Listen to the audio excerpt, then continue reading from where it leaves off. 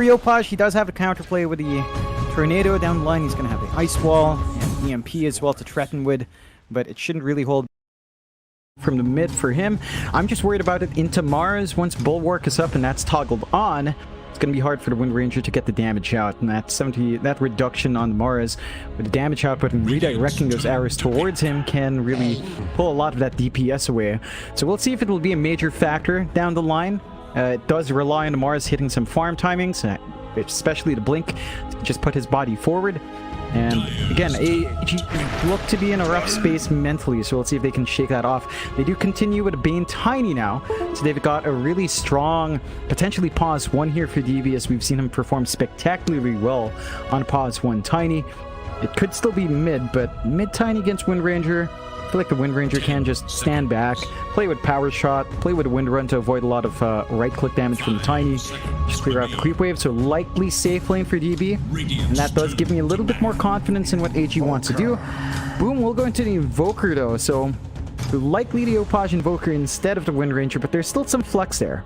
They could give the Invoker out to the support. I'm trying to recall, have we seen Tim's Invoker? Or CTM Invoker sounds less strange, but he's on pause 5. It's likely a 4 if they shift that support. 5 seconds.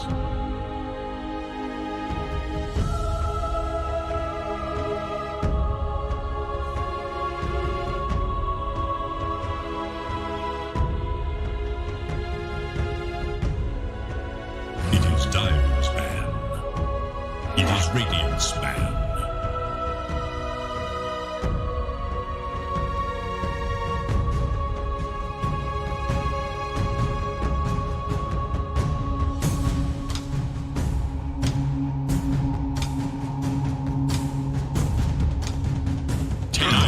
Turns to ban.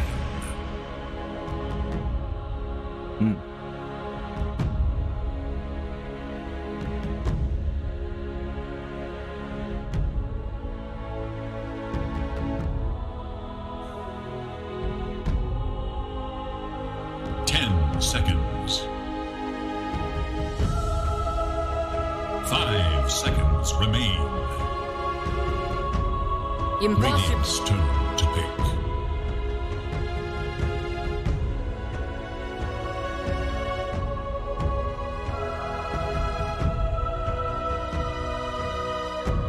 Yeah, I mean, you have more to play with for AG, especially with Mars on the off lane. I just worry about how much impact the Pangolier will have against Bloodseeker. It's never a great time, even if you're support. You still have to, you still take away a big tool in team fights without having to worry about the Rolling Thunder. But I guess the Mars kind of compensates. We'll have to see how they close out though on AG. We're expecting our mid Mamang Dayu hero to come true, and he does know his matchup for the most part. It should be an Invoker mid, so you should be able to kind of play around that now. For the most part, maybe they could even pocket pick a Riki mid if they want to counteract that Invoker. We have seen that matchup work in favor of the Riki a lot of times, but that would feel a bit greedy with the Tiny on hand. Like, both heroes do need initial farm. You could try to play around with, say, Arena plus Tricks of the Trade. That could work out. And they do go with the Void Spirit instead. So, much more stable mid, really mobile. Can jump the back line here. Once you get the Ags timing, the Silence is going to really impact the Invoker. Heck, all of the heroes will be heavily impacted by the Resonant Pulse Silence. So, you are getting some good value here from AG. And it is looking like a lot better for draft. They're not going to have to worry about their lanes being pushed out way early on by, say, a Beastmaster. No Zeus strat coming through from Boom. Still have to see how Boom closes out this flex, though, with the last pick.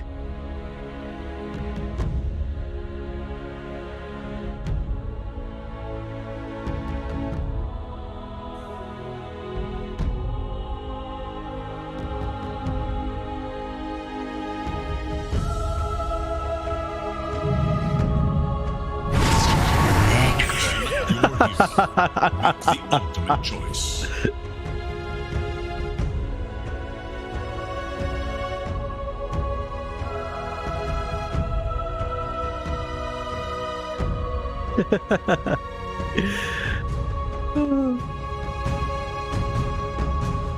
Off lane, Necrophos not really under threat from being harassed out by the Tiny and by the support Bane. There are ways for AG to kind of play against that.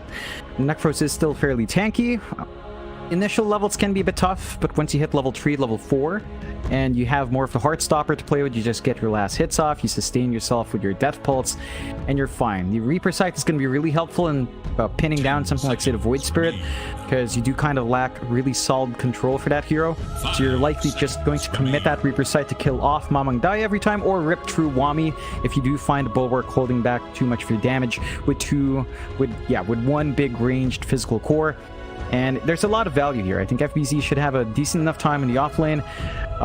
It looks like it will be a Necrophos Wind Ranger lane, which is not something you see too often. It can play pretty aggressive. The Wind Ranger can put her body forward, play with a Wind Run, just get her right-click damage off. I think UK should have a better time in terms of trading there with his Brain Sap, so it's not going to feel as bad for the Bane. But it still does bode really nicely for Boom. AG, they just need to execute. They have a really early timing lineup with Mars, with Tiny, with Void Spirit. So just get DB some initial space to get Echo Saber, Shadow Blade at the least.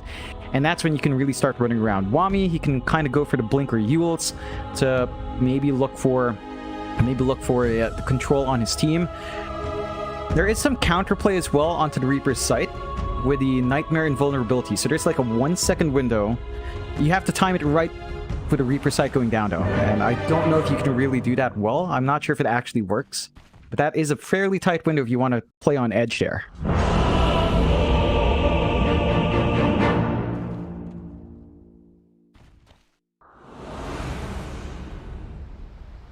Between these two,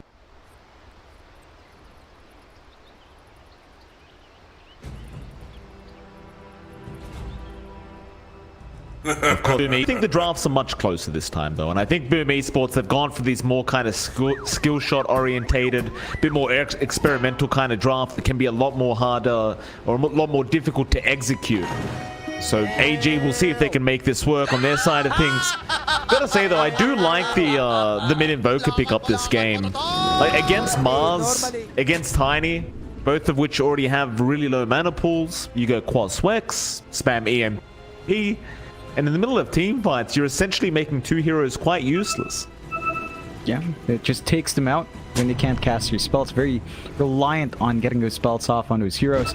And you still have that synergy that we always see from Boom. When they pick up this Gyrocopter, they always ensure they've got a steroid. So in this case, they've got Alacrity that can fly through onto Palos. They do have the eventual use of Blood Rage if they want to increase the attack speed of Palos as well. So it's that same mindset. The last time around, we saw Gyrocopter come through. They had the IO, they had the Invoker. This time it's the Bloodseeker and Invoker. It's still the machine gun Gyrocopter that Boom loved to play around with. Tim's and UK gonna have a bit of a harass war, but not gonna last too long. Not soon forget that which Should be a nice easy 2-for-2 trade between AG and Boom. And so you've got Palos and CTM, Pos 5 Bloodseeker, Pos 1 Gyrocopter. Gets LYM on the Pango, and of course Wami on that position 3 Mars. And with I mean, I'd say the Mars is arguably his best hero that we've seen from him. It can be arguable though, because you can bring up the Timber and other things like that, but he is very good with this hero. Do you think they have the advantage against Boom in this off lane, or should it go the other way? I think they've got some pretty good spells to play with. They have decent damage output, and they are very durable on these two heroes. For CTM's part, as long as he can kind of cut them off and try to keep harassing out the Pangolier while he's slow or while he's weak, you can kind of win out. You have a good combination with Homing Missile Bloodright, so you wait for the Homing Missile to come out first, set the Bloodright up as to when the missile's coming in. You can get some really good damage off. I think it's a lot more even, but as the levels go up, AG could look to play more aggressive. You can't underestimate the damage output of Gyrocopter in lane, especially if Palos does go for a more magic-oriented build. Fair enough. You can see CTM just trying to chase OIM down. And slowly but surely he'll get there. Goes over in the mid lane, Yopaj once again against Mamang Daya. I'd say Mamang Daya has a much easier matchup this time against the Invoker. Should definitely not really fall too far behind in terms of CS. I'd argue he should have the CSing advantage here. What are you thinking about this matchup, John? A lot more even. You've got some decent control options on Mamangaya, good damage output as well with his right clicks. For Yopaj, he does have a counterplay with the Tornado down the line. He's going to have the Ice Wall and EMP as well to threaten with, but it shouldn't really hold back Mamangaya too badly. He can just play with a Resonant Pulse, and we see what happens. When he does land an Aether Remnant, Yopaj can't quite sustain through the right click damage. He does have the quads to eventually bring him back in that lane, but it does give more openings for Mamangaya. Still, not much kill threat early on unless Yopaj really missteps, and I think that should lead to a rather equal lane. Despite that slight CS advantage Mamangaya might have, Yopaj isn't going to be fully set back unless he does get killed off by a support rotation. Fair enough. Just down at the bot lane, Tim's FBZ against DB and UK, and well, we didn't quite have a look earlier on, but it seems as though these two on the side of AG have been taking a lot of damage from FBZ in particular on the Necrophos as he does plant the flag now. Quick clan flag planted. Save for DB on the Tiny, like while he is still able to CS, Necrophos is still one of those very lane dominant kind of heroes. And along with the Wind Ranger, it's just so much harassment you have to put up with. Yeah, there's a lot of trading that can happen from Boom, and they can't sustain it all. Shackle. Yeah, is out. UK gonna go for a quick Nightmare off. Tim's, he won't take the Nightmare off FBZ. Probably no point anyway because the Death Pulse was on cooldown. Instead, he does have a power shot, and it should do just enough damage. Shackle first. Oh, that's a great Shackle. But power shot needs to come out. UK with the brain sap. Tim's. It's not going to be enough now anyway. UK has the Fairy Fire and the stick. Would have probably been just short. Let's give it a shot anyway. Yeah, I think that's actually really good. You leave the Bane low, so you're buffing up CTM's move speed with that Thirst.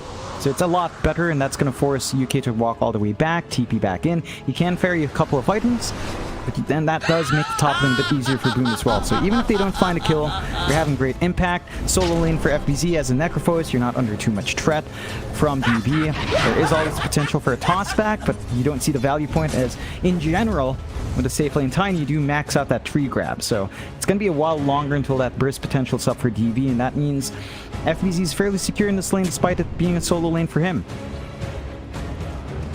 We see UK dropping a quick Observer Ward down, but it was under vision. Tim's going to be around. Knows UK was coming anyway. DB 24 CS, doing a great job on the Tiny considering his lane matchup. FBZ not able to shut him down as much as you would like to see. I think they take comfort in knowing that this Tiny still has a very long way to go before you really feel strong, and they're going to go for a Shackle out now. Still no Reaper Scythe available on FBZ, but it's all about just harassing him out. HP and never allow DB to feel comfortable. The salve is going to be there. Tim's pretty cheeky kind of power shot, but at the end it won't land anyway. Yeah, they're still applying great pressure on Lino, and UK can't really relieve that pressure. He's trying to trade hits with Tim's. Tim's doesn't really mind, even with that brain sap. And with how much pressure's on DB, despite all that CS, he does have to watch himself. Tier 1 tower's dropping early on. Yeah, UK in a bit of a difficult scenario now as Tim's going to try and chase him down. Has the Wind Run available, but might just wait out the power shot instead. In fact, never mind. He'll go for the Wind Run. Has enough mana for the power shot. Can he land it, though? We've seen this before. He's going to wait till they're out of vision. And he gets it. See, that's perfect. He doesn't allow UK to know he's channeling the power shot. He waits till he's out of vision and then channels it and goes to the blind power shot, and he lands it right. Very high-level Wind Ranger play there from Tim's. He's having such great impact in that lane. He's always forcing the Bane away, which means that UK can't open up more space or punish the Necrophos early on. They are rotating mid, though. That he do. LYM gonna show up. CTM being chased down. UK love a Nightmare right now, but they'll get the Aether Remnant first for Mamangaya, and in the end they're not gonna need the Nightmare anyway, as Mamangaya does clean up the kill, and Tim's looks like he does need a bit of a pause here on the Wind Ranger. But so far 1-1, very slight net worth lead for Boom Esports, and that's basically all on Palos. But you look at the CS chart, John, everyone after Palos is on the side of AG, so AG very close behind. Yeah, it's a good state of the game for them. Rather even enough for it, but that does mean their lanes are holding steady. So in comparison to game 1, where around this time we saw the top tier 1 fall for AG, we saw mid start to drop a bit low in net worth. It is a lot more even, and they just need to maintain that pace. Like, they just need to get DB up to his level 6, get the Echo Saber, and start farming up, really ramp up the aggression, although... Yeah, for UK, not only does he find the Observer Ward in the mid lane, but Yopaj, he denies it off in front of him mid-tornado, and then secures the kill anyway, so UK not going to be too happy about that. Mamang Daya going to go for a bit of an aggressive step onto Yopaj, but doesn't really have the mana to keep going anyway. CTM was around the area if he did need the help. I think both teams have kind of sufficed that they're going to have to farm up more anyway. You can get aggressive with these drafts, but you are looking more towards that 15-20 minute power spike with these two teams in their drafts. So for now, I think we're looking at a bit more of a passive game for the, say, the next 5 to 10 minutes. Yep, they are applying pressure in that bot tower constantly though. FBZ just keeps the creep wave pushed forward. DB can't really come out to get safe CS, especially now that the Reaper's sight is up on FBZ. They will rotate in with TPs, but Yopaj is here though. Oh, a lot of TPs coming in now. Maybe it's the wrong timing for Boom as they make the jump in onto FBZ. Ghost Shroud is not available. He doesn't skill it up, so he ends up getting caught. And in the end, they had the control there from Wami with the arena and the spear. A lot of rotations. Still a decent kill onto the Necrophos. Yeah, it's a nice pick off to get. I do worry about how much space Palace has been given though, since they leave that top lane. The Gyrocopter did go for max flat cannon, and the farm is ramping up. He's going for that same build-up we see from Palace, going for that early Crystallis, relying on some of the buffs from his team to get attack speed up. But that does tend to work out. Like, Boom knows how to play around the early physical Gyrocopter build with the Crystallis rush. And eventually, once that's up for Palace, which shouldn't take too long considering a completely free lane, you might have some issues playing against that output from Palace. And I think that should be the right lane to rotate to. They do drag DB up top. He is alone for now. Here we go, onto the tiny DB. Now all his mana drained. Palos with the Rocket Barrage should have enough damage to get rid of this tiny. DB really has no way out. In the meantime, down towards the bot side, they do find at least the Wind Ranger Tims. Gonna spot out the FBZ as well, and well, more importantly, they've got all the stacks spotted out as Mamang Daya takes the bounty rune away. So they do want to go ahead and clear out all the stacks that were made for Palos, but it's ETM not going to allow this. FBZ trying to snag them away himself. Back, he gets a lot on the Reaper side. Come through, Mamang Daya forgets about his own HP. As now the body blocks are in from Tims. Wami falling low, gets the arena down. It's still looking quite bad as he does get out. But in comes Yopaj. Tornado right through. They've got UK surely with the cold snap and Earth charge out. Eventually, he should drop and does. Not a bad kill for Army Geniuses, but you don't get the stacks. You only found a Wind Ranger, and you're going to lose your mid Void as well as support Bane. Definitely not very good news. No, it's not the ideal outcome for AG. They're trying to make space in the map, but what ends up happening is Boom gets space after Palos.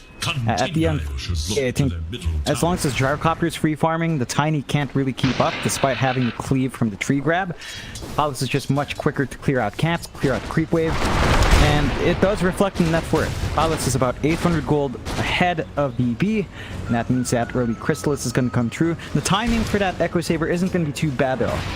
You will still get that power spike on the side of Army Geniuses, and they just need to be a little bit more patient, you know, maybe get a little bit more on Mamang Daya as well, get out at least the Kaya or the Sanj for some stat resist or more damage coming through, and that should be the point where they feel comfy. Their bot tower on AG side is still constantly pressured by FBD though. It's not a very quick push, but it is down all the way to 300 HP, so it's not going to take too much more, and Palace is here to help for cause as well. Yeah, DB.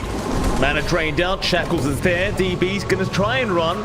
Doesn't really have toss, so he can't really toss anyone back, and they're just going to keep chasing him down. However, he does survive as now Daya does move in. Nice get the remnant out. Yopaj still survives, but now with the double damage, he steps on two. Fiend's Grip is there from UK. Holds down the Invoker. Shackle, going to buy Yopaj some space. Oh, do they not have detection? Oh, they do not. Oh my god. He's going to go walk out of there. He's fine. Into the tree line, TP out. They're having a look around with all the AoE spells, but Yopaj is alright. I can't believe he just walks out like that. Yeah, that's pretty nutty. That would have been a really big kill if they did manage to punish that Invoker. Just falling short off the mark the moment he walked out of the sentry, although. Go Arena down, Tim's in danger again, Nightmare. Well, UK wants the kill apparently. We saw this yesterday from AG, John. I mean, a DB had his rampage stolen by Daya. Now UK is getting a bit aggressive with the KS. Yeah, stealing it away from Wami. I feel like you do need to start prioritizing that more for the blink timing, though. Really important to get that good setup for the arena coming through. And that is still a ways off. So, gonna set him back a bit, missing out on kill. Not too bad. And you still find a kill in the end, you get some AoE gold, and you take the top tier 1. So AG's evening out the map control a little bit more. Boom still maintain the 2k lead though. And Palace is still pulling way far ahead. 6.4k net worth now on the gyro. Crystal is up, Ags next. So his damage output is pretty much up there.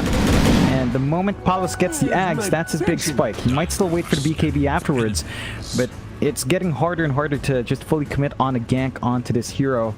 And that's the big issue with AG's movements. Despite finding those kills, they've mainly been finding CTM or Tims, just support kills on hand. The cores are still making much more use of the space on the map to build up their farm. And for AG, they can't match that efficiency yet. So they're going to have to just try to hit these power spikes, try to hit those items, and get those timings up, and just find some kills from there. DB, Shadow Blade up next, Echo Saber up. And once that Shadow Blade's up, that's when you expect AG to really start playing even more aggressive with their pos 1 here. And certainly so. Group up again from AG, maybe a bit of a preemptive smoke to buy even more space for the Tiny, and they are going to go for it. Because Fiend's Grip up on UK, so you always want to try and get that on cooldown if you can. It's just so easy to secure a kill if you get a nice Fiend's Grip off on pretty much anyone they can find, as they're going to wrap around through the bot lane and maybe make their way over to the triangle. Nobody around in that bot lane to really pick off. Their only objective is going to be trying to make it into that triangle, but they can't really do so. And the whole side of Boom was there if they had done so. And Boom now, 5-man smoke up. I think they'll be more than comfortable to go into the enemy triangle themselves, but unfortunately for Boom, nobody's around there either. So neither team going to find anyone. No. Could line up for that mid-tier 1 push on Boom's end if they want to. They try to catch the side of AG by surprise. Looks like they will just settle down, get some more farm up on Palos, hit that Ags timing as mentioned 2 parts away, so not too far off. Actually 1 part away. And once that's up and running, Ags Gyrocopter with Chrysalis up at say 15-16 minutes. That's a pretty scary hero to fight into. Your Tiny still has really good burst damage in comparison, but it's not going to have that prolonged presence, not until the full Silver Edge is up, and that's still a ways off there for DB. So AG just need to stall out, need to prevent the push onto the mid, keep the lanes equalized, and keep trying to buy space for DB to really build up here. I'm still very, very patient. I mean, they're just so happy as long as Palos is farming on the Gyrocopter. FBZ, he'll walk into LYM, but nothing's going to come out of that. LYM, of course, not going to try and challenge FBZ on the Necrophos. But it really does seem like they're not afraid of this POS 1 Tiny whatsoever. I suppose they could have confidence that the Palos will just out-farm DB anyway, because it is Gyrocopter versus Tiny. Do you think they should be afraid here, John, on Boom Esports of the Tiny POS 1? I think a Gyrocopter counteracts it really well. You've got range advantage, you've got the side gunner coming through, so Satanic's going to be highly effective down the line. You've got that early farm advantage as well with Flat Cannon. and that's already reflecting in the net worth being still about 1.4k ahead. UK fairly deep to plant some wards and might get punished here. On the brighter side, he probably knows there's an observer ward around that area now. It's a nice nightmare dodge, but it probably won't matter. He'll keep trying to juke them out. Side gunner will kind of give them a bit of vision as power shot gonna fly right through him, and eventually UK is gonna go down. And apparently everyone's trying to KS each other as Yapash tries to take the kill with the deafening blast, but Palos will get it anyway. Yeah, and that's the big spike for Palos now, revealing the side gunner. He's got a ton of P on hand, 1.8k, going for the BKB next. So once he does have the BKB, the only hold AG has left for the gyro is going to be that Fiend's Grip, and he might not be the best target to aim down. Like, you might want to hold back the Invoker instead, but you have to make that choice now, and that does open up the mid potential push now with Palos ready to go. Played off, DB gonna move in, Arena, but speed is not connected. Now the Tornado EMP is out, DB, he's gonna be out of mana again. He can't get the combo off. They'll keep trying to dive FBZ, but he is not dying. In fact, they've lost Wami and LYM. As even Tim's just looking for another shackle shot. Was on cooldown. That tier 1 mid tower, not gonna be long for the world. AG, it kind of goes back to that. Oh, Mamang Daya. Nice neutral item still, I believe he got it. And he does take the Nether Shell. It'll cost him his life, but he does get a free neutral item for the team. Yeah, it's a decent enough pickup at the least. I don't know if it's really worth giving his life away, but they make it work. And Boom, not going to care about that too much. 6 to 9, 5k lead up for Boom. Mid tier 1 gone, so they're opening up Roche access a lot more here on the side of Boom. They could line up for the top tier 1 as well to cut off triangle access, make it easier to farm that top jungle without worrying about rotations. We'll hold off for now. No rush here for Boom. I think when it comes back to it, again, Tiny versus Gyro, it does feel really nice for Gyrocopter. The Tiny can be really tanky though, especially once you get level 3 grow up. So it can be a bit harder for the Gyro to just completely burst him down physically. But I think the Tiny still has an issue of, gap closing there, trying to get his damage off in front of the team. The side of AG just really need a good initiation to go, like a great Arena Spear to actually land. And they could play around that spike with a Shadow Blade, but the side of Boom aren't resting. They do smoke up. They do. UK, Nightmare off onto FBZ. Did actually pop the Ghost Round there just in case they were moving in, but Sunstrike, it was not on the mark. UK very close to being spotted out by that as Wami. He'll leave the area as well. We're still the score 6 to 9, 4k net worth lead for Boom Esports, but it is still a very slow game between these two teams. Sure, it's about to ramp up any moment now, but AG, they're just still too far behind to still confidently fight Boom Esports. Yeah, it's a bit worrying though. Like, again, as the game slows down, the Gyrocopter just widens this lead over time more and more. It's about a 2k lead now for Palos, and they're just shoving that spot tier 2. With them forced to TP out, they can't TP back in to defend. That's going to be the first tier 2 of the game gone, and that's going to open out the outpost. So they take complete control of the bot jungle and Boom side, cutting off more farm access away from AG. They're playing up in the top jungle themselves, trying to get more going for their team. But the major items are still away off. It does look like DB is inching towards that Silver Edge. Hasn't queued it up yet. And that should be the build-up.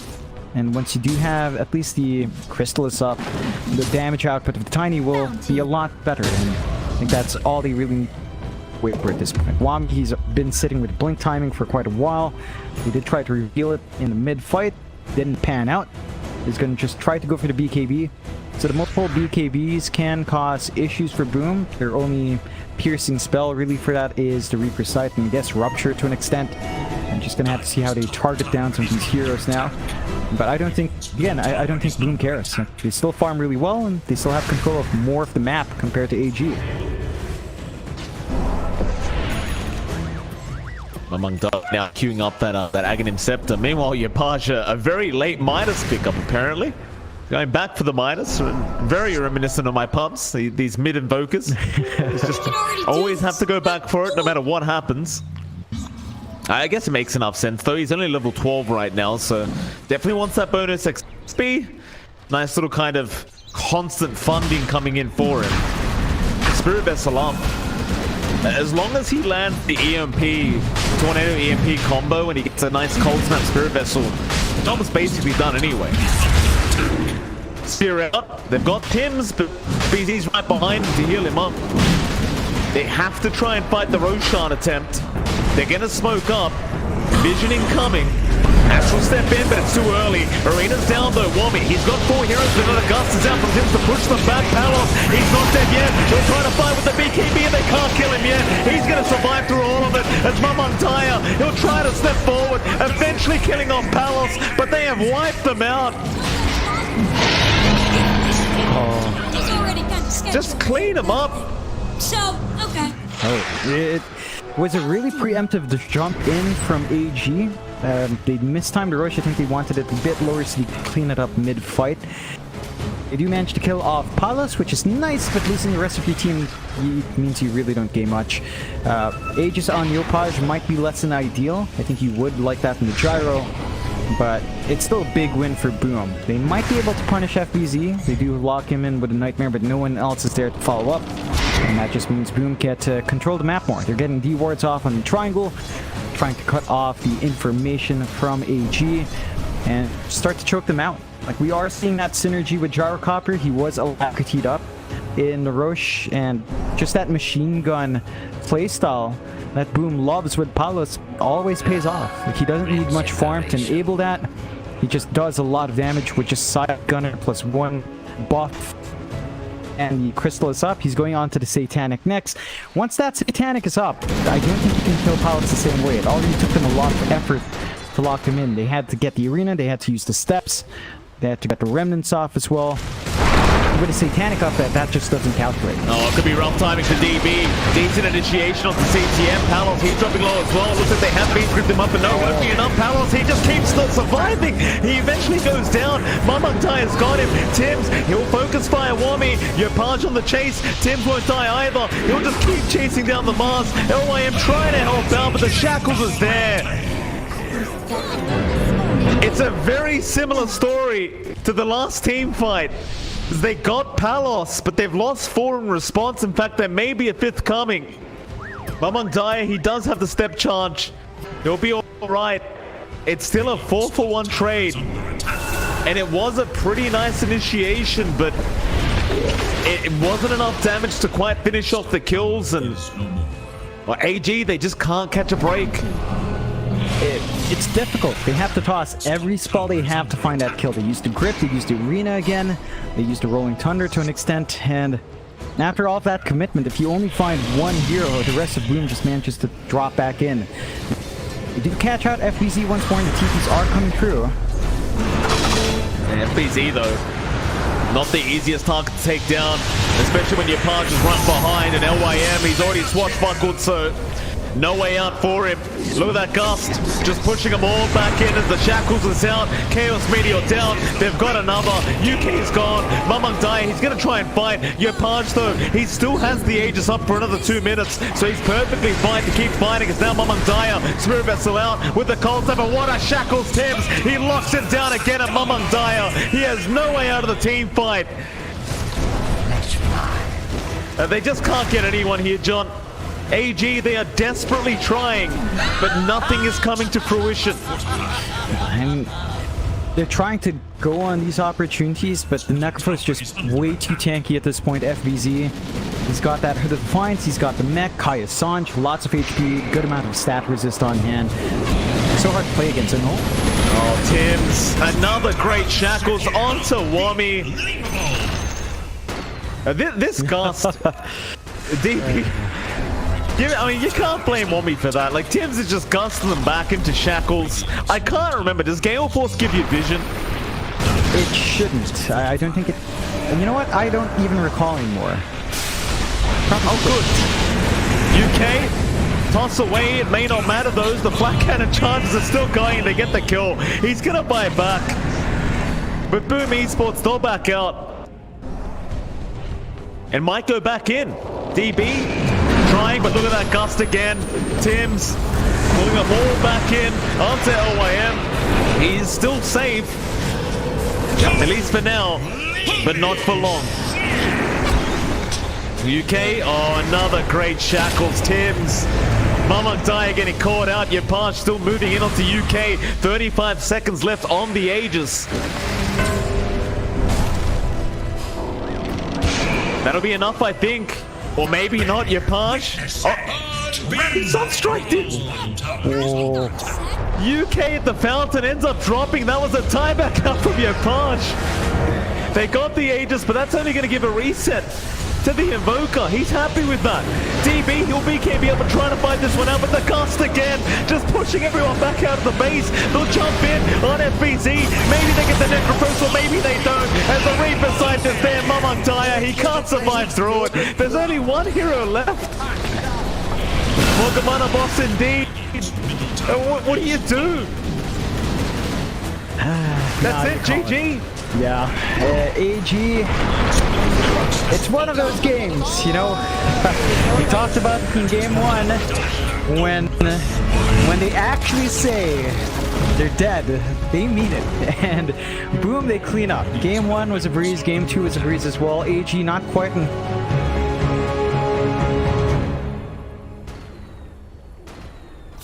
Radiant's middle barracks are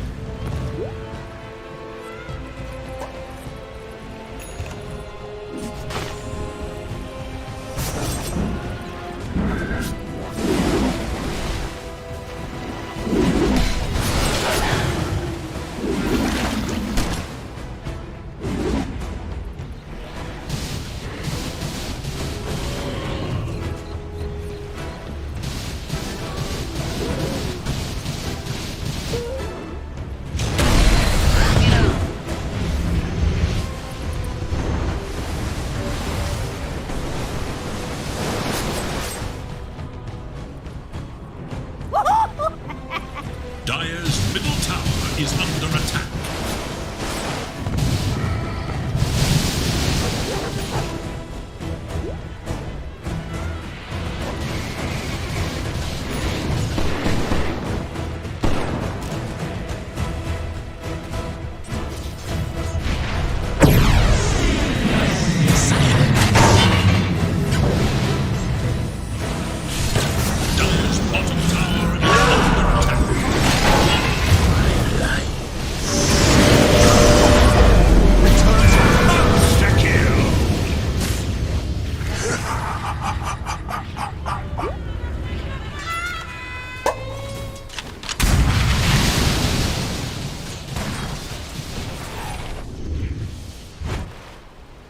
Dire's bottom tower is under attack.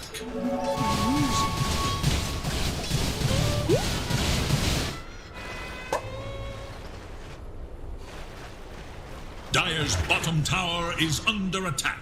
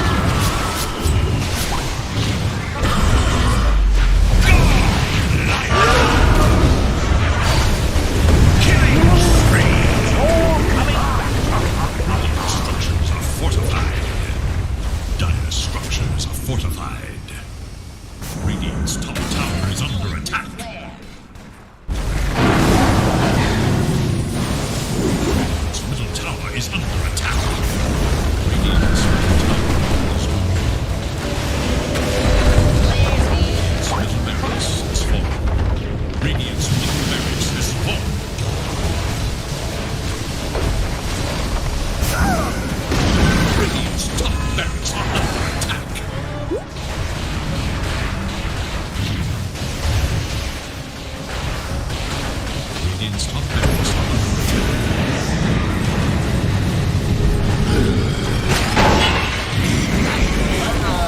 Radiant's top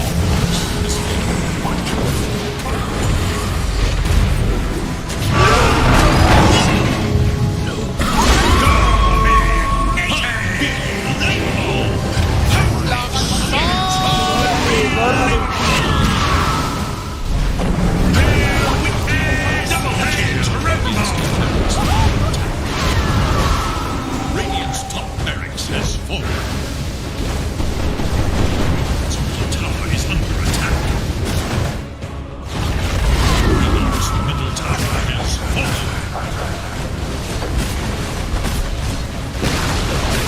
Radiant's middle tower has fallen. Is the ancient about to fall? Victory goes to the dire.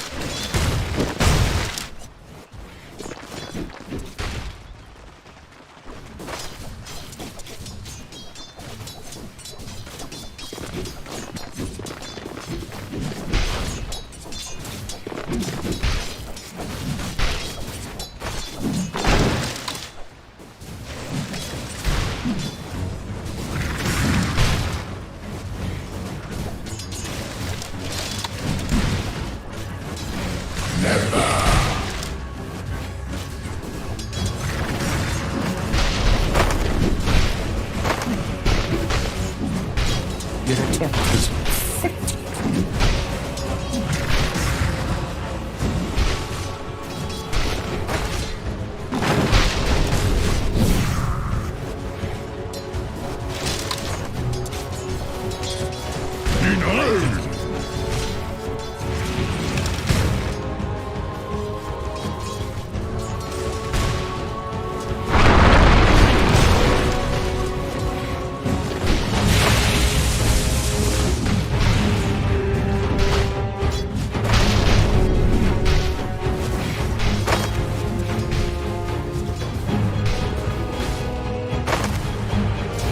Dire's courier has been killed.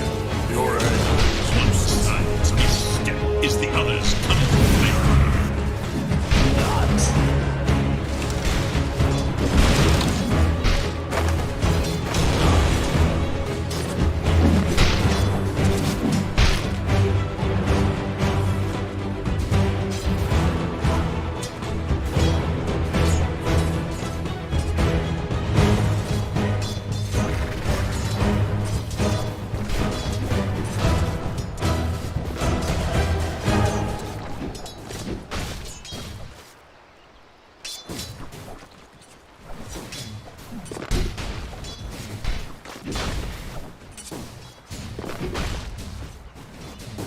My gratitude.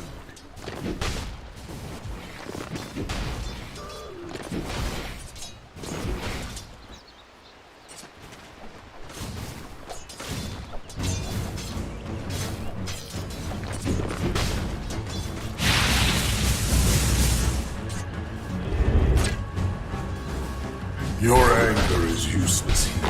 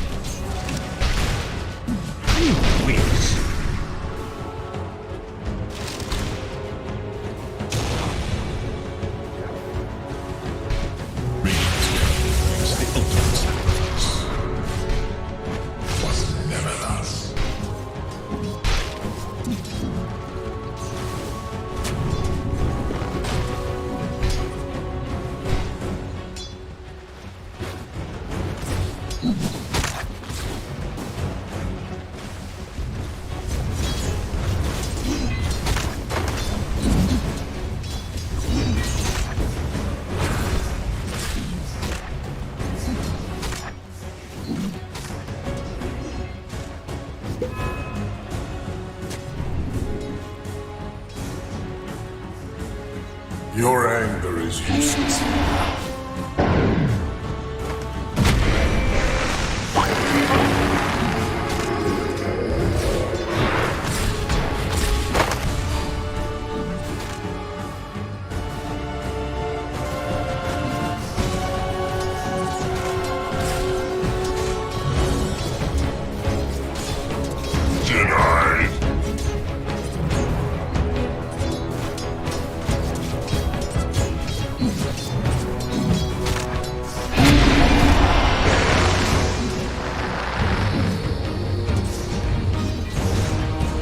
I'm always 3 steps ahead.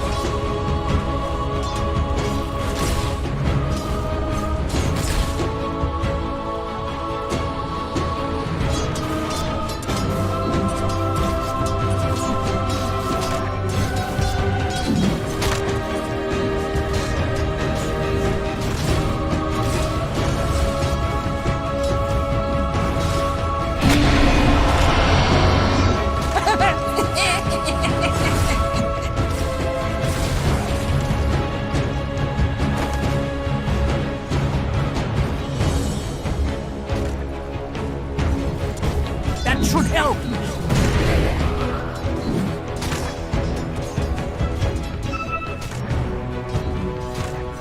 There is little hope for Radiant's middle tower.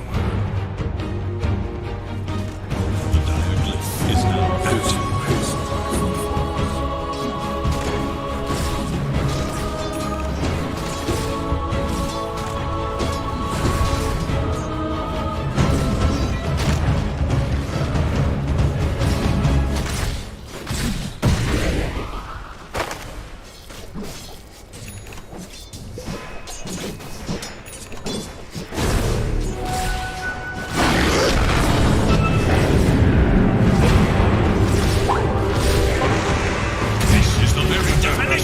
First blood! First blood! Guess it's snack time already! This pleases me to no end.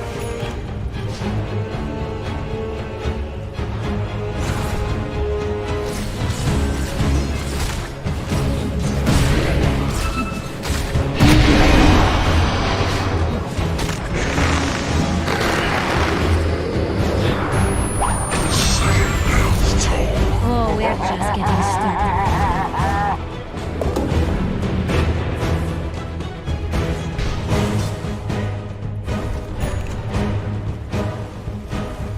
Radiant's middle tower is under attack.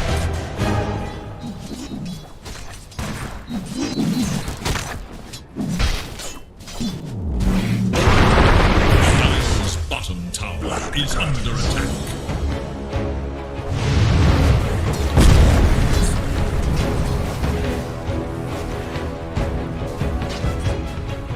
Dire should look to the middle tower.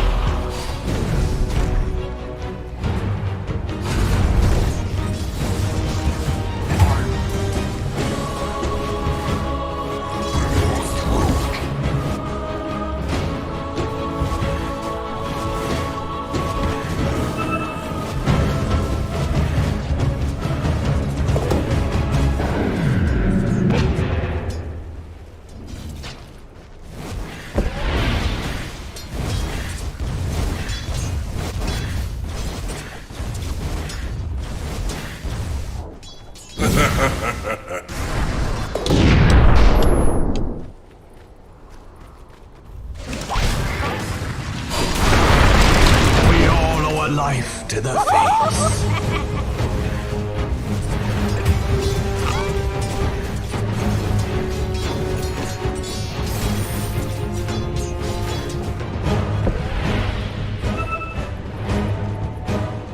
Dire's middle tower is under attack.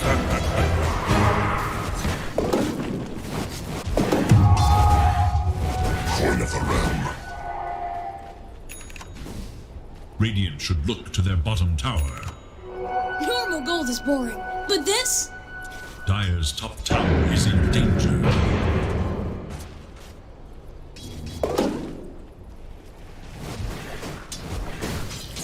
Dire's top tower is under attack.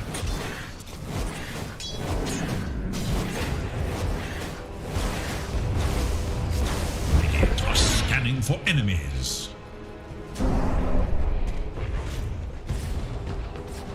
Radiant's courier has been killed. Invisibility.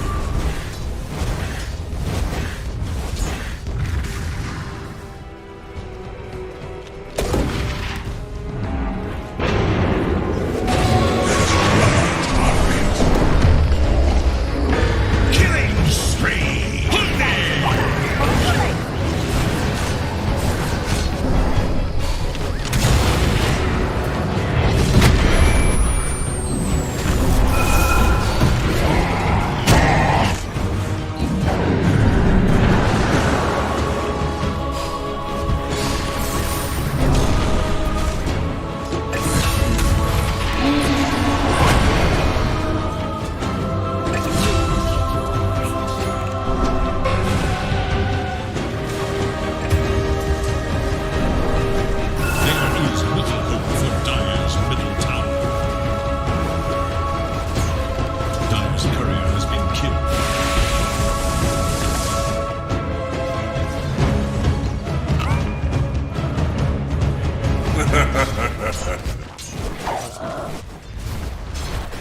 Radiant's top tower is in danger.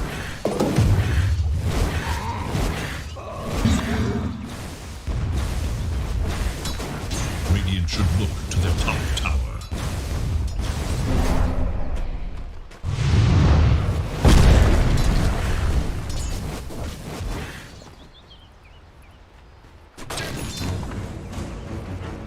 There is little hope for Dire's middle tower.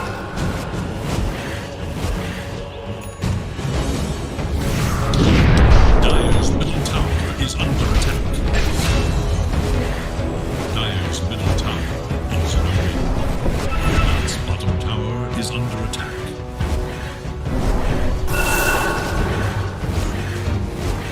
Radiant's bottom tower is in danger.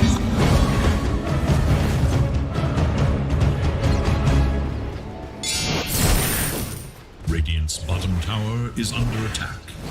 Radiant have fortified their structures against attack. Radiant's bottom tower is in danger. Dire should look to their top tower. Bottom tower has fallen. Tribute. Dire's top tower is under attack.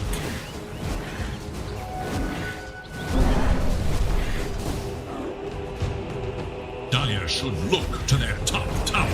Dire's top tower has fallen.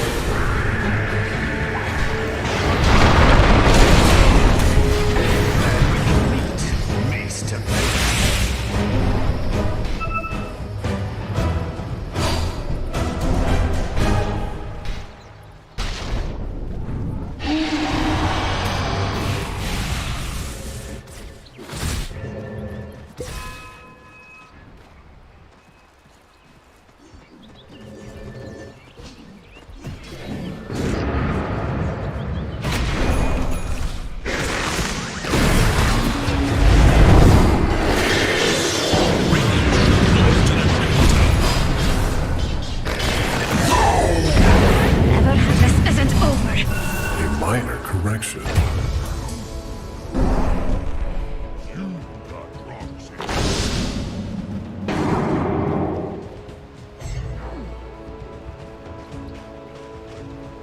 The dire scan, on the hunt for Radiant forces. Radiant's bottom tower is under attack. I claim this rise for the House of Ernest.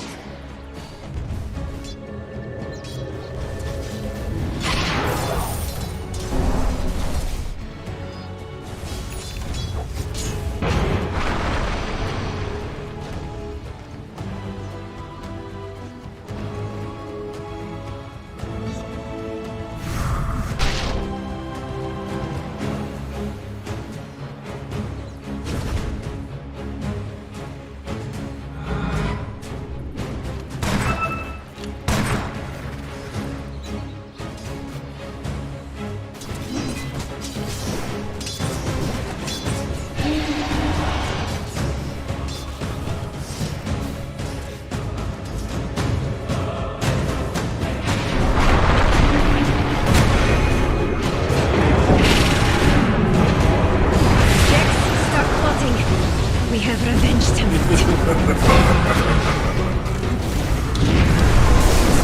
This pleases me.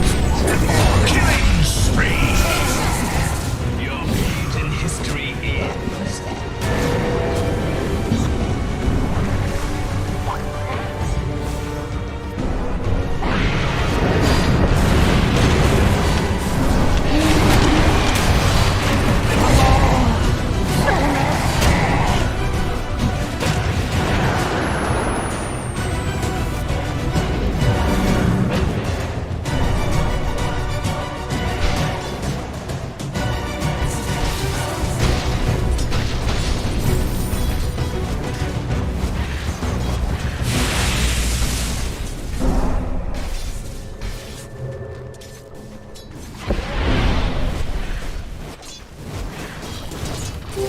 Heart unseen.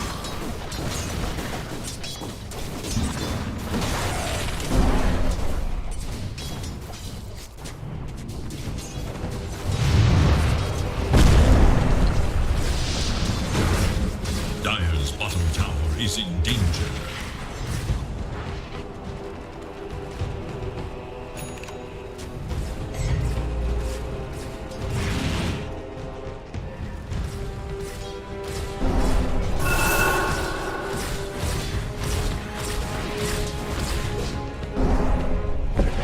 Gold for me.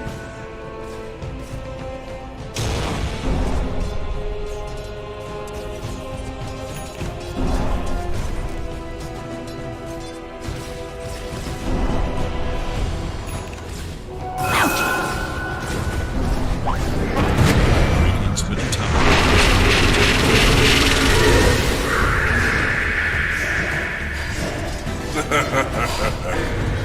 Radiant should look to their middle tower.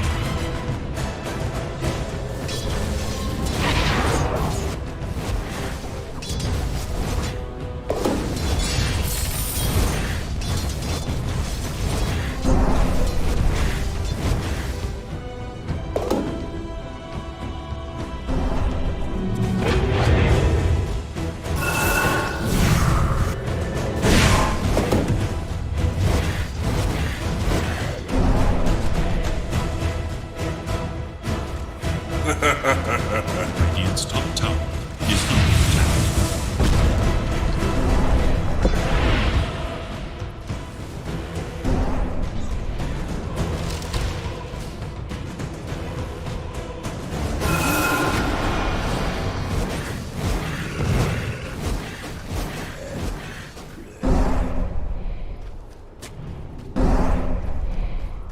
The Radiant scan, eager to know Dire's whereabouts.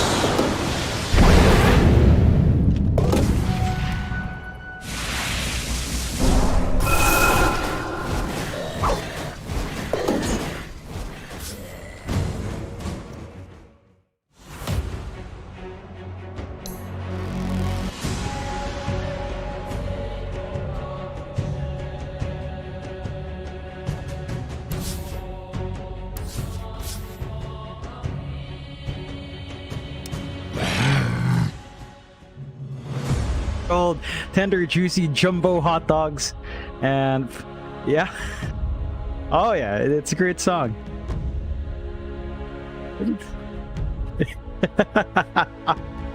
It's a great song. The jumbo hot dog.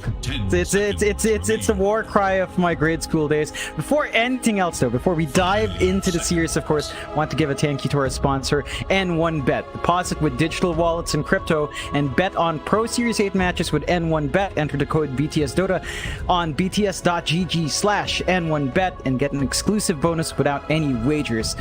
Execration versus Motivate Trust Gaming. This is, as you said, very important for them to find that upper bracket start. We're gonna have to see how it works out. Execration, they've had Motivate Trust's number for the past year. I think the win rate of Motivate Trust against him is like 38%. So statistically, Execration does have the edge here. And we know Motivate Trust, they've been up and down. It feels like a lot of it boils down to their laning, which they have openly admitted to us in interviews. Sometimes the lanes just never work out. We'll see if they do get a running start here, as we do have the draft building up. Monkey King first for Motivate Trust. So they've got the Monkey King to scout around for Q. It's something they've played around with really well. We've seen a lack of Monkey King support in the past few days, but it does come back here. Execration do start with Avenge. So some flexibility there. Could be the Raging Potato here already on the off lane. Could just be a support Venge. Does give him some scouting potential against Monkey King with a Wave of Terror. So there is some utility on hand to stop the Monkey King from being a massive nuisance here.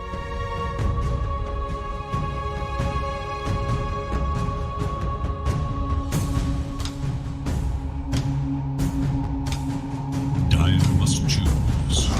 Silencer. Phone check. Mic check. Microphone. Microphone.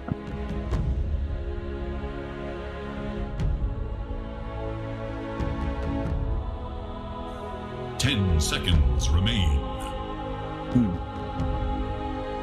5 seconds. Yep. Hopefully it stays that way. Silencer coming through, as you mentioned, should be a support, but still some flexibility on hand for Execration to have it as a core on the offlane or mid. We've seen that come out a couple of times. I don't know if Bob would love to play the Silencer mid.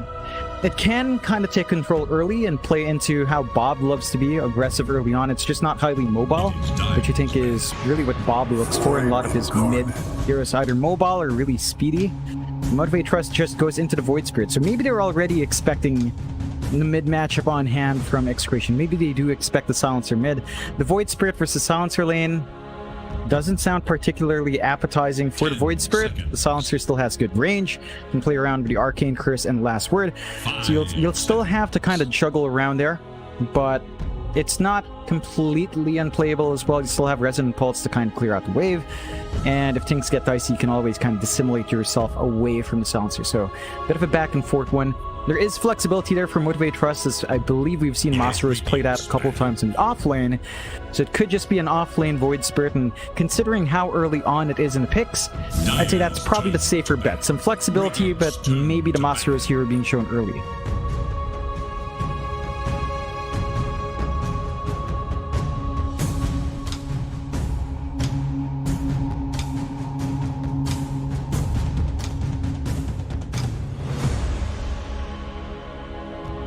Seconds remain.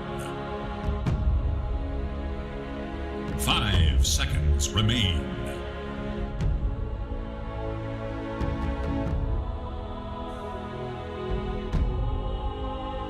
Dire's turn. It is Radiant's man.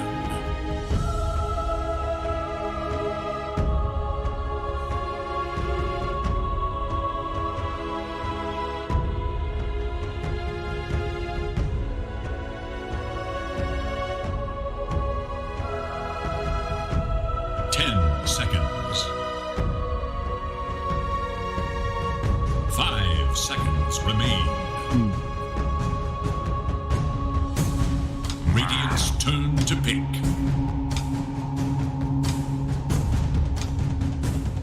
Dire must choose. Beastmaster.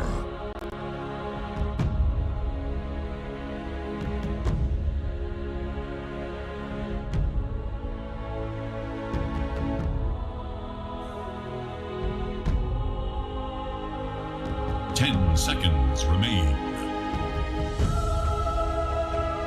5 seconds.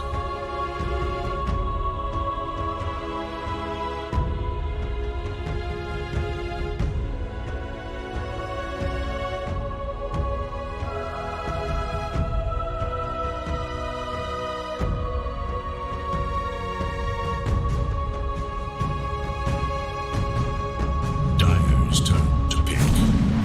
Maiden. I like that counter to the Beastmaster. Frostbite the boar. Suddenly you lose a lot of laning presence early on for the Beastmaster. We've seen this before with Crystal Maiden when it first popped up, because of the increased mana and the slightly less the lessened cost of the Frostbite.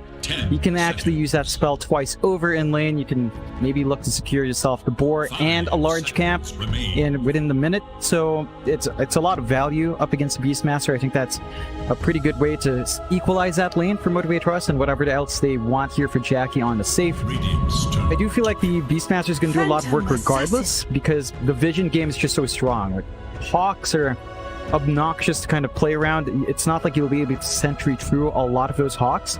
So you're always going to have some inkling as to where the Monkey King's going, punish that scouting forward that Q is going to try to bring out.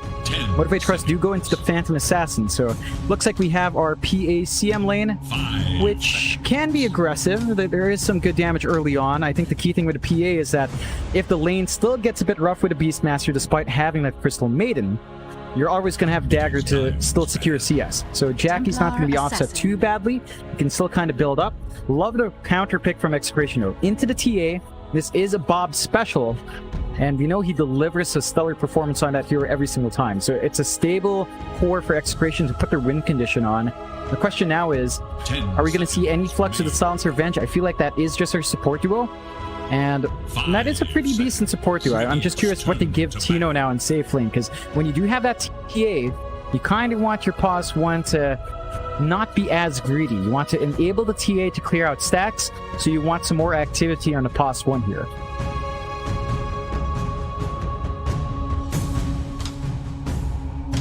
Seconds. Dire's turn to ban. Microphone check. Mic check. Microphone. Microphone check.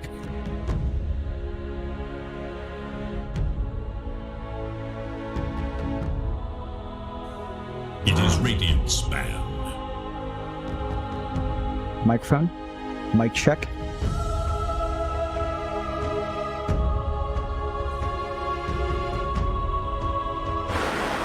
Microphone. Mic check. 10 seconds remain. Dire's turn to pick. Microphone. Mic check. Microphone. Mic check. Microphone. 10 seconds. Microphone. 5 Microphone. seconds remain. Microphone check. Microphone.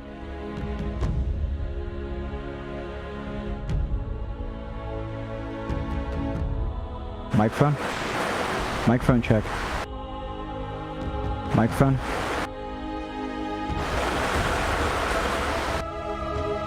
Microphone. Microphone check. Microphone.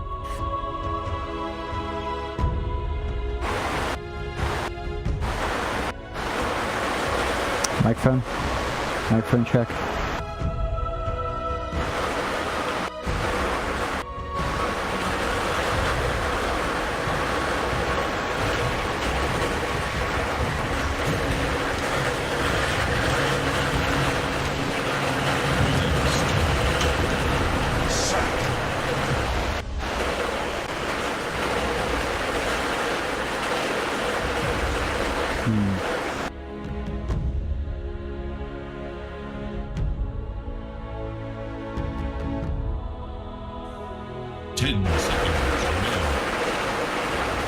Yeah, it can work for Tino as well.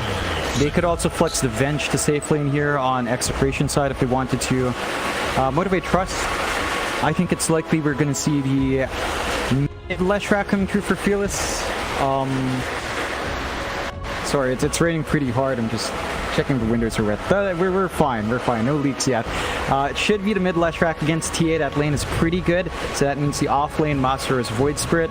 And the Leshrac in this case gives them some push to counteract the push coming through from Execration. Gives them good wave clear as well. Doesn't care too much about Silencer, surprisingly enough. As long as you pop your Edict and your Pulse Nova on before the Global Silence is on, you should be fine. You tend to build a Ults on the Leshrac anyway, so you've got itself this spell on hand. Execration, we've got to see how they flex it around. Again, Bob should be playing the TA, but we've seen Tino take it safe, and we also sometimes see Venge safe lane in the past. They go with the Invoker, so it is the Tino safe lane TA, and that matchup is still pretty good for TA against Void Spirit. I think that still works out for the TA fine. You avoid the Leshrac lane for Tino for that TA, so you do have steady build-up. It does solve the issue of being too greedy with a TA. Like, you know, because you're pause 1, you don't have to worry about anyone else taking your farm. Invoker can be quite active early on with just the Urn. So I think Execration has pretty good farm distribution coming through. For Motivate Trust, it feels like their pace is a bit slower. The PA needs to build into the Battle Fury, build into the Desolator, likely going to need a BKB this game. And that does take some time to build up. You don't have the easiest lane against Beastmaster despite having that CM on hand with a Frostbite. So I think Motivate Trust will really have to watch their safe lane and try to enable Jackie as best as they can.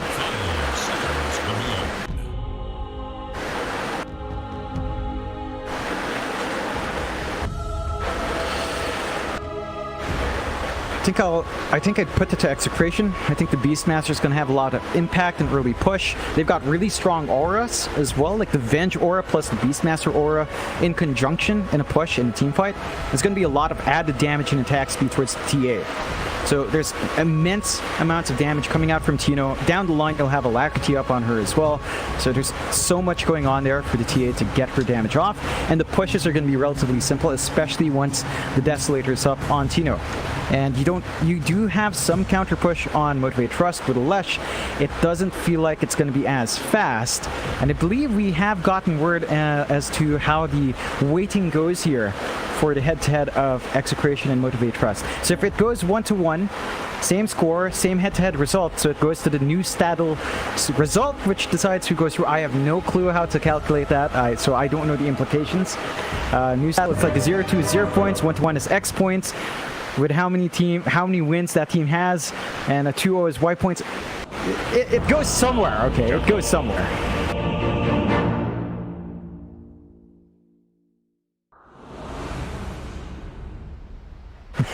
Basically, we'll find out once the series is over.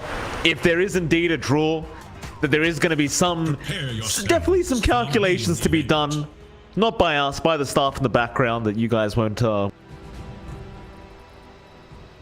do a few calculations, quick calculus, then see what they can get done, see who does take over for the up bracket.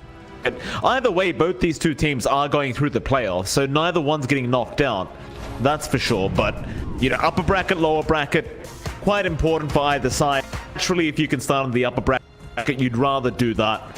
And, well, if you want that, you want a 2-0 victory right now, so we'll see which team is able to pull it off. Generally speaking, game one, usually very important to get that momentum going. And as you see, John, this is why you said you really enjoy the CM into the Beastmaster. So you can just frostbite the boars. And the amount of XP they give is kind of ridiculous. It really is. And I know it doesn't look like much right now, but you've got to understand that XP was split between 3 heroes for one little boar. It's just not right. Yeah, it's a lot of value early on. They are getting some good vision out as well. And there are some, they're forced to kind of deny out their ward, so they poked it under Hawk Vision, which does let Execration know there's a ward there. And we'll see if they can get off the melt strikes here. Tino's in position. Another ball. Another one there. Tino, he's going to move in. They've got Setsura trapped up, and who cares about the balls if you get first blood? BDZ able to take it on the Venge, looking for the deny on that Observer ward, and he's going to be able to get it. They don't deny it all the way. So maximum value for Execration. Very unfortunate kind of beginning here for Motivate Trust. Yeah, it's going to set them back. We do see the lane split up. Raging Potato on that offlane Beastmaster once more, along with BDZ on the bench. They are up against Setsura and Jackie on PACM. So you still always have that Frostbite to kill out the boar. At least one of them will go. You'll have steady EXP buildup. The presence early on with the Beastmaster is not going to feel amazing. But as the levels go up, I don't know how much more manageable this gets for Motivate Trust. Like higher levels in Boar, value point in the Inner Beast for attack speed, down the line BDZ with a Wave of Terror, amping up the Boar damage, and then Vengeance Aura being up, giving some great bonus damage as well towards the Beastmaster. It will be a lot to play against. The great thing about the PA though is that if the lane does get rough, you can sit back with a Stifling Dagger and just find last hits that way. So I think for Motivate Trust, they just have to focus on getting Jackie to hit that Battle Fury timing and just play the lane safe here. A very close call down at that bot lane. Tino was trying to look for a Meld Strike onto Q to just finish off the job, but ends up missing out just barely. The range on that level 1 Meld Strike just so darn low. Still, Q and Masteros down at that bot lane are going to be against RR and Tino. So not the simplest lane in the world for either team here. Definitely a lot of kill potential from both sides. It's going to be very important for neither team to try and make a mistake in this safe lane of Execration, because you make one mistake, you cop one stun, you're probably going to go down. Speaking of, top lane, BDZ ends up going down as now Raging will be chased up by Jackie. A very aggressive start from the safe lane to Motivate, and they should have him. Double kill out for Jackie, takes the boar as well, and he's just about to hit the level 3 mark. Excuse me, they're off to a rough start, but definitely good news for Jackie with an early double kill. I didn't quite expect that. I felt like Execration would just bide their time, wait for their level 3 spikes really to start playing in that lane, but forcing the issue early like that and giving a couple of kills to Jackie sets them up for a pretty early battle period time for Jackie. That's a lot of gold he's got banked up. And once that Battle Fury is up, he is going to be able to farm at a really, really strong pace. He's going to be able to match that TA. And this is the interesting thing, you know, Blur got buffed, right? From 15 to 20 and then 10% increments all the way up to 50% evasion. That means an MKB is going to have to really come out, and Raging again has to be careful. Just so aggressive. Another kill out. It does go to set 0 at the very least, so not as much value. But down to the bot lane, John, they lost Tino. And we talked about the mistakes being made. There's another one. RR. Caught out of position. And Q and Masaros, so aggressive in the off lane as well. All it takes is a decently landed boundless strike into the split earth, and you are probably going to die.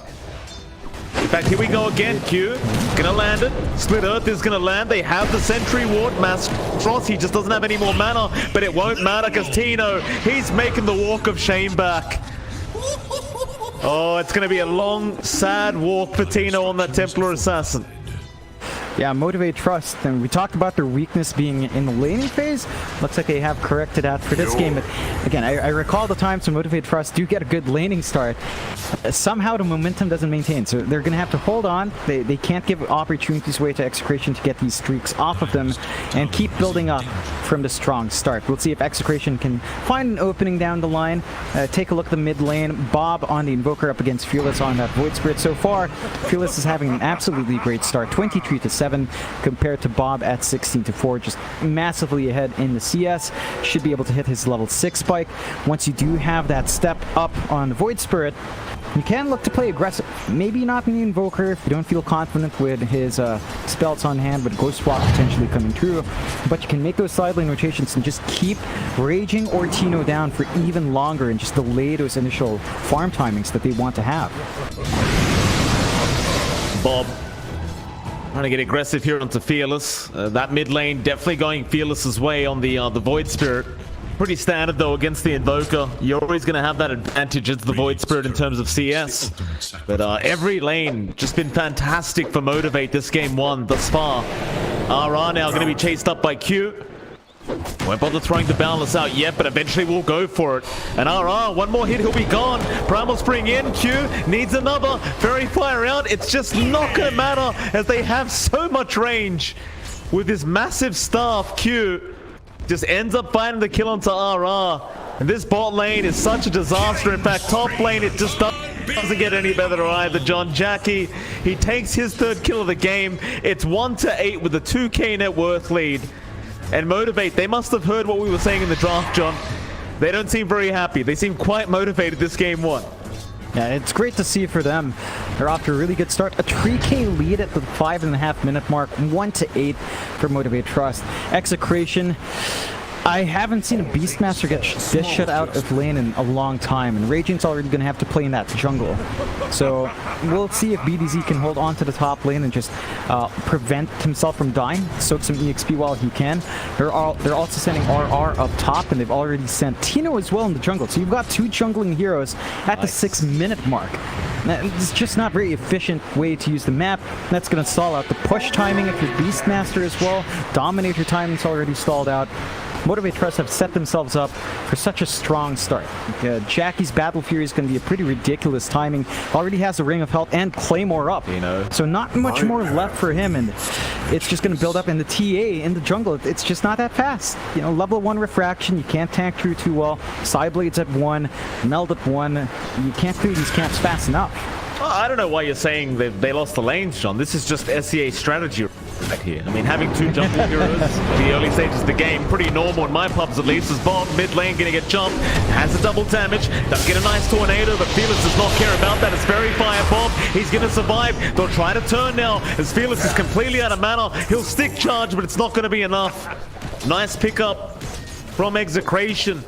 They desperately just needed something, as they might have been playing Q now. Deafening Blast, last word. Oh, that's a great mischief dodge. He jukes out the damage on the last word. Ern's still ticking him down, but he's juked out everything. Ooh. How do you even do that? How do you juke out last word damage? Yeah, well, Q's been playing a lot of Monkey King recently, so he knows the invulnerability when they're there, abuses it quite nicely. The kill onto Felix is still big, not enough to offset that lead. And inside of Motivated Trust, knowing that, you know, the supports rotate mid, they're freed up on the top, they're freed up on the bot lane to get what they want. Masteros is already level 6, only has the level 2 Edict, so can't quite just melt that bot tier 1 tower, but eventually it'll line up for that push, and we're not seeing Raging ready to go for his own push yet. He hits level 5, has level 3 boars. Dominator not quite up, still lacking about 400 gold or so for that recipe to be up and running. And as long as this push timing is stalled out, Jackie still has the lane to play with, has the perseverance, and just lacks one part. Mid lane, they're moving in, still 3v3. RR, he's gonna get bursted down. They might find Set Zero though, but it may not matter if BTS drops as well, and they are gonna find him. In fact, Bob, he's not out of danger yet either, but luckily for him, Felix is out of mana, and they'll have to retreat as now Raging shows up with his 2 balls. Q should be screwed. Sunstrike, oh, what a great shoot. Q, he reads the movement again. Bob is not going to be able to secure the kill in the end as Q. He is well and truly out. The Urn charges going to leave him at 19 HP, but he will proudly walk back to the fountain. Yeah, he's 3-0-3 now in the Monkey King, just not dying, won't die. And Motivated Trust is just really working that aggression well. They're starting to line up mid. Fearless is hanging in the backside. They could look for the angle. Jackie and Set Zero here as well. Bob, gonna get jumped. They've got a 9-minute Battle Fury up, John. Jackie, he does skip the treads, to be fair, but he has a 9-minute Battle Fury in this game 1. Yeah, that's going to be a bit of a problem, I think. I mean, even without the treads, who cares about that?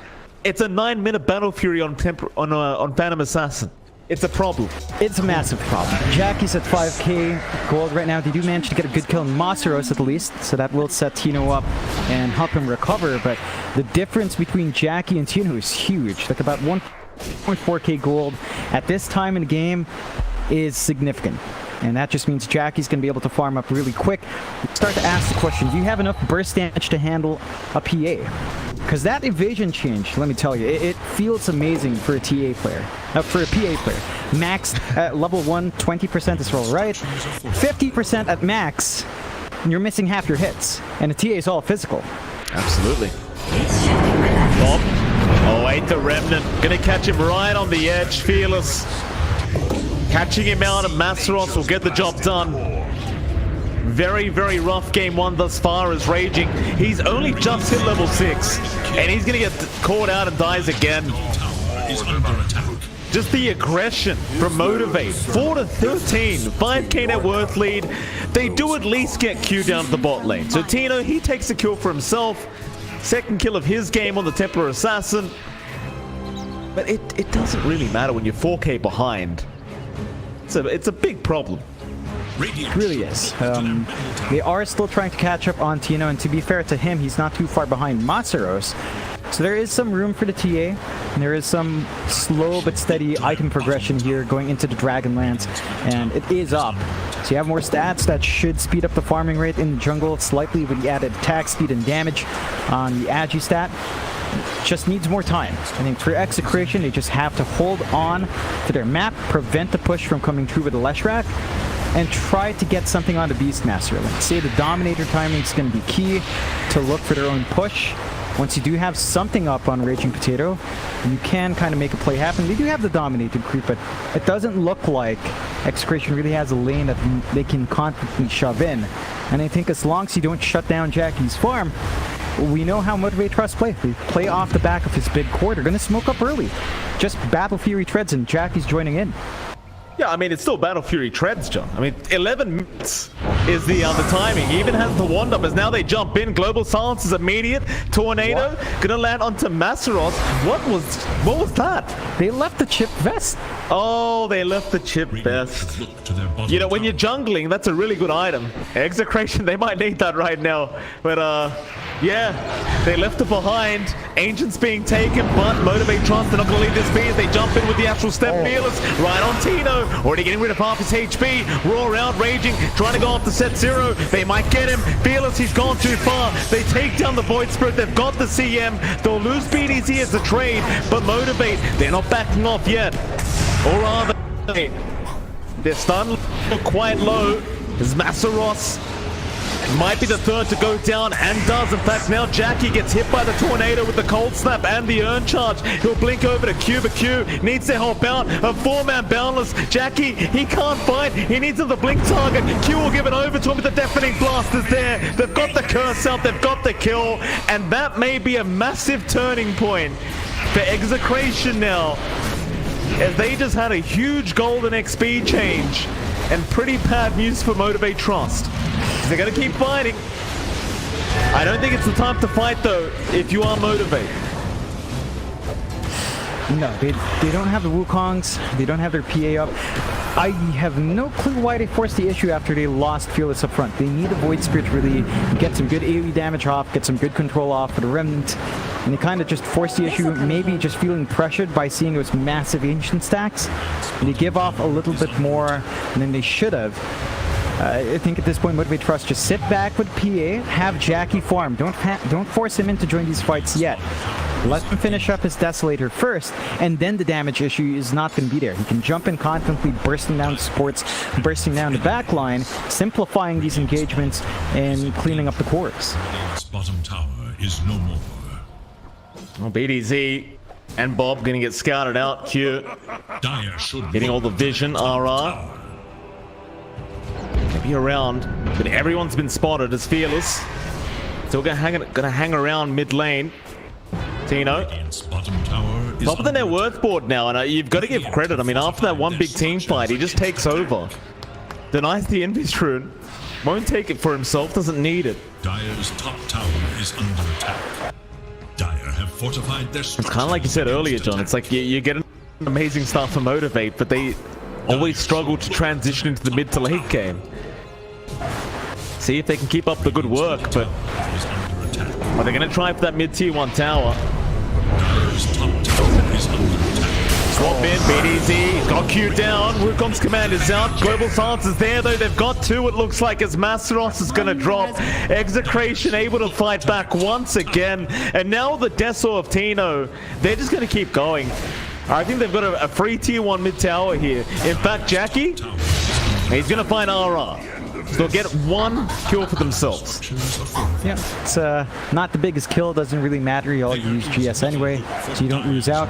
Tino with the Deso is just going to melt that in mid tier 1, so that opens up the map even more here for Execration. And Motivate Trust really have to be careful about these fights. Like, with Tino, with that Deso up, he is going to melt through a lot of your heroes. Maybe Monkey King and Wukong is the one here that he can't really completely burst. But it's a massive spike for that TA, and Jackie just needs space to farm. And that early engagement really turned the tides there for Execration. And now they find themselves... Yeah, Q ends up going down. Tino, another kill onto the TA, as Jackie now going to show up on the PA. Isn't going to be able to make the same kind of jump in. So, again, rather impressive how Execration's managed to make their way back into this game 1. Now just the net worth lead got dropping to pretty much even. Very, very low in the way of Motivate Trust. 53% win probability right now, but it's just such an even game between these two. Yeah, it's looking pretty good for Execration though. Like they're starting to get more onto their cores. The Healthy Overlord's not too far off for Raging Potato. Vlad's is almost up, so once you've got that Ancient creep up front as well, it's going to be easier to get that push going, get the aggression going. For Motivate Trust, and Jackie's still in a really good spot, so is Masaros and Fearless. but the TA is becoming a problem. Now, once Jackie gets more levels, you know, once you start to max out that blur, you can still play against a TA. Like, as long as you jump in and just have that 50% evasion up, you are pretty fine. So the Deso timing's key here for Jackie. Probably going to need that BKB up though, as the control coming through from Execration is getting hard to handle. Issue with the BKB is you're still playing into Beastmaster. So there's still the roar to pierce through that spell immunity. That does make it a bit tough for Jackie to find the angle. He has to know where the Beastmaster is before committing the BKB down the line. Motivate Trust, they are clumping around, but all of Execration's there. BDZ, he jumped on. Still feeling very confident here on the Avengers now. Freezing Field Town, set 0. Well, Global Silence going to be there in time as BDZ. He's not done yet. In fact, he walks out with his life intact. Motivate the ones that need to leave with one less player. They're just not finding the victories they're looking for whatsoever. No, they're trying to force some aggression out, which I can appreciate, but they just need to play it slow. They lose the support, not the biggest loss, and there was the Global Silence forced out. So there's a massive window where you don't have that big team fight spell on Execration's side. You don't have a counter initiation to break up the jump in of Motivate Trust, and that could give them an open if they wanted to play. I think the key thing for them right now in Motivate Trust, outside of Jackie farming, is they would love to see that mid-tier 1 gone. I think the control that Execration has with a mid-tier 1 is a bit too much. Looks like Jackie will try to sneak into the Roche, but he did see the trap drop. So you can't just sneak in with a blur active, but his Desolator is up. They do want to get in that Roche. It's not going to take too long. Yeah, it's definitely going to be a big objective here between both these teams. Tino, Blink Deso himself. Radiant should look to their middle tower. Radiant Execration. They're going to let the mid-tier 1 tower go. And obviously, they've already got the enemy mid-tier 1, so they're not too concerned about that. Does seem like both teams are just going to be prioritizing that next Roshan attempt. This should make my life easier. You've got to sort out these lanes, though, if you are motivated. It does seem like every lane is starting to force its way over to their side. Because it can be relatively hard when you're against the Beastmaster who can just keep split pushing, and now Execration immediately back into the pit. They'll get started. Alacrity up on Tino. Gonna make it much faster. The scan is there for Motivate, but this Roshan is just melting so quick. They aren't even gonna bother trying to make their way over. They just let it go down. Excellent. Yeah, there's just too much damage output coming through from T8, plus the Vengora, plus the minus armor, with a Wave of Terror, and the Desolator out, and the Melt Strikes. It doesn't take long for that rush to go. So big objective coming through for Execration can enable even more aggression out from them. They could line up for the top tier 2 if they wanted to. They've got the numbers out there. Raging Potato not quite there yet, but he does have the Helm of the Overlord. So he's got the Ancient Granite Golem, bonus HP, even harder to burst him down. And it looks like they might not even need a Beastmaster. Just Alacrity on Tino should be able to get that work done. is in danger. Top tier 2 tower, Tino. To get rid of it, no problem. Bottom tier 2 will go down to Jackie. To 15, still a very slight net worth lead for Motivate, but it's nothing really to write home about. BKB up very, very soon. Same can be said for Tino. In fact, he might have his on the way already on the courier. Dive's top tower is under attack. Home with the Overlord there as well for Raging. Got the big Golem up now. Become a lot more difficult for Motivate, at least for the supports of Motivate Trust. So you're even getting to the stage now where BDT's going to have the Ags up. There's a massive power spike coming for Execration. I just wonder if Motivate are going to be able to kind of fight through it.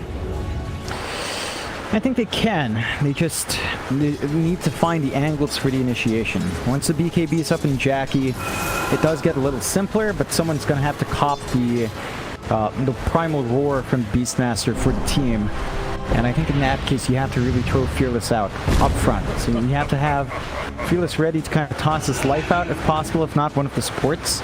Somehow, we have seen that Raging's willing enough to get the CM roared up if there's a good freezing field. So perhaps it's down to forcing Execration to make that choice. Do you want to waste Aurora and a CM because of freezing field in the middle of the fight? And do you have the range to get the stuns off with your Venge? The side of Execration, they're all kind of clumping around mid. They've got that BKB up and Tino as mentioned. They will smoke up. Even the Ags for BDZ lining up here. So all the item spikes together, it's going to be really tough for Motivate Trust to play against. Still even on net worth. They still have something to play with, but they've got to be cautious of these spikes.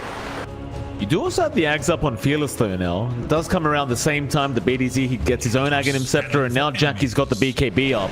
However, bot lane RR has been caught out, it looks like. Q gonna make the jump in and does manage to take the kill. Skew, it's silenced up on that last word. Runner back and does make it. However, mid lane, Fearless kind of getting surrounded by 3, but they can't take him down because of the silence, and now BKB's out by Jackie. Still, they'll try and move in, but no, they've got to retreat. They've got to get the hell out. BDZ, he'll be left behind, raging, trying to juke, but it's not going to be successful. They'll even get the illusion of BDZ, and in the end, Motivate finding more and more kills, and at the least, does eventually go down to Bob on the Invoker. Still really bad news though for Execration. Not quite the engagement they were looking for. They split up and get punished by Motivate Trust.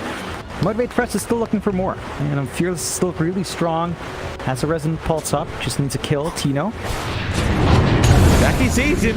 Makes it very obvious now as Tino is going to pop the BKB. Motivate, that's all they wanted. They might re-engage after the BKB. No, in fact, they don't even want to bother with that. Jackie has his own BKB on cooldown. I think they'll just be satisfied with how the last team fight went. So everyone else will just go back to hitting some creeps for now, as you might just want to wait out the next Roshan. This is Tino. He's going to lose the Aegis in about 40 seconds. We'll see what he can do with the Aegis while he still has it. But Motivate, they're not making it very easy to have an opening here for Execration. No, it's been a bit tough. They're still forcing in that mid tier 2 here on Execration side. They've got the Ags up on Bob, I believe, yeah. So they've got the Cataclysm as well if they find that opportunity. And their push is still strong. Despite losing those heroes, and they can still get a really fast push out with a Beastmaster Aura, the Venge Aura, and the Ancient Creep up. So Motivate Trust have to keep trying to hold back, maybe keep cutting that creep wave and slowing down that push. Well, no fight to break out, it looks like. Execration, they are going to back, and there's going to... Oh, never mind, there might be a fight. 5-man smoke up now from Motivate. So look to move into their own jungle. Tower is under attack. BDZ around Druin to break the smoke if they run into him. He'll wrap around. Smoke's not broken yet. Execration, though, seem to know that something is up. And Motivate, they're running the long way around, but I think this smoke's just going to expire before they even get to the other team. And that is indeed the case. They'll just leave him be. I think it's still a massive issue of Raging's keeping all the waves pushed in. So as much as you want to go for a big smoke up, it's just too obvious. When all the creeps are just nearby your tier 3 towers and you're just not there hitting them. Yeah. And they're not really getting the openings they want here on Motivate Trust. Now, they're not lagging behind in net worth. You know, Jackie's back to number 1. Tino's just slightly behind at about 1k gold. Not a massive difference at this point. Everyone else equally tied up behind them. So the back and forth is still there. I think both sides are just showing respect to each other and getting that big initiation. Execration, though, and Tino's about to build into MKB, so he does realize that the PA evasion is going to be an issue. And once you have that MKB, the PA feels really bad there. Like you don't have the protection. Your EHP just dips all the way down without that evasion up, and PA starts to feel less effective as a result. Roar out. They've got set 0. That's not quite the target they wanted. So Jackie, he'll jump right in, knowing the roar isn't up, and now the Boundless Strike does hold down 2. No lucky crits, however. Just no crits flying out for Jackie. Tino's going to jump back in with the Global Silence backup. Heavily, or rather, the Guardian Greaves were there. Heard that silence off of Masaros. Motivate. Still kind of juking and jiving as there's your crit you're looking for. Back on BDZ, they burst him down. Back now RR. About to fall as well. BDZ, move into the left rack. Masaros is eventually going to die. Jackie still trying to force the fight, but he doesn't have that BKB anymore. It's a hard fight. Cataclysm going to fly through from Bob. He's blowing up both of them. It's Fearless. He is not going to escape either. And it's into the mid-tier 2 tower they go. Oh man, that was a tough fight for Motivate Trust. Surprised that Jackie was willing to jump back in without his BKB up. Like, he absolutely needs that in these fights. So he's alright. Meld Strike taking only about half his HP on set 0. Only half. Is under attack. It's not too big of a deal. Still can't survive. They forced the buyback out from Fearless, so that's one less buyback on the side of Motivate Trust. Execration now with a 4K lead off the back of that fight, 18-20. Roshan still a bit of a longer timer, about 2 minutes max, so gonna have to wait for that one next, maybe waiting for that to reach the high ground. Don't think it's fully necessary if they find another good team fight and maybe force the dieback on Fearless. That could really open up the possibilities here. The MKB is up and running on Tino. So all of that evasion on Jackie, all of that durability he has right now is gone. Tino's just going to be able to rip right through, not care for the evasion. And that puts Jackie in a very awkward position. He wants to jump in, he wants to get the damage off, but if the T8 can still hit him, he's probably going to lose that fight. Fearless. He can jump in. There's some creeps. Be able to escape the set 0. Tornado's going to connect. They are just trying to protect the CM, and they'll even smoke up just to be able to retreat out. Oh! Sunstrike. Or are you going to connect on anyone? You know, John, what I really like about this this new observing stuff going on here is I can't click on heroes. I have to drag over them, but I can click on the Ancient Thunderhide, and it works normally. Yeah, it's nice. I can click on the boar as well. At least some of it works, you know, better than nothing. Yeah, Q gonna jump in. Fearless is there. Global Silence is out. Tornado did connect anyway. Masaros again just getting ripped by Tino. On to the Void Spirit. Fearless, he can't go anywhere. They're even pound set 0. Q, he'll be the 4th to drop, and now Execration. They're really just running through him, forcing out the BKB from Jackie. You don't have a swap, but you might eventually just catch him again anyway. Blink Strike out, Jackie. He's gonna make it out on the PA. Still, they just lost 4 heroes so quickly. And now Execration. It looks like they want to try and force the tier 3 tower and maybe the mid-racks. And right after that, they've got a nice Roshan to go back to. Yeah, shouldn't take too long, no buyback on Fearless. So their big frontliner that jumps in and sets up isn't there. And you've got the Thunderhide creep up onto Tino, you've got the Inner Beast aura, you've got the Venge aura, you've got a Lacti. It doesn't take long to melt these objectives. Motivate Trust, going to be a racks down, possibly more. Tino, he's not backing off yet.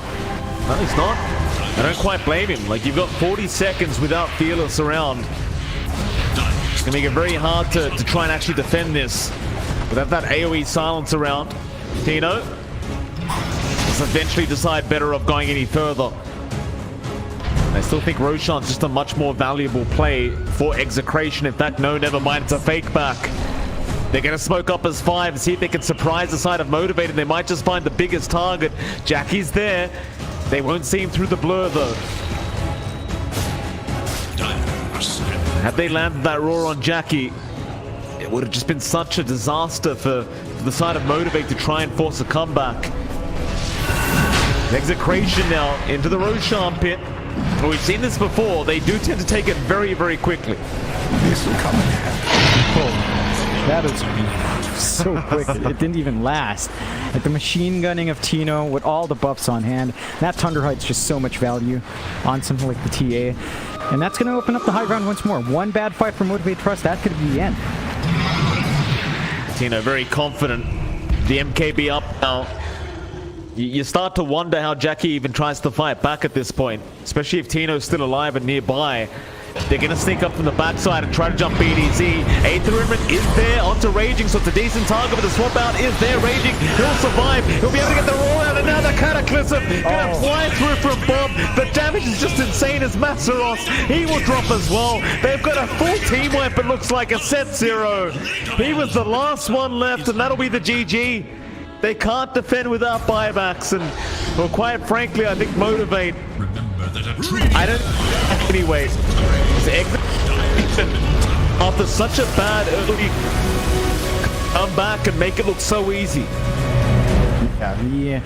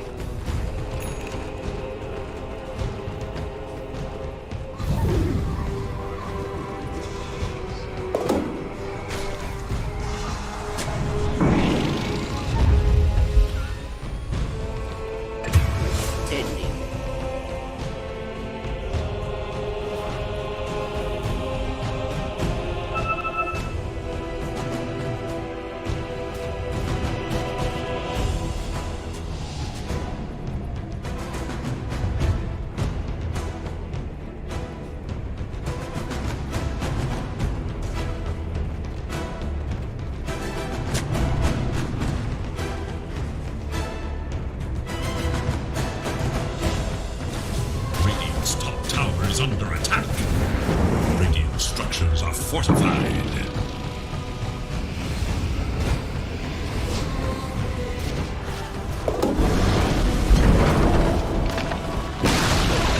Radiant's top tower is no more.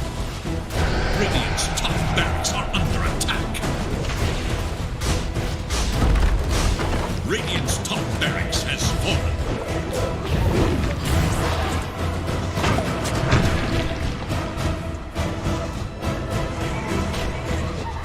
Radiant's top barracks are under attack.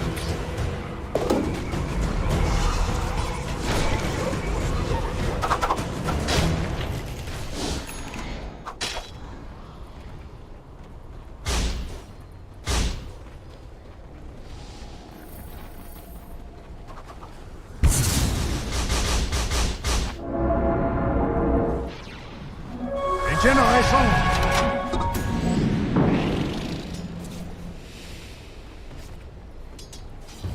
Dire's middle tower is under attack. Precious bounty.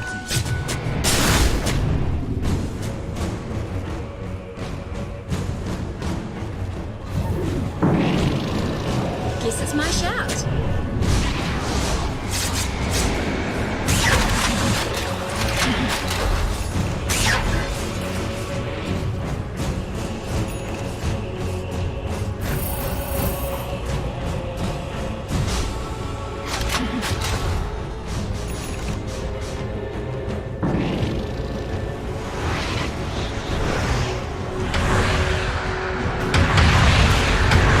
This is the real deal.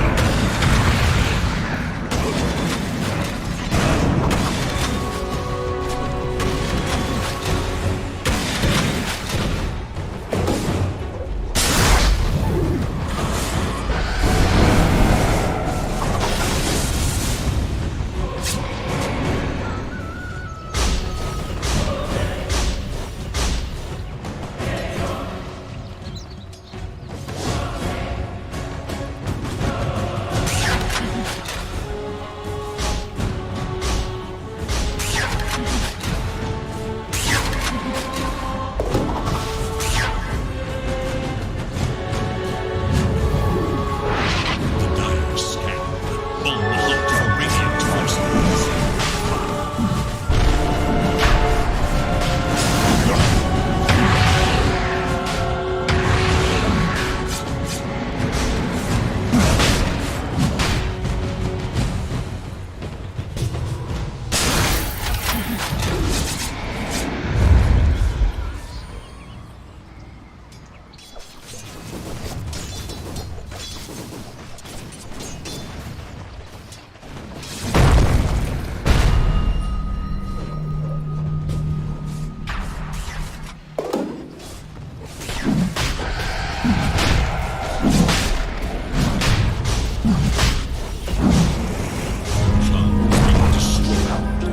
But his fate will always be Dire's tower is under attack.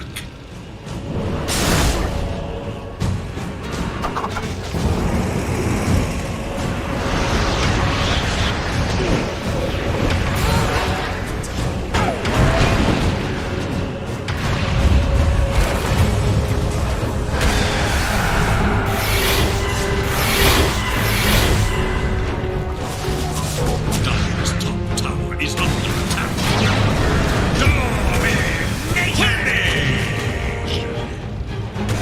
Radiant's top barracks are under attack.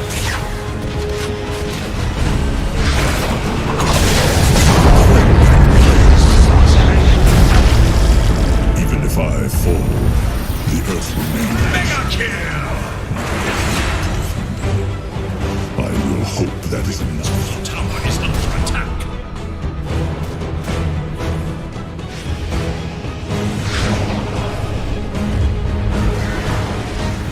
Monster kill!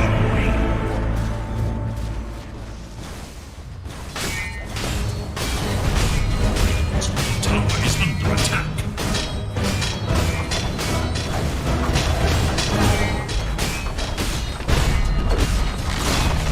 Radiant's bottom tower is low.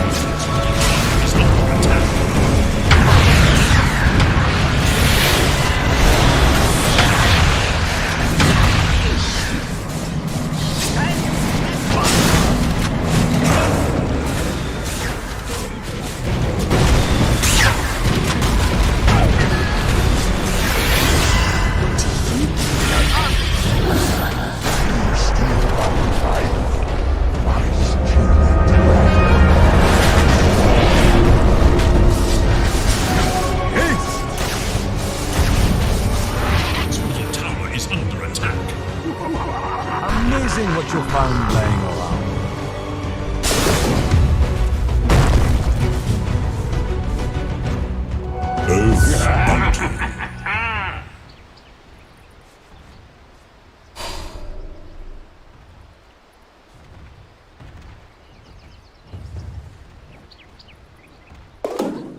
Radiant's middle tower is under attack.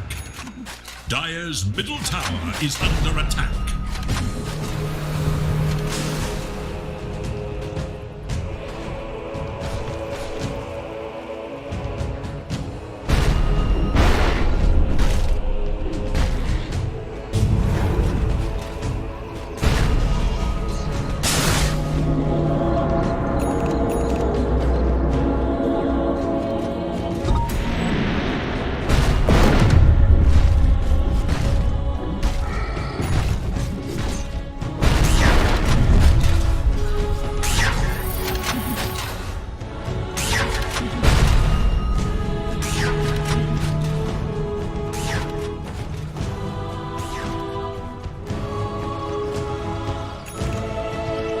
Precious bounty.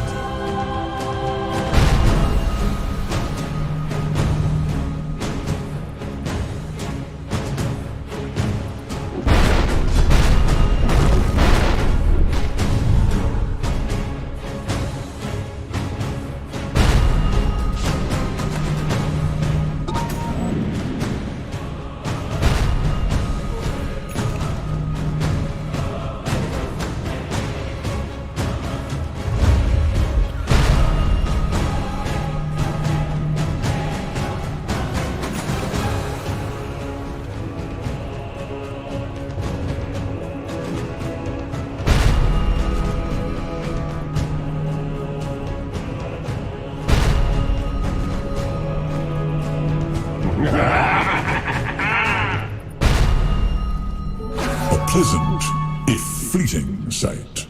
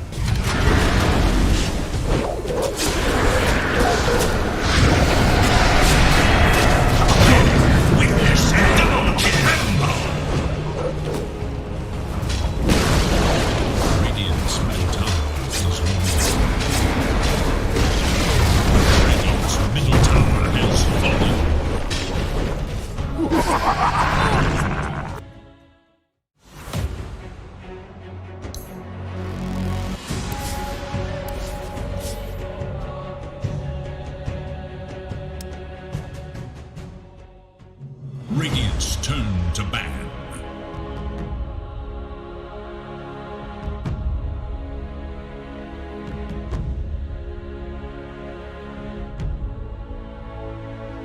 It is Dire's ban. It is Radiant's ban. Dire's turn to ban. Radiant must choose.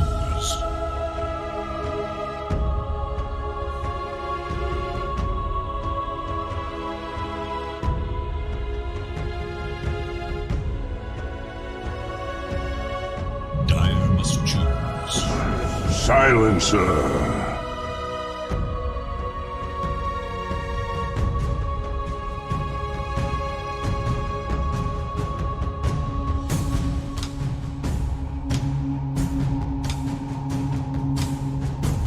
10 seconds remain. 5 seconds remain.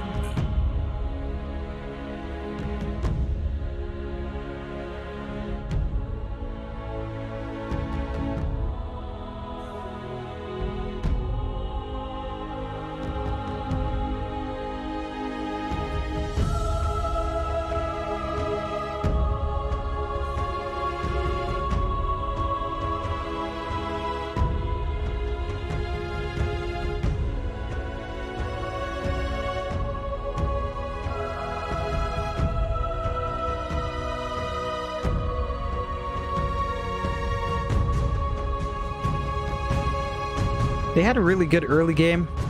I think Motivate Trust just needs to reel in that aggression. If they do have a good start, they shouldn't feel pressure to make action happen on the map. Like, they went into that triangle to contest the ancient stacks. They ended up feeding off a lot of kills, and that's just the moment Execration bounced back in. Once they lost that lead in Motivate Trust, they never really took it back. Jackie started to lag behind in farm. Despite the 9-minute battle fury, Tino just took over. So I think it's just decision making at that point for Motivate Trust. Just need to understand what they have to do in certain states of the game and just reel in the aggression, because I think they're just so used to being behind from laning that they feel pressured to make something happen by that same time, around the 12 to 15 minute mark. That's when you see them kind of get aggressive with their level spikes. Except this time they had such a huge lead that the rubber band effect really swung it back towards Execration's way. So just reel that in a bit. You do see the draft on hand. Motivate Trust do start with the Bloodseeker Lion, so looking like our off-lane duo already coming through here. They've got solid ways of playing with the Blood Right with the Earth Spike and Hex, so they can get some good damage off, magic damage off in that way. There's an interesting combination with Lion, with the Blood Rage on Lion, amping up his finger. Never really see that, despite my joy in pointing it out, so we're probably not going to see it here as well, but the possibility is there. For Execration, they've got the Silencer Tiny. Solid support in the Silencer, flexibility on Tiny as a mid for Bob, or a safe lane hero for Tino.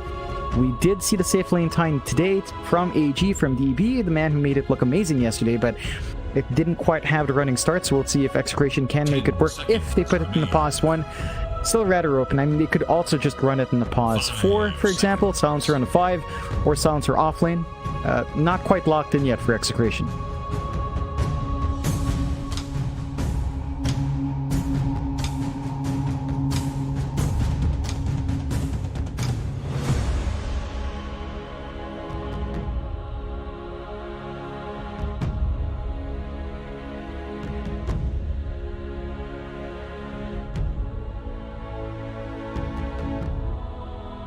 It is Dire's ban. Radiant's turn to ban.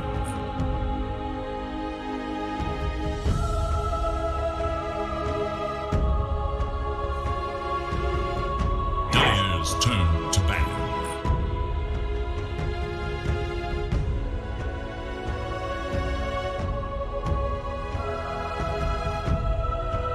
A player has disconnected from the fight.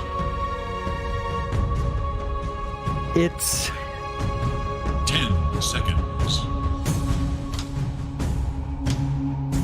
yeah, like the last time we saw them get a really strong laning start, they made the same mistakes. They felt pressure to still make plays while they were ahead, and they got punished. It's just that mindset, because when you're behind, the pressure to make plays makes sense, because you're behind, you want to get kills to bounce back in.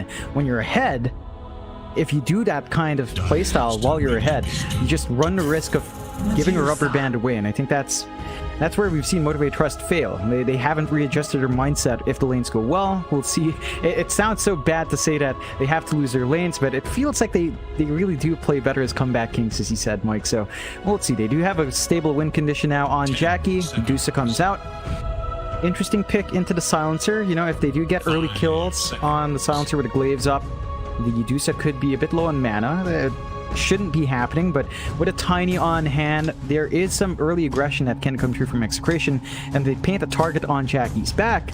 Even a -10 int early on will really hurt his mana shield, so gotta watch for that and Motivate Trust side. Really early reveal on the Medusa as well. A lot of counter picks Execration could go for. PL could be one really good one, especially with, say, a diffusal timing, so you just run her down, melt her mana, and Medusa doesn't do as much. She's not very tanky up front. So we'll see if Execration do pick something up like the PL safe, if they do want to put the Tiny mid. They go to Snapfire first, so they're building up in a team fight here for Execration. They've got a pretty good time with the kisses coming through. They've got good control on the Tiny, Global Silence to break up a fight as well, and they're just building up. This is a really early aggressive draft from Execration.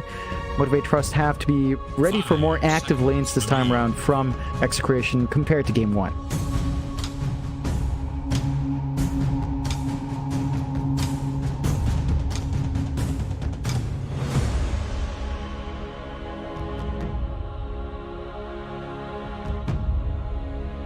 Dire's turn to pick.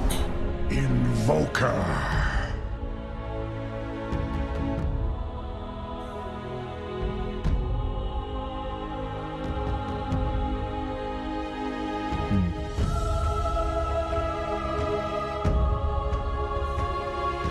Seconds. 5 seconds.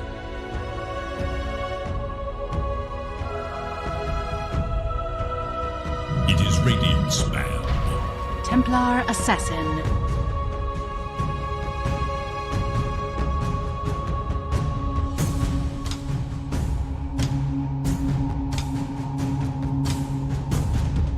None on this stage shrink from a fight. 10 seconds remain. 5 seconds remain.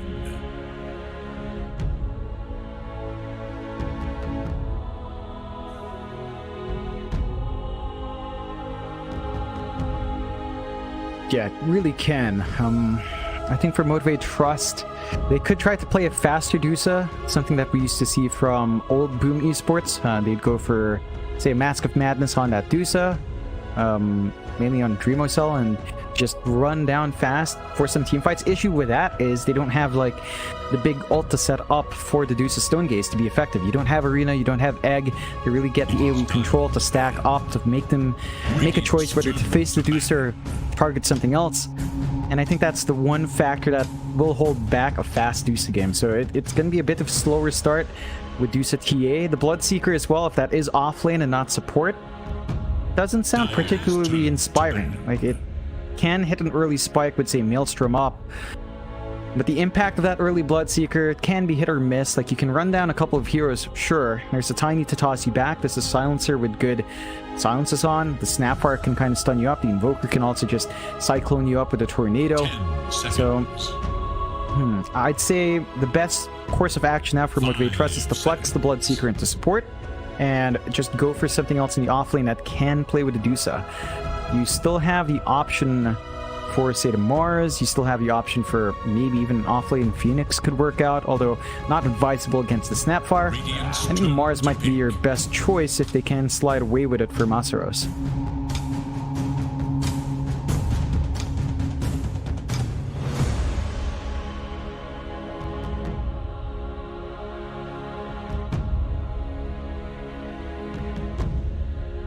Seconds remain. 5 seconds remain.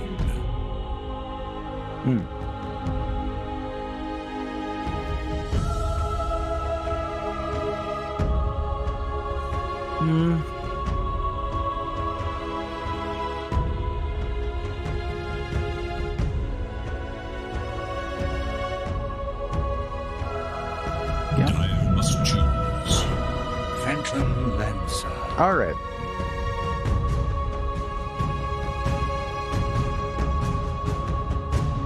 It's gonna really just wreck face on the Dusa, even if Templar Assassin. Just burning through the refractions that quick with illusions means that you're not gonna have much of a window to blink around, as you'd expect. I think the PL fits into Execration's draft really nicely. Wondering what they're actually giving Raging. We've seen him play offlane Snapfire even after the Ags was nerfed, long way back. I do recall that from Raging Potato, so maybe offlane Snapfire, maybe offlane Tiny, maybe offlane Silencer. All of these three heroes can be flexed around, and that does give a lot of versatility now for their offlane. I think the Silencer sounds like a good option. Against the Dusa, you can hold the lane well, you can Arcane Cursor, you can Last Word, you can harass her out with Glaives. You can get some pretty safe CS as well. Well, we'll see. Motivate Trust, again, Bloodseeker offlane in this game doesn't sound amazing, especially since you see the Phantom Lancer up now. I think you could still go for the Mars here if you wanted to. Still a bit tricky locking in the actual Phantom Lancer. In lane though, Doppelganger is a pretty long cooldown, so you can try to set up with the Spear and the Earth Spike on the line and just bully out the PL that way. That could be the way to go for Motivate Trust on Masaros' hero, if they will flex the Bloodseeker. We've seen teams do it, we've seen CTM Raji, and they will go with that Mars. So they've got manageable lanes, they've got the combination with Stone Gaze Arena in play. They've just got to find a way to slow down Tino. Once Tino gets a Diffusal plus Manta style in this game, or even just the SNY plus Diffusal, it's going to be hard to hold him down. And that farm spike is going to come faster than the big Dusa timings, like say the Scotty being up. The SNY Scotty being the big one, or Mantha Scotty. Especially since you're sharing that farm with a TA, so... The greed for Motivate Trust might set them back, but we have seen them do this in drafts before. They're running the Master S Bloodseeker still. So they're going with a Q Mars. So never mind what I said, and I don't feel confident with Bloodseeker into PL. There is the... No, you don't even have the Earth Spike into Bloodright because you're running Mars 4, so... We'll have to see how much pressure they can get out, but it's not looking too bad here for Execration even under safely in matchup.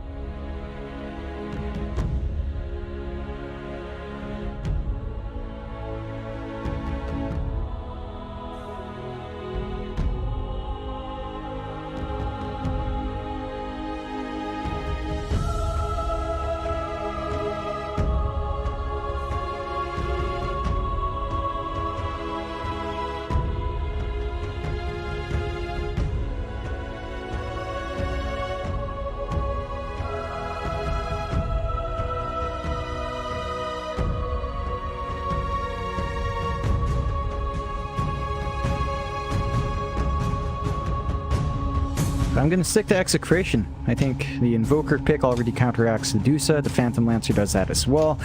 It's going to be a bit tricky going with this Bloodseeker Mars lane. I mean, again, there are ways to make it work. You land a Spear and Bloodright. It's a lot of damage. It's a good amount of control.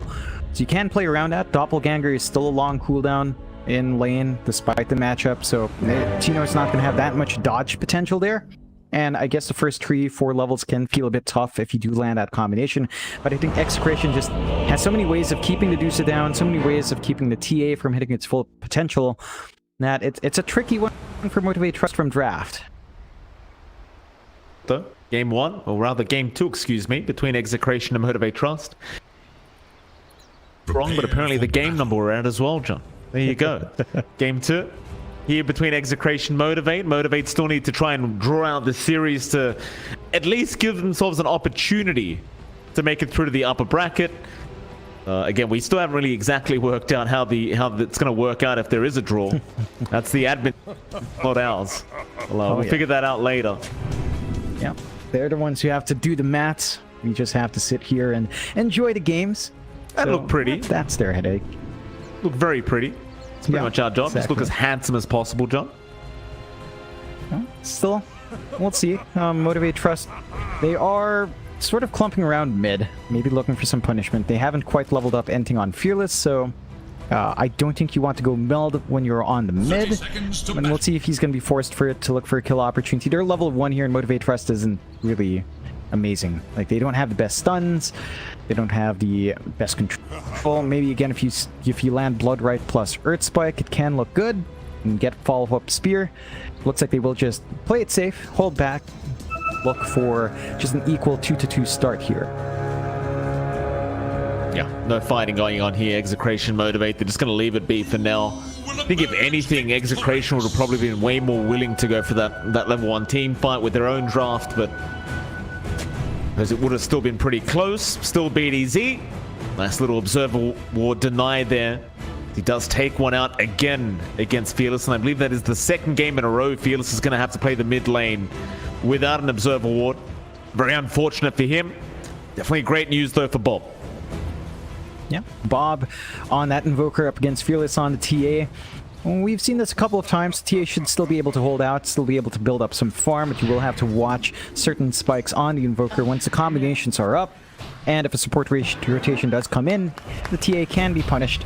And you will just have to focus on your CS here, build up, play into your side camp, knowing that the sentry's down there, your small camp's not blocked, so you can just go back and try to stack it between waves to get a burst of farm down the line. The spot lane set 0 Masteros against RR and Tino. RR already taking a fair bit of damage, and Masteros on this Bloodseeker, he does tend to be very lane dominant. We've seen this quite a few times recently, and he does get extremely aggressive with the Bloodright. You do have set 0 there with the Earth Spike, so they can go onto the silencer like this, and they almost get him down. Not quite enough. RR barely able to survive, but at least they do have the lockdown, and they're not relying on the Mars Spear to really ensure the Bloodright does land. Yeah, this is a stronger lane, having the Lion take this lane instead of Mars. They can apply that pressure. Tino, for the most part, is slowing down a bit in CS in the initial wave, so he's going to have to watch himself. As the levels go up, the aggression from Motivate Trust can just ramp up. So you can expect Masaros and Sethur to keep trying to go for these plays, and every single time they can land a stun blood right, it can be painful. However, RR with the Arcane Curse up can burn through the mana. Sethur will take the mana drain, though, so he's going to be able to sustain a bit, but the Silencer will need some more time to really get the aggression out with the last word on top of that. Absolutely. Of course, up at the top lane, Jackie and Q going to be there against BDZ and Raging Potato. Pretty important for Jackie to have himself a good lane, and in last game around, that did happen. It just didn't amount to a win. This time, it should be a lot less of an aggressive lane for Motivate. Does feel like, if anything, Execration will be the ones moving in to be aggressive. But either way, I kind of expect a bit of a passive farming lane between these two teams in the off lane here. Yeah. Well, I say that. Raging gonna get speared up. Jackie might be set up for another nice kill as Q does set him up. Never mind what I said, John. No passiveness here. First blood to Jackie. yeah, that's something the offlane Tiny has to watch for. God's Rebuke is physical. Tiny has 0 starting armor. So all the right click coming through from Jackie and Q can really ramp up. And they can't really gap close too well. They do miss the spear though, but he's still dropping really low. Q is as well. Yeah, still going for the cookie though. EDZ not able to get him as now the Avalanche gonna cancel off the salve, and Raging able to get a bit of revenge on his way back up towards the top lane. Gonna feel very nice for him. So 1-to-1 all happening in this top lane thus far. I suppose if you're Motivate, you're pretty happy Jackie got that first blood gold anyway. Again, it is a lot more of a greedy draft from Motivate Trust, so you are going to need all the bonus gold you can get right now. And speaking of, Tino, he's going to get dived bot lane, but Masaros won't want to keep going with that last word applied to him. So we'll just kind of force out the salve usage from Tino, but that'll be about it. He'll back off. They are keeping a good lid on that PL in comparison to Jackie's lane. Tino's off to a relatively slow start. 9-0 in CS. And it's just down to having that line combination. Mid lane, Fearless. He's able to pick a solo pick off here against Bob, as now BDZ's going to show up. Not able to get much done against the TA though, so Fearless just going for a deep dive past the tier 1 tower, but able to make it work.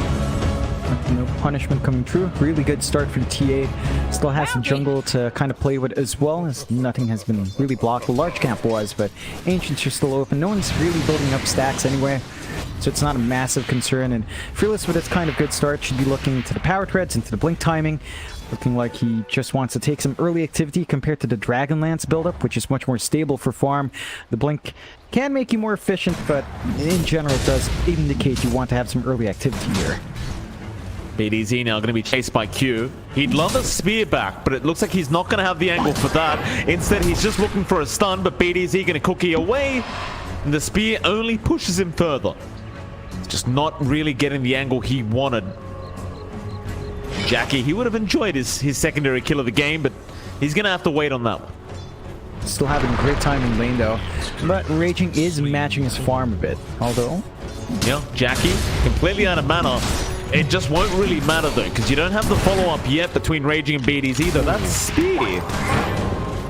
And now the cookie out from BDZ does land. God, I hate when you throw a spear like that into a tree line and it just misses. Like, it went right through. Yeah, the search radius for the spear is really funky. Sometimes it looks like you're supposed to hit one of those trees that just goes right in the middle, and if you were playing football, that'd be a really good shot, but it's Dota, so it doesn't quite count as a score. So I don't think Jackie minds too much. He's safe, still building up in CS. I'm surprised by how well Raging so in CS is though. 22-12, sort of matching Jackie's output so far. So all things considered, the Tiny should still hit decent timings. He is going for the power treads. We'll see if he does opt for blink. Should be, but you could still just try to go for that physical core Tiny from the offline. Tino, Earth Spike gonna land. They'll have enough damage with Masaros, and well, now they'll try to trade with Set Zero, but he's just gonna TP right out of there. Korea does at least go down, but Masaros might be able to find a secondary kill for himself as BDZ. But the Blood Right's not gonna land. It won't matter though. Masaros, he'll find the double kill, and RR, he's unable to find any form of a trade. Instead, he'll smoke up and probably just try and snipe the bounty rune on the other side. In the end, though, losing Tino and losing another, not going to feel very good. As meanwhile, up at the top lane, looks like we do end up losing Raging. Q able to pick up a kill on the Mars now. Yep, really nice kills to take. Early start for Motivate Trust looking good. Going 1-5, 2k lead their way. And it's about time where they start getting some more farm onto Fearless. Level 7 now, power treads up, again rushing that blink first. There are some good wards coming through from RR, but they will immediately be dewarded. Taking out at least the Sentry Obs ward will stand. RR still stuck in a pretty awkward position though, but he does have a TP, so he'll be able to rejoin Tino in lane. Big concern for Execration is how slow Tino's lane is going. He's died once, his CS is, again, lagging behind the Medusa.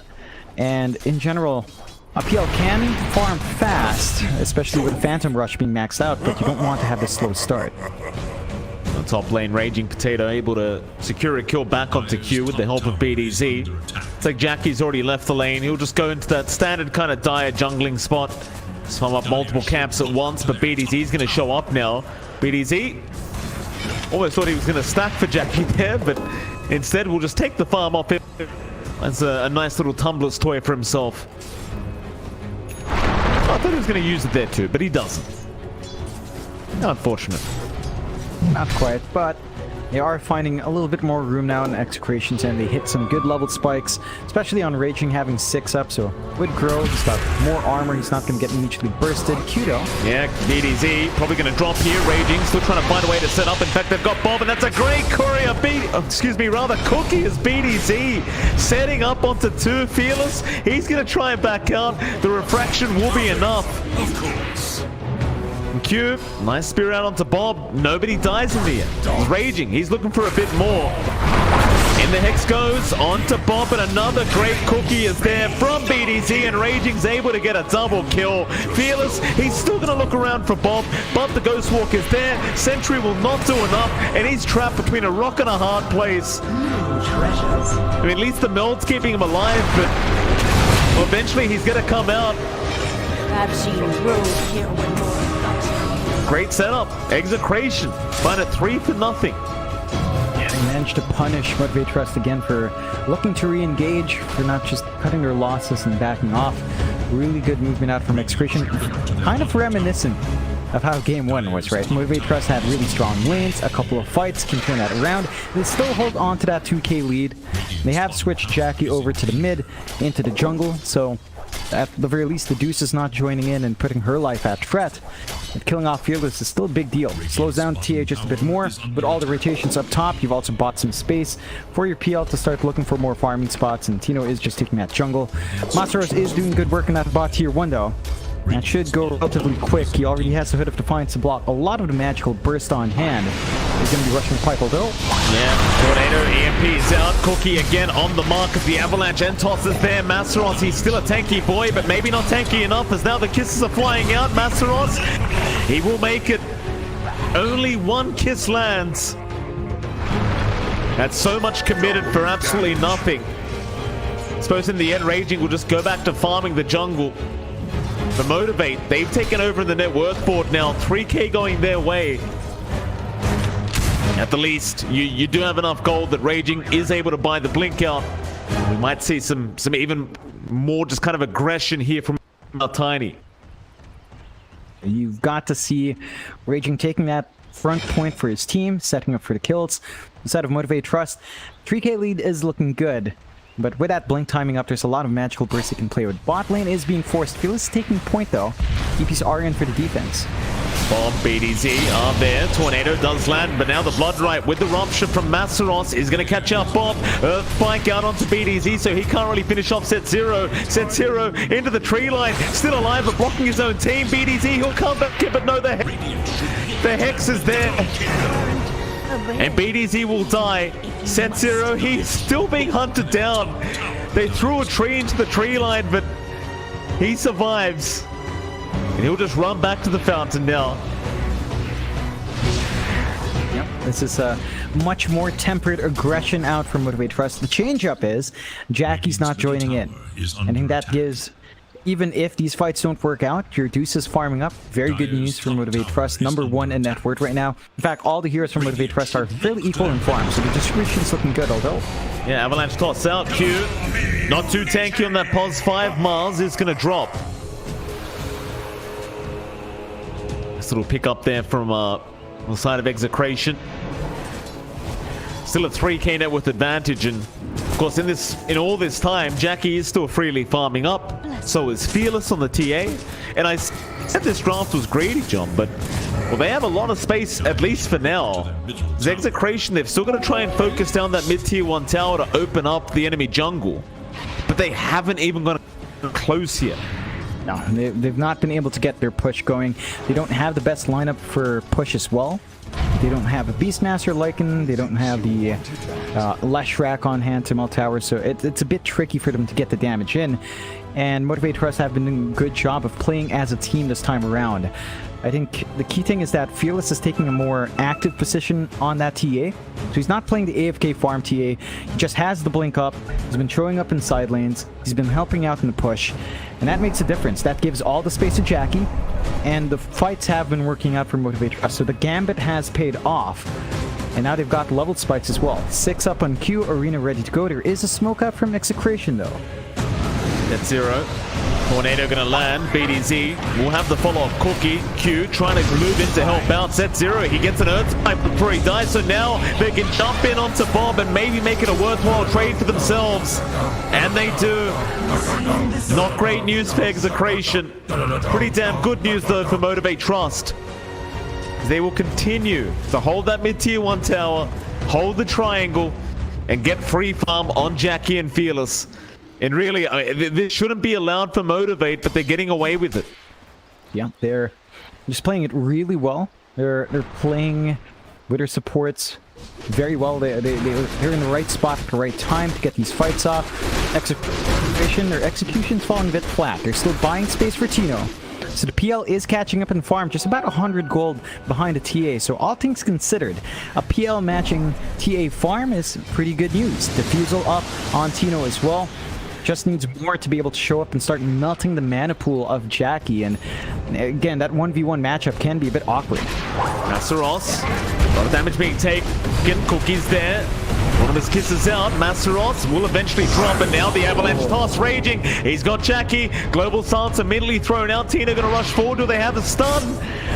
No, they don't. No stun to cancel the TP, so Jackie with the quick thinking just gets himself out. Such a shame as well, because that's the big kill you want. They just aren't going to be able to get it though.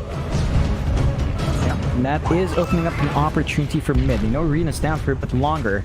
They can try to pressure a bit. Again, the push potential of this lineup is that strong. So they're not going to be able to fully commit, and they are forced to back off with Motivate Trust respawning up. Have Arena back up, so perhaps Q is looking for an opportunity. Raging. Blood Right's there. Rupture is going to fly out from Masseros. Tino, he'll send the PL illusions in. But that's about all that's going to help out. It does at least take the spear, but it won't matter. Masseros still able to secure the kill on the Bloodseeker. And in the meantime, Jackie, he starts just whacking away at that mid-tier 1. Hasn't completely secured it yet, but he has his whole team around him now and should comfortably be able to get that mid-tier 1 tower. Blood right out. BDZ speared all the way back into the loving arms of Jackie. That's the kind of speed you love to see as a position 1. Yeah. Sent back to the core. Even Finger coming out to ensure damage for Jackie would be enough. You're just feeding on the Stusa. So the big difference between this game and game 1 is that Motivate Trust have not been taking careless fights. They've had Jackie AFK farm while Fearless takes the active position. And it is paying off. Their lead isn't as big as game 1 because they are giving it a little bit more room. for Execration. Well, Set Zero gonna get caught out. Get some quick wards down before he does die. And I actually like this Observer Ward quite a lot because it should be out of range of that high ground sentry. If it is placed by the side of Execration, you might just not expect to be caught out by this obs. Just by the secret shot. Illusion. Yeah, it's a really great spot to get that information and cut off the tier 1 TPs. Jackie. They are going to try again on mid. Yeah, Avalanche toss, but unfortunately that'll mean the Mortimer's Kisses can't really just keep landing. They toss it back into BDZ, but BDZ can't actually spit the fire on himself. So in the end, Jackie's able to walk out another time. And that's massive commitment. Not just the Kisses, but the Global Silence being down as well. Cuts off some bigger teamfight potential for Execration. So more downtime for Jackie to keep farming up. He's got the Manta up. He's hitting some good spikes on the Deuce now. Getting a lot of damage off and a lot of stats up. If he hits a Scotty timing as well down the line, with all the stats he has available, it can be really hard for the PL to start melting him. You're still a good counter in the PL with Diffusal, but Tino needs to match pace. He is number 2 in net worth now, only behind Jackie by about 1.5k, so it's not all too bad. Sanj is up, likely looking for the Sanj and Yasha build, just for more agi and some stat resist on hand. He could look for maybe a Halberd if he does want to disarm Jackie or Fearless, but you have to watch this. Motivate Trust is smoked again. They are. And they move. Motivate to BDZ. Spot out RR. Again, that Observer Ward giving plenty of information right now for Motivate Trust. They continue to move in, but they're unable to find any form of disable. Not catching anyone quite yet. Maybe just not feeling confident with all the backup Tino has. They may still move in, but the problem is there's even more backup now as Raging showing up. And Motivate, in the end, are going to decide better of it. And they'll back off, back to their own jungle. Huddle around Jackie. And Execration. They seem to just be putting all their eggs into the Tino basket, but I guess it is still a PL. Still going to be a very, very strong late game kind of core to have. Cookie.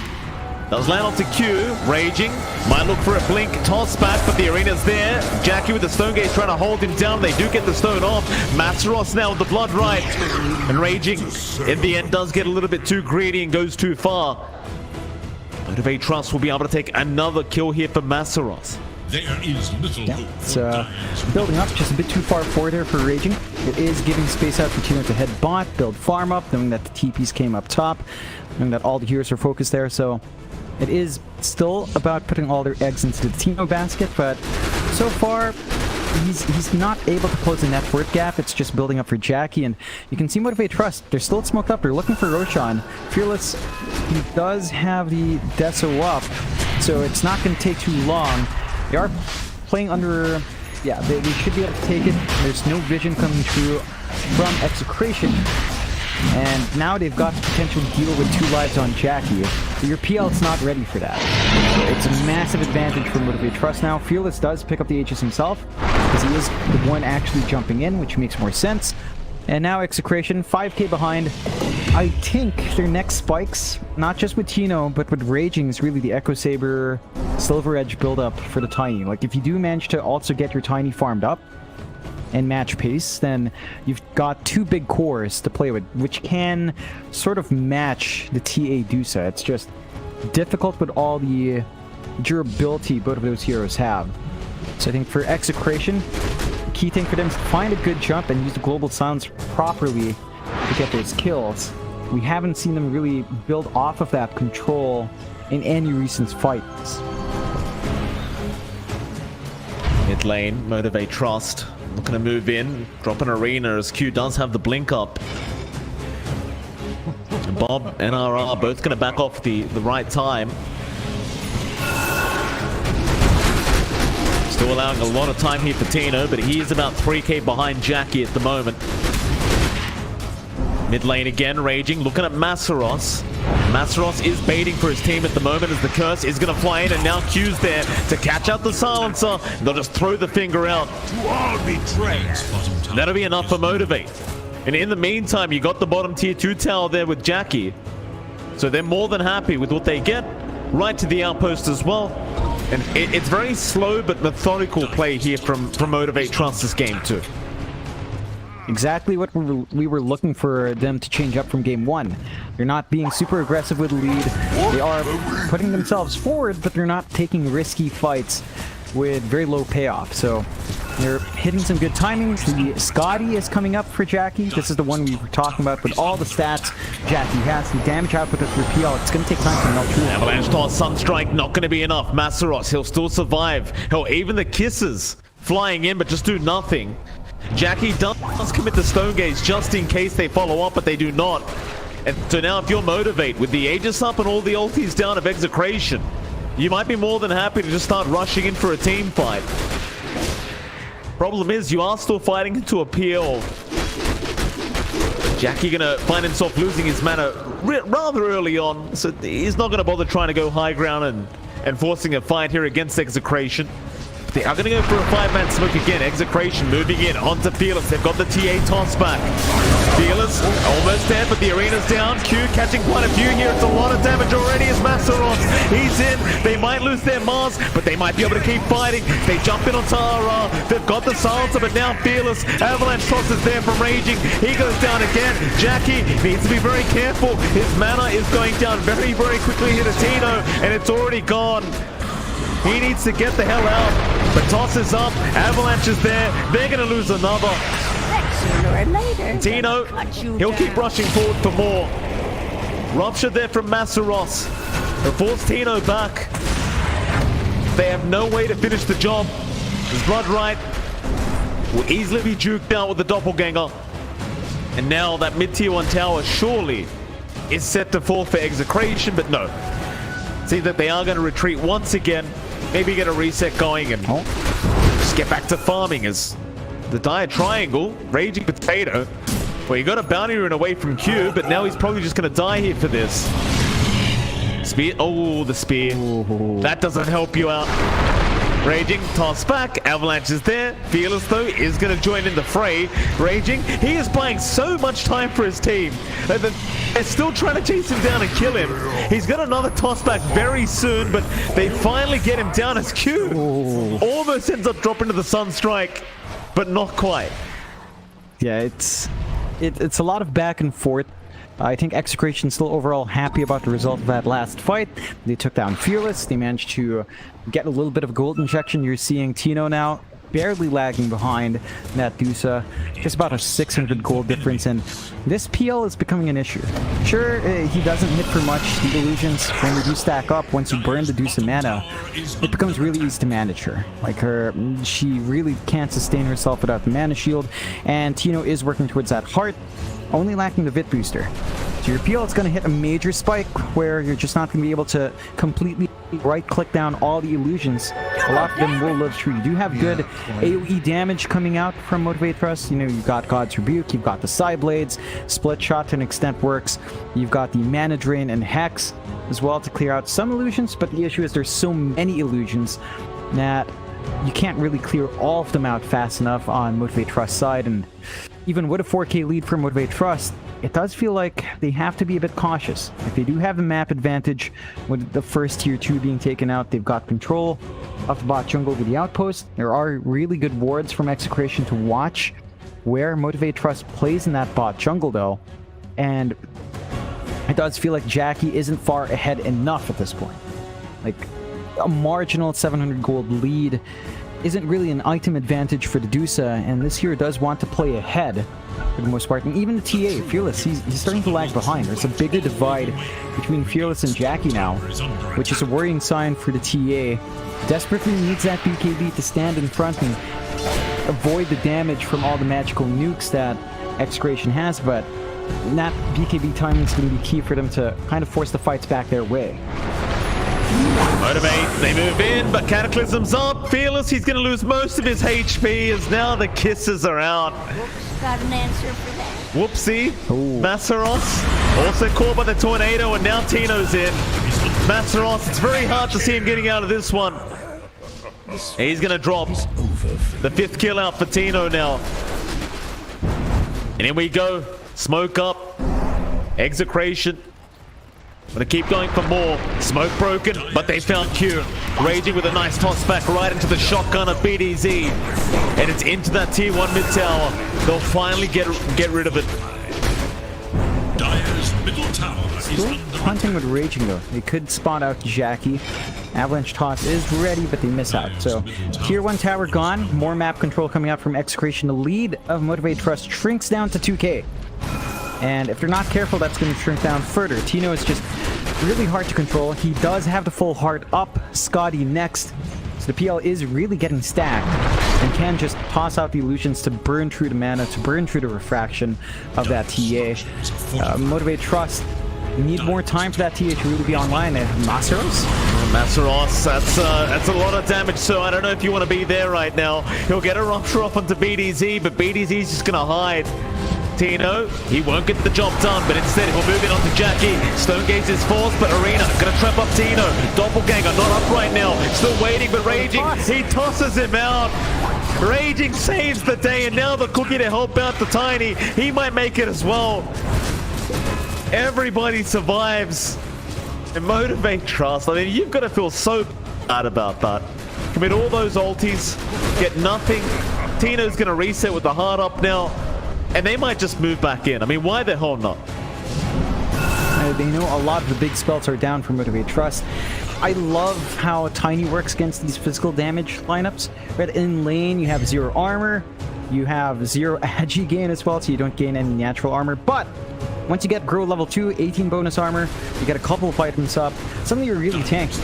You saw the right-click damage coming through from Jackie just kind of tickle that Tiny, and it's just a massive issue. They can't burst down the PL, they can't burst down the Tiny, they can only work the backline to lose their tier 2 top, so they're going to lose outpost control as well. That's going to open up the second Roshan for Execration. And Motivate Trust, they just need to keep stalling for the Dusa. They need more items on Jackie. He is saving up for that Daedalus, not too far off into the Shard. So he's going to have a reflected Mystic Snake coming through, which can be helpful. Fortunately for Motivate Trust, it's a slightly, medium timer rush, so a minute and a half until Execration get in there. That should give them some time to prep and even reveal some of their items. They've got the BKB up and Fearless, so he can stand in the middle and fight. He doesn't need to care about the Avalanche toss and can make work happen. Here we go. Cataclysm there, Raging. Getting a lot of damage off that Mars, but not quite enough, as now the Arena down with the spear around. Fearless, he's going to join in, and Raging this time may have gone too far. Cookie, though, not going to be there in time. Nice pickup for Motivate. They'll take their outpost back, and they'll move in for more. BDZ being hunted by Q. You've got the rupture up on Maseros, but they're not going to make the way in. They don't have the vision. And instead they'll hang around the Roshan pit, but that's going to be about 45 seconds away. So Motivate, they'll play the patience game. And it seems like this game is probably going to ride on this next Roshan. Yeah, both sides definitely want that Rosh, especially Motivate Trust. If they do get the Roshan with a Shard, giving it to Jackie will save them some gold. They could give it to Fearless as well for the silence on the trap. Still Bob. No, Hex is out. It's a big pickup if they get it. Bob really has nowhere to go now with the rupture. He's gone. Another nice pick here from Motivate. Just setting up for that next Roshan, and if they make their way over right now, they'll see Roshan just about to respawn up. There's about 50 seconds without the Invoker. Yeah, it's a big opening for Motivate Trust to play with. Execration have to be a bit cautious. They should still be able to put themselves in position for the Rosh though. Global Silence is 40 seconds off, so it's not going to quite time with the Rosh fight itself. But they do take out the trap, so they're going to be able to go back in if they want them. It is going to be a bit blind from both sides. But Fearless shows up, drops another trap, and they will get done. Again, Rosh number 2 with the Ag Shard. Very valuable here. Fearless is going to be a bit sneaky, but Jackie's going to be in. We've got the melt. It's not going to take too long to melt through the Rosh with all the damage on Jackie with his fresh Daedalus as well. And that's going to be a massive loss for Execration. They are in the area, but just a bit too late. Oh, Aegis is still on the deck. Fearless eventually picks it up. Ooh. Bit of a scary scenario of the PL illusions. Yeah, had they got into that Aegis and denied it off, you wouldn't have been very happy as Motivate. In the end, Jackie just pops the Stone Gaze to make sure nothing comes of it. Invisibility. So a 5k net worth advantage now for Motivate Trust. Execration still in this game, but well, they are falling just slightly behind. And in terms of win probability right now, sitting at 30% for Execration.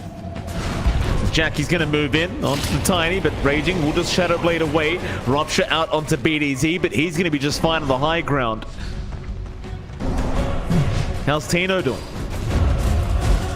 Going for that Eye of Skadi next. In fact, he's got a lot of gold for it. They're going to smoke up as 5 and try to move into that mid lane. Radiant's top tower is under attack. Motivate are hanging out, and they still don't have the Stone Gaze right now. It's going to be a very dangerous predicament for Jackie, who doesn't have the Aegis either. It's still on Fearless, the Avalanche Cataclysm's there. Global Silence, it's going to be a little bit late, but it won't matter anyway. They still turn. Motivate, they've got Raging, they've got Set Zero. So a 1-for-1, definitely favorable there for Execration. Or excuse me, rather Motivate Trust. Execration, they lost their off-lane Tiny. Not going to feel amazing. They're going to have to take a step back. Maybe just wait for the Skadi timing on Tino. It's super close. They don't need to force the issue until that's up. And once that is up, the PL illusion is going to be harder to burst down. They do at least have the shard up on Motivate Trust on their Lion if he was up. So it is a bit more manageable to clear out some of those initial illusions. But they've even got the damage right now anyway. So you need more of those stats up on Tino. Side of Motivate Trust are feeling secure.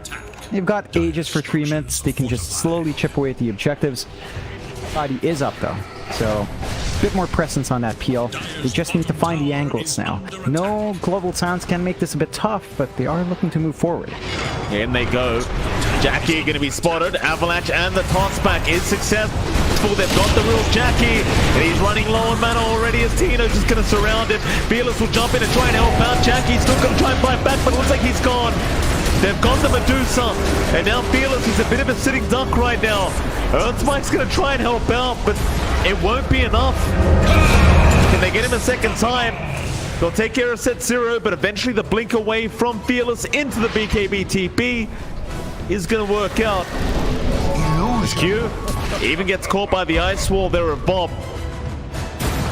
It looks like they won't be able to really catch him in the end. Still, you got a 2-for-0 trade, and more importantly, you do end up getting the Medusa. Only happy days right now for Execration. Yeah, it's that big spike with the Skadi. The illusions don't melt as quick enough to right-click damage coming through from Jackie. And this is all they really needed in that last fight. They just kind of rushed into it. They should be able to get more off the map now. They can just run Tino up front, no worries in the world. And Motivate Trust, it boils down to the Medusa and the TA not having a farm advantage. Sure, you're slightly ahead there in Jackie. It's a marginal lead. It's not an item lead at all. And we'll have to be a bit careful as Tino's not willing to throw his body forward.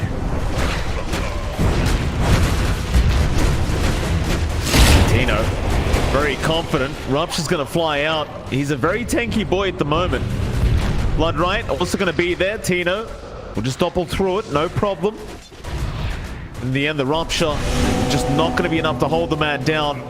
And he has the free reset with the Heart of Tarrasque, but now Raging. Avalanche toss onto Fearless, another great target. Arena's going to be dropped. It's too late, I think. BKB is out, but it's not doing enough as Jackie. He'll have to fight this one out on his own. He does get BDZ, and Raging's also gone. They'll try to deal with Tino now, but Tino, he'll just jump back in onto Masseros. Big tornado there from Bob, but hold on a minute, there's a Hex out. They've got the PL, the Spearback, the Bloodright, the Silencers, they've got him. Or have they? No, the Dire gets the kill. Well, the tier 3 tower takes it, apparently. Of all things, nobody can hit the damn PL. Yeah, but you're seeing that illusion control coming through from Set Zero. Just very patient, uses the mana drain to clear out a couple of the army. If you're not careful, if you don't have enough illusions up in PL, very easy to isolate him out. You also have to be cautious about phasing into that Stone Gaze. Raging gets caught out with the spear. Smoke up to help them speed up. Find Raging as now they will get within range. So 4 staff away from RR to try and help his Tiny, but Well, buyback even going to be forced out from BDZ. Raging, but he's already gone, and now BDZ might just be a bit of a sitting duck as they'll dive that tier 2 tower, no problem. BDZ, nice cookie away. We'll try to force start, but in the end, it is going to be a secondary kill now for Jackie. And if you're Motivate with 3 heroes down, you're at least forcing a tier 2, maybe even a tier 3 tower. We've got some time, especially until the Tiny's back up. The PL will be back up soon, but Tino in a vacuum is just not enough. He needs his team to back him up. You need to play around with Global Silence and the Invoker spells to really get that to work. And that high ground just begins. They give the Blood Rage over to Jackie, just machine guns through the tower. Respawn is coming up soon, so I'm not sure how deep Motivate Trust will commit, but they are still here. Feeling confident with numbers advantage. But they are. Structures are fortified. A tier 3 tower, not gonna last too long. In with Tino up, he just can't jump in right now. In fact, Earthspike is down, the silence of the Q, copying a fair bit of damage himself. He'll drop the arena, but he's out of mana. He can't spear, Cataclysm to fly through, that'll be Q gone. Jackie's still willing to fight. Alright, dropping quite low on the silencer, and he's gone. Tino though, he'll move in onto Fearless. The TA needs a way out. Stonegaze is there, does stone up Tino. He'll keep rushing though, onto the Templar Assassin and gets the kill, but now he's gonna deal with the Medusa. Can he get it done? The split shot doing its work. Jackie and Tino just man fighting against each other. Meanwhile on the side, Bob goes down and Tino, he can't man fight. Jackie is just continuing to just right click him away. Illusions or not, the split shot and the Mystic Snake doing too much work. But now Raging's in with the Avalanche, but no toss. The X is there from set 0, still got move in with the cookie now and the toss up. The follow-up damage. Tino's in again, trying to get the real Jackie. Eventually he might get through him, and he does. Execration finally take out Jackie on the Doosa. And now they've got Q on that Mars. And that'll be a dieback for Q. It's pretty big for Execration. Motivate Trust just overstaying their welcome on the high ground. They do manage to get that good kill on Bob.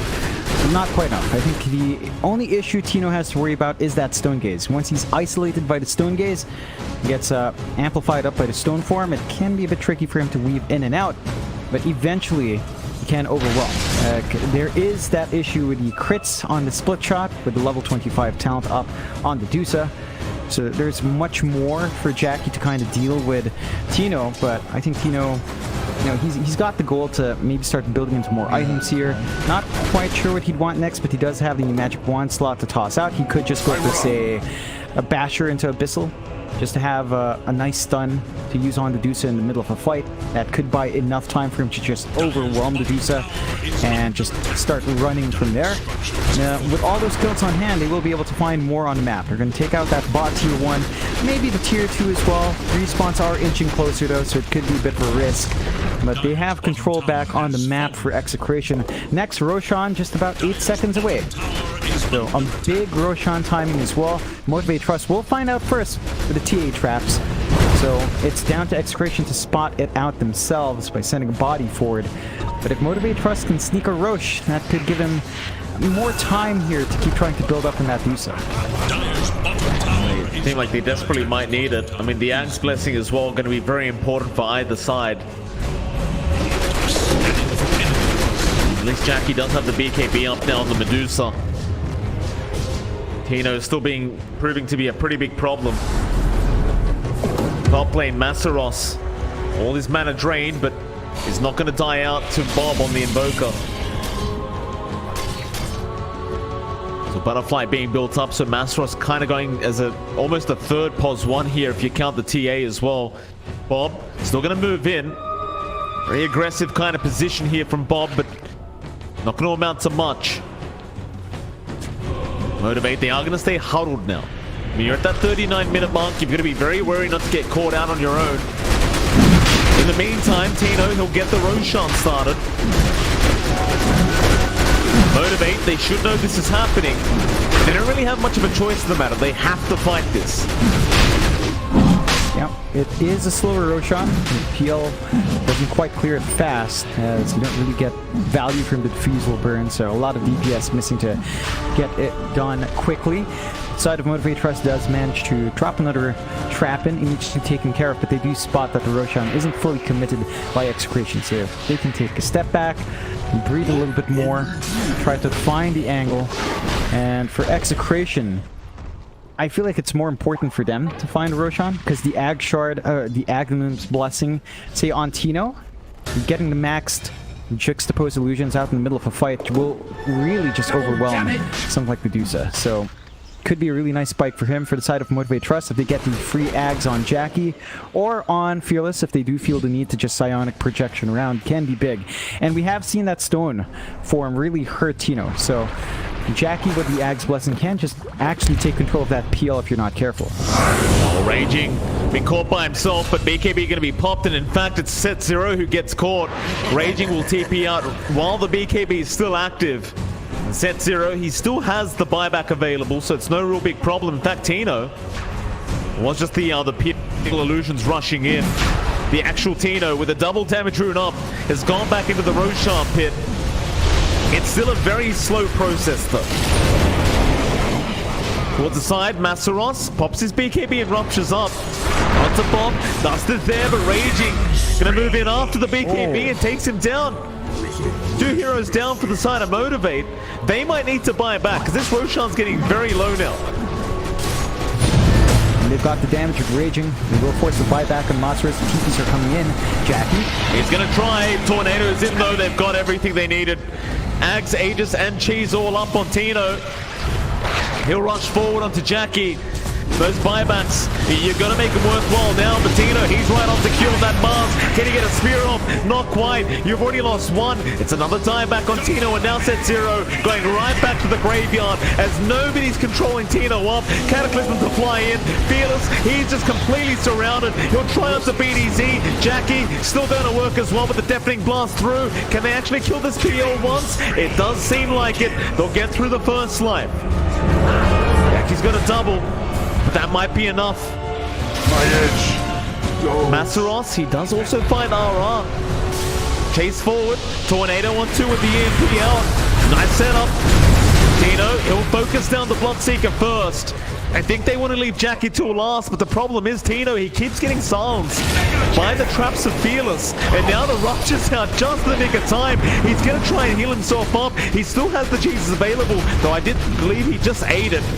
And they'll move in onto Jackie on that Medusa. Solo on mana. Jackie still just trying to fight this one out. It's looking really bad for him though. Tino eventually will get it done. Jackie gonna drop. Has the buyback. Fearless now. He needs some help, but he's out of mana to boot. He's gone. Ooh, it's a bit messy. It looked pretty good for Motivate Trust just for a bit, but Tino's just way too big.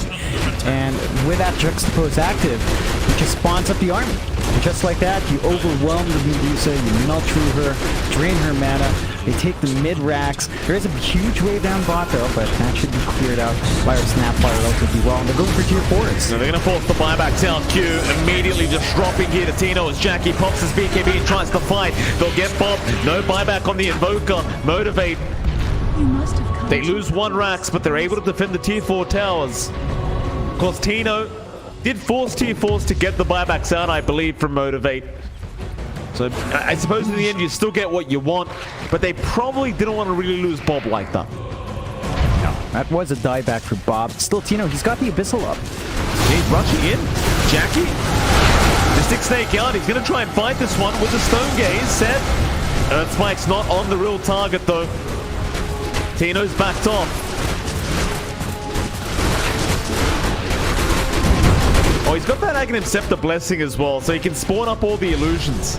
Just so annoying to try and deal with now, especially if you're Jackie, because you're just going to have constant illusions surrounding you. And that's why that Roshan was so important, but the Ags upgrade was big for either side, and Tino's just able to overwhelm them every single time. If you use that spell right, it can just turn the state of a fight on its head. So mid-racks is fully cleaned up.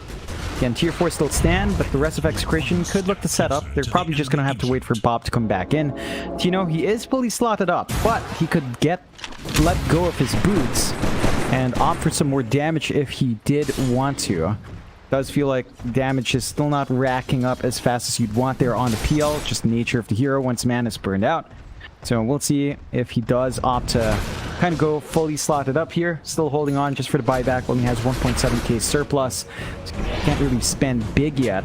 Side of Motivate Trust, sticking together as a team. And they are lagging behind now. Jackie and Fearless are way behind Tino and Farm. 39k net worth in RPL, 28k on Jackie, a 10k difference for Odysseus. Not something you tend to see all too often. Jackie does have the Mjolnir up with his level 25 talent. Chances to proc Lightning can make it easier to manage the illusions, and the active, of course, helps protect him if he is jumped. So more options for the Odysseus to play around with. I feel like you want the Ags now on Jackie. You want to have that Mystic Snake Stone form to isolate the real PL and help burn him down. Maybe that's the play down line, just to kind of get the Ags Blessing going for yourself. That is still ways off, and the map is way too shrunk down to really get that in a timely manner. So we'll see how much longer it takes for Motivate Trust to find that opening, but it does feel like the game is in Execration's hand, a 17k lead, and they've just managed to reel it back with a PL.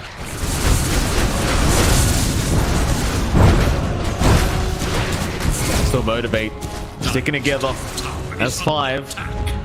Top lane going to be forced in by BDZ. Smoke up now, but immediately broken by Raging. Do they see him? Blood right out, but no, they don't react fast enough. They don't catch him. Motivate.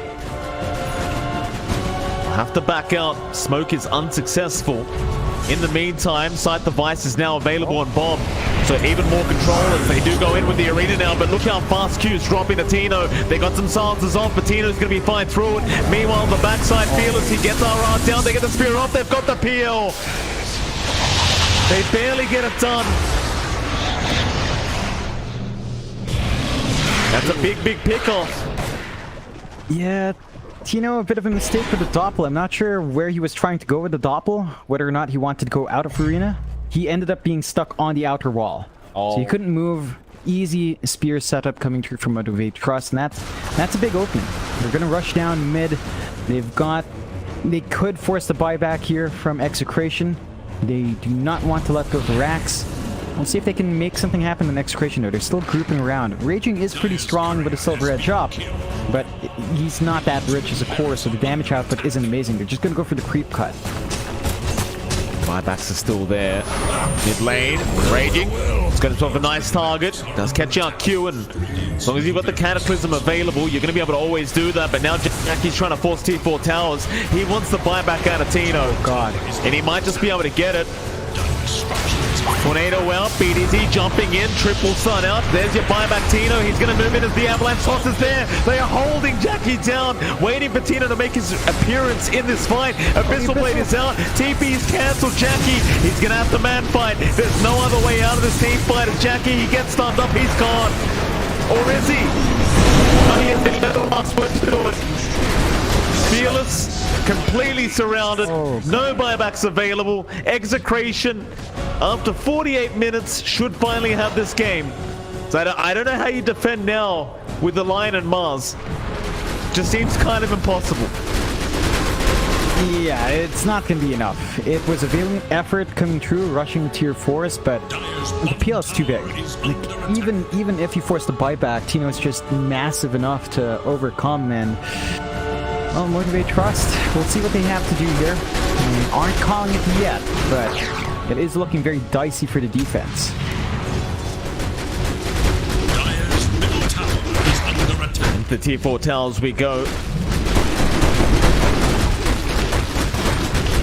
And it's very hard for Motivate to defend. They're going to try, it looks like. It's just very awkward. As Q's going to jump in, the Hex is out immediately.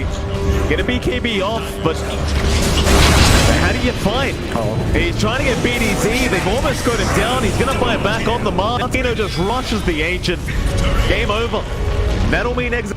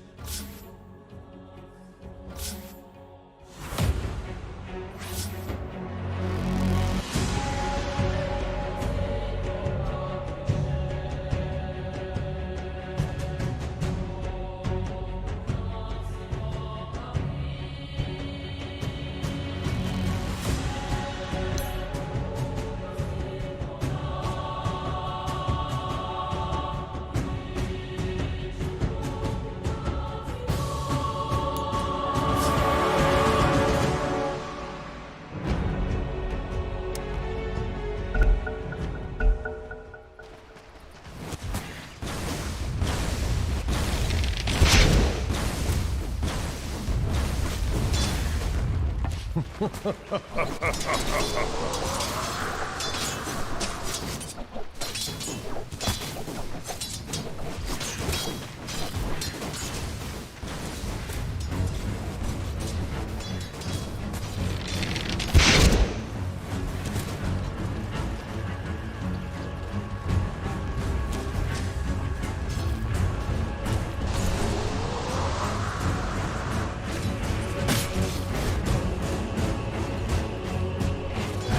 coin helps.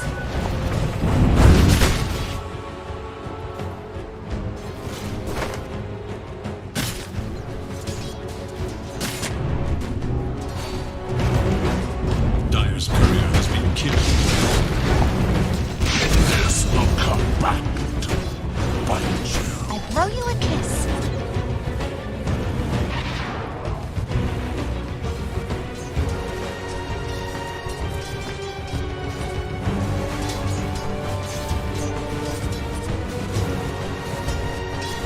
No.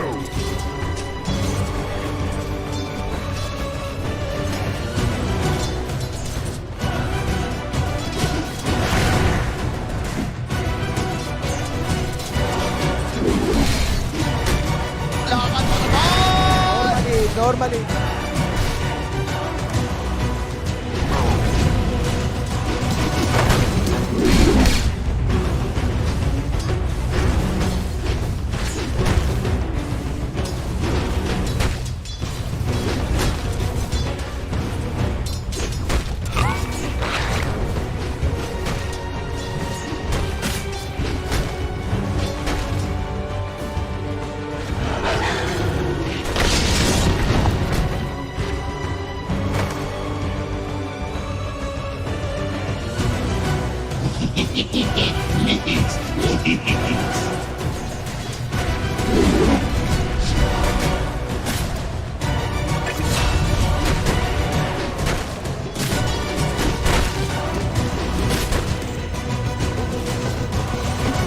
Radiant's middle tower is under attack.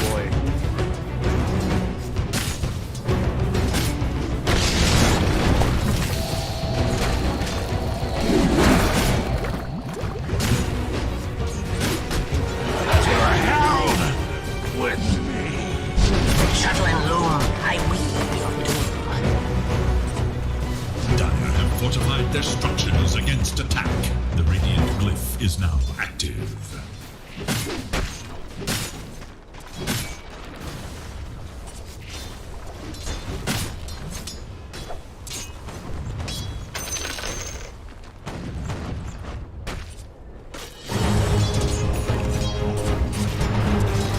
Killing spree. I guess I can get faster.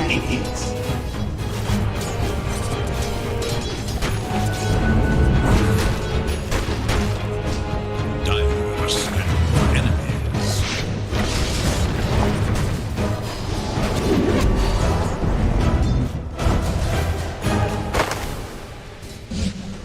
Killing spree.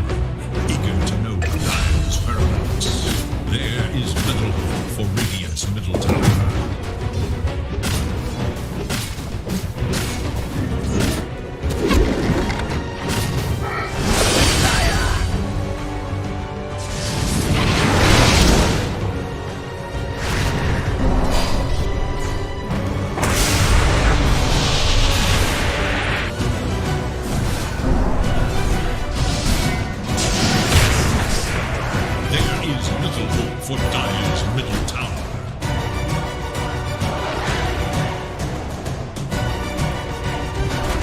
Dire's middle tower is under attack.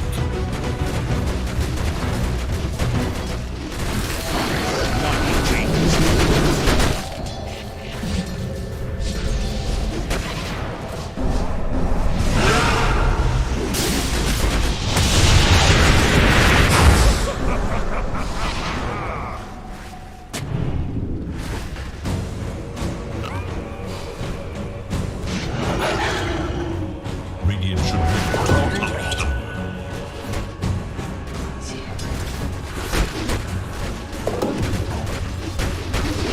There is little hope for Dire's middle tower. Regeneration.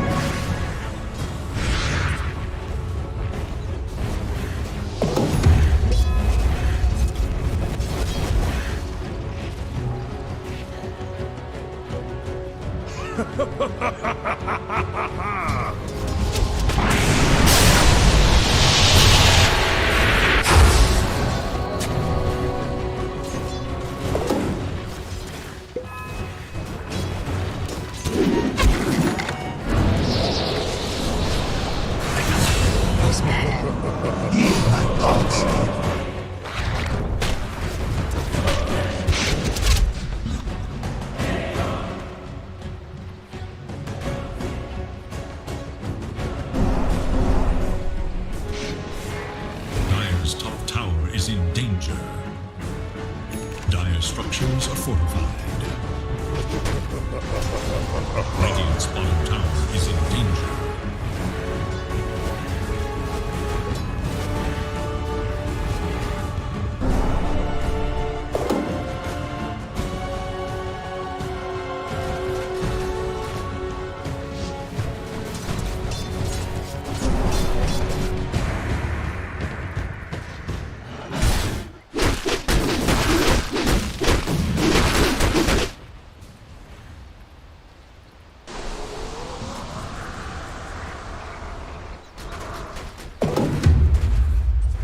Dire should look to their top tower.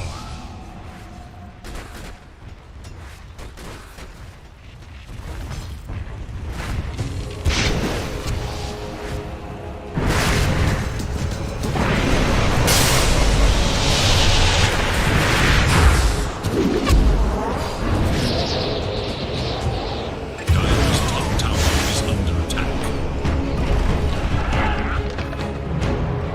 Illusion.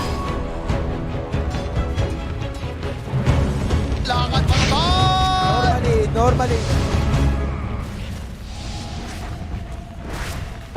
Dire's top tower is under attack.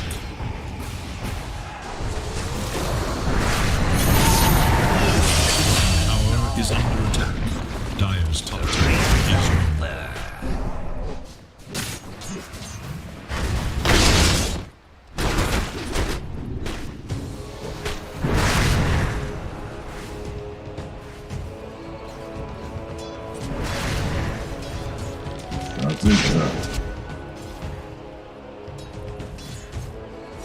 Dire's middle tower is under attack. Dire have fortified their structures against attack.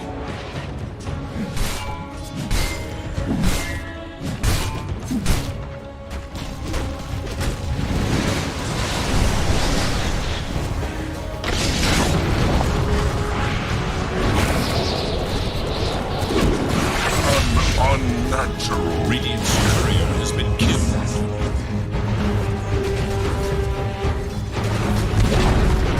Dire's middle tower denied. Dire should look to their top tower. Radiant's bottom tower is in danger.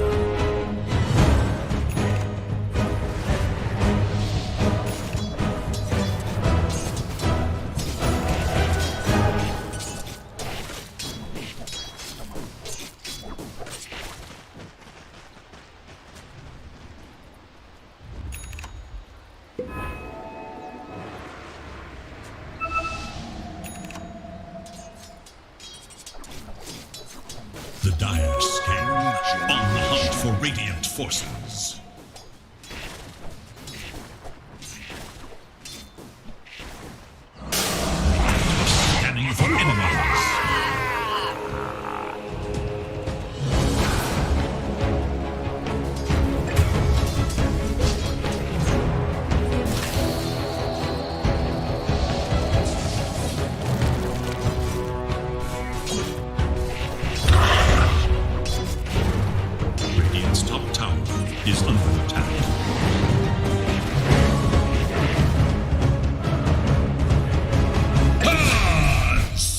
all!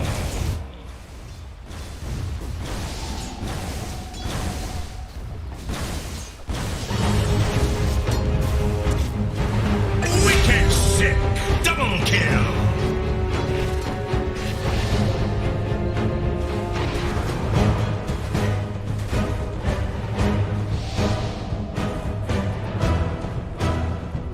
A golden thread.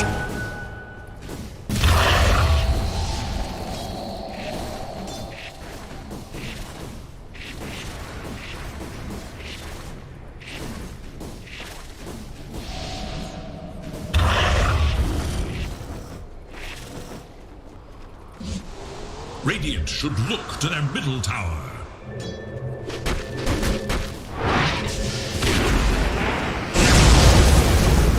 Radiant's middle tower is under attack. Dire's bottom tower is under attack.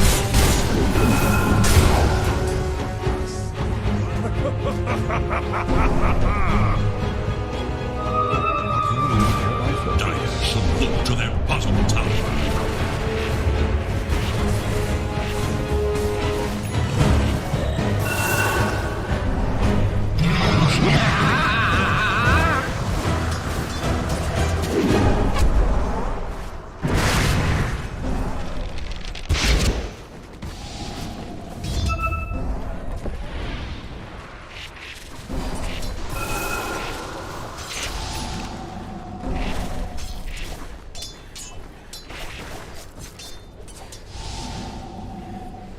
Monster kill!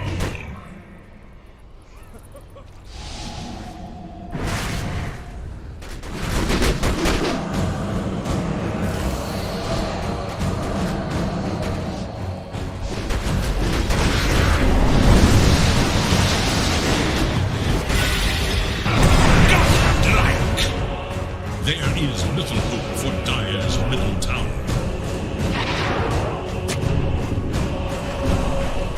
Cut off.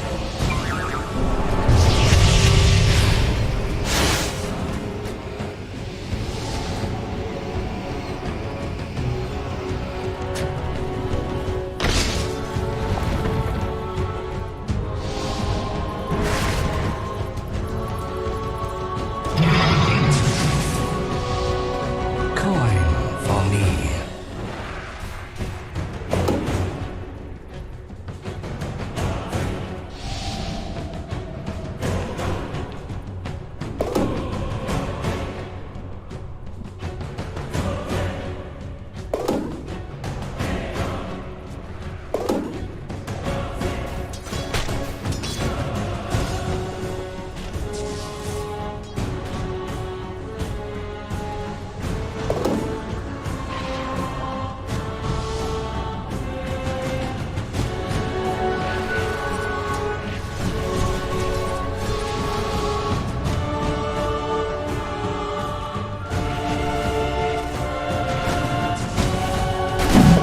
Dire are scanning for enemies.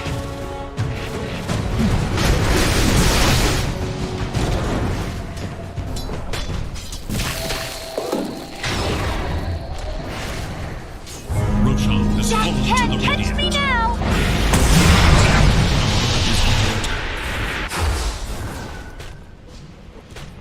Radiant's bottom tower is in danger.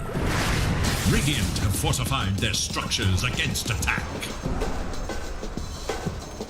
Radiant's bottom tower is under attack. Dire's middle tower is under attack.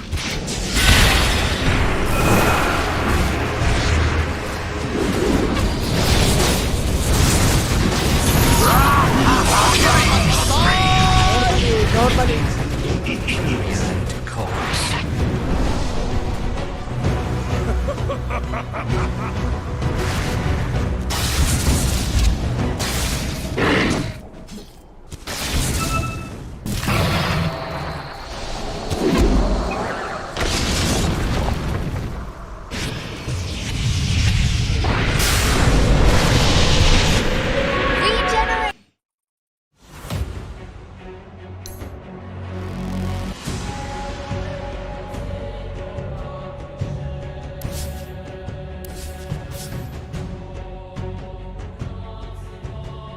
Dire's turn to pick.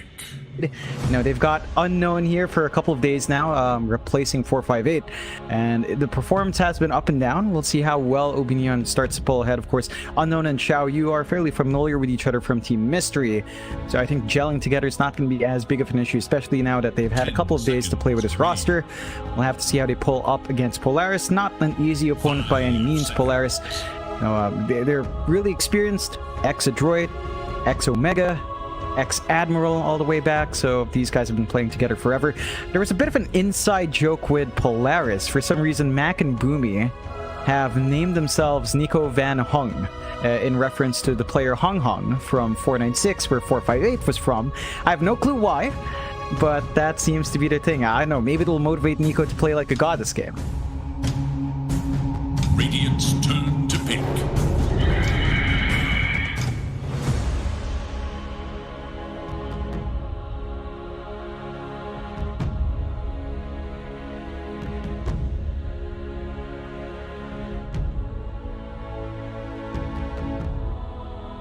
Seconds. 5 seconds remain.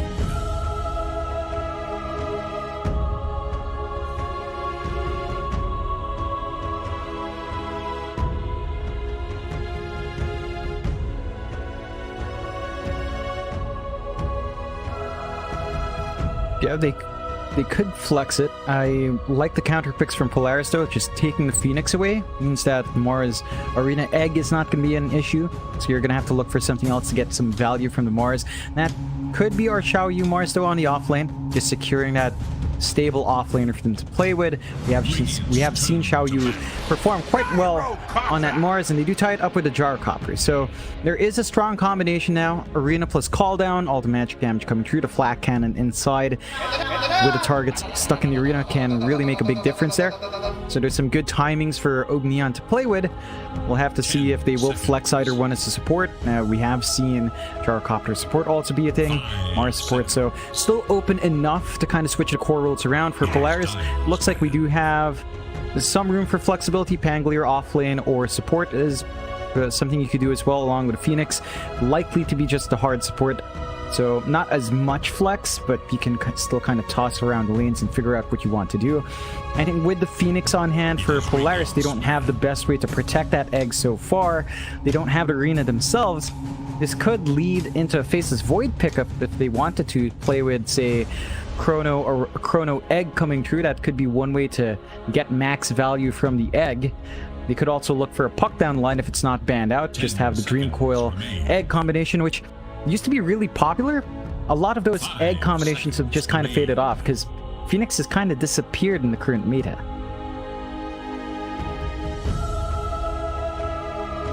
Dire's turn to ban.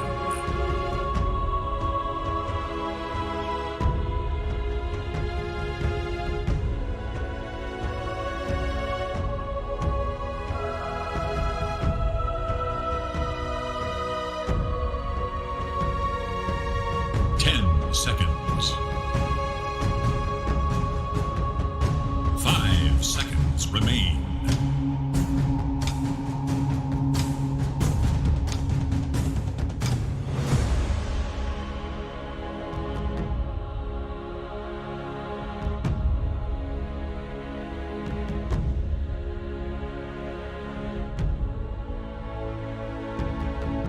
It is Radiant's ban.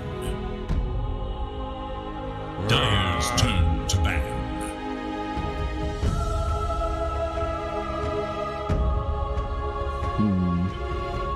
Dire's turn to Radiant's turn to pick. Life Stealer.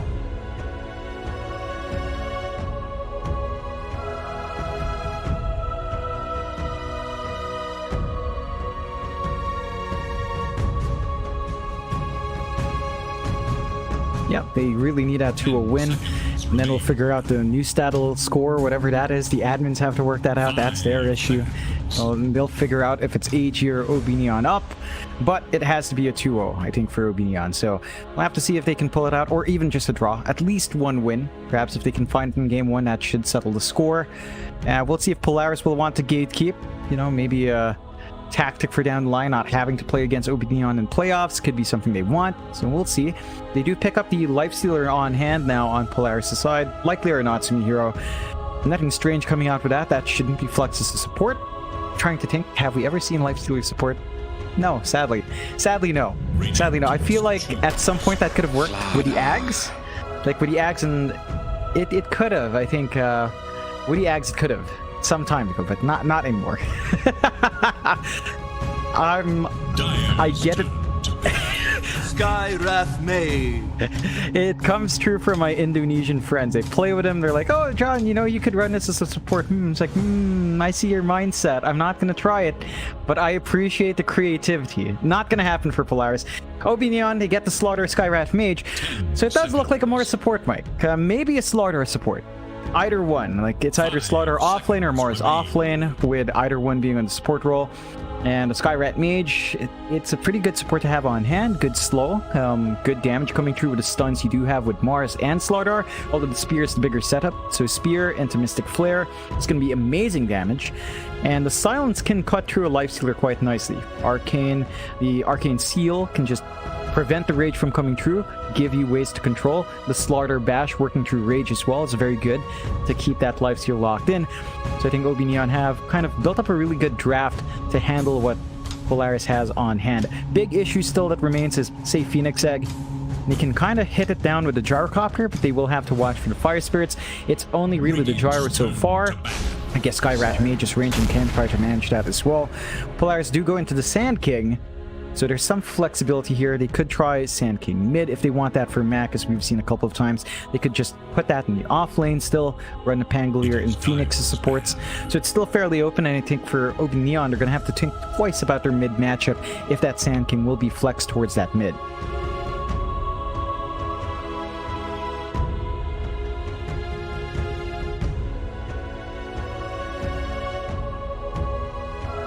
Radiance turning to ban.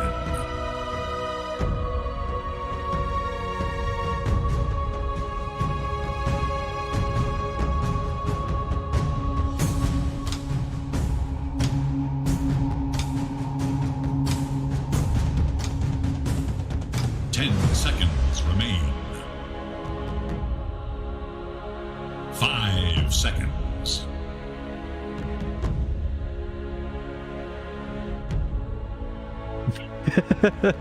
I like it, Mike. You're getting creative. Mid Skyrat. We haven't. The last time we saw that was when we were casting EU for some reason, and Sexy Bambo randomed it. Remember that? When, I'm sorry, Sexy Bambo, he told us not to say, but they did run out of reserve time and they ran into Sky last pick, and that did end up going mid. So that was a long time back, like 2-3 years ago.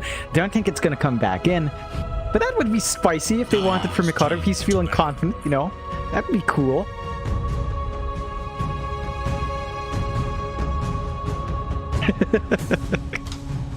uh...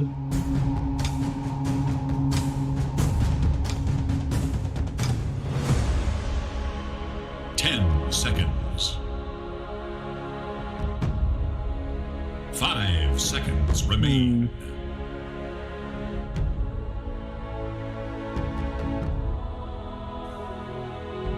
Radiant's turn to pick.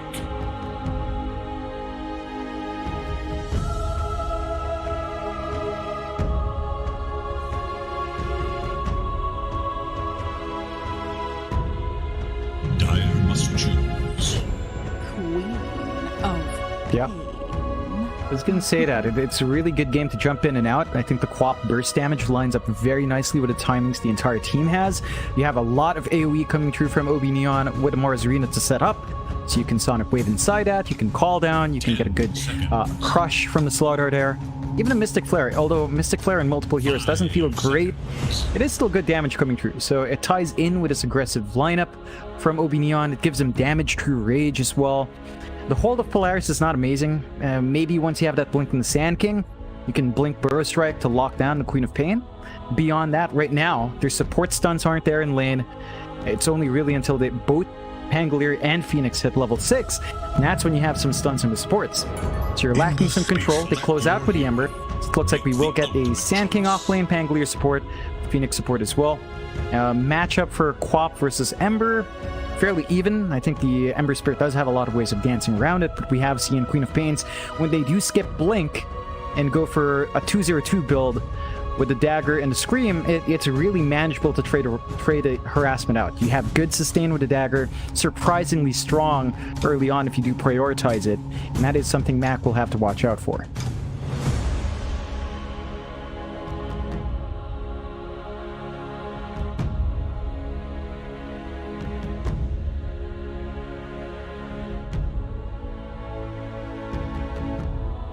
I think OB Neon's draft is pretty on point. They have so much control with a Slardar, with a Gyrocopter, with a Mars even.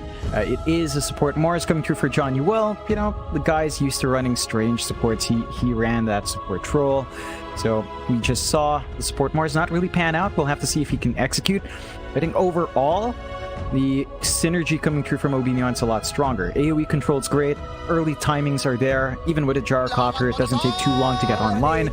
For Polaris, Lifestealer against Gyrocopter can be a bit iffy. There can be kiting issues with a Slardar on hand. You mentioned the lane matchup for Slardar into Lifestealer. It's already pretty good. I think Natsumi's going to have to watch out for that. And for Polaris, it feels like they're relying heavily on Nico to hit a blink timing to even hope to catch out Mikado. So we'll have to see how quick that is. I think OB Neon just has the timings to play with this game.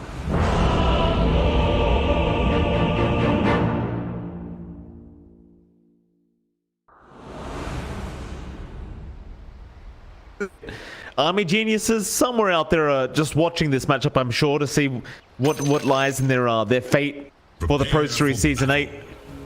It currently lies with Polaris Esports and how good they feel today. It's Polaris, if they're able to somehow pull off a 2-0 victory, they're still in the running for AG. See what they get done. And of course for Polaris, I mean, you just want to win. If you just take the win every single... Yeah. Just want to get yourself a good start. Again, maybe it's in their best interest to prevent themselves from facing up against OB Neon in the playoffs, so just want to nip that problem in the bud here by securing a 2-0. Who knows? That could be the mindset as well, as we do get a nice pause coming through, as is tradition in Southeast Asia. Been missing for a couple of series now. Always fun when it's the last series of the night as well, John. You know, it's always makes me so happy. Yeah. I've also found out I'm going to be waking up very early tomorrow morning, so there's that. It doesn't help. Yep. Some good timing there. Yep. But it is what it is. Should be a fun time. It is raining quite hard, at least in my area. That's why it's You'll get so lucky with that. I love the fact that you say it so sadly. Like, I would love if it was raining non-stop in my area.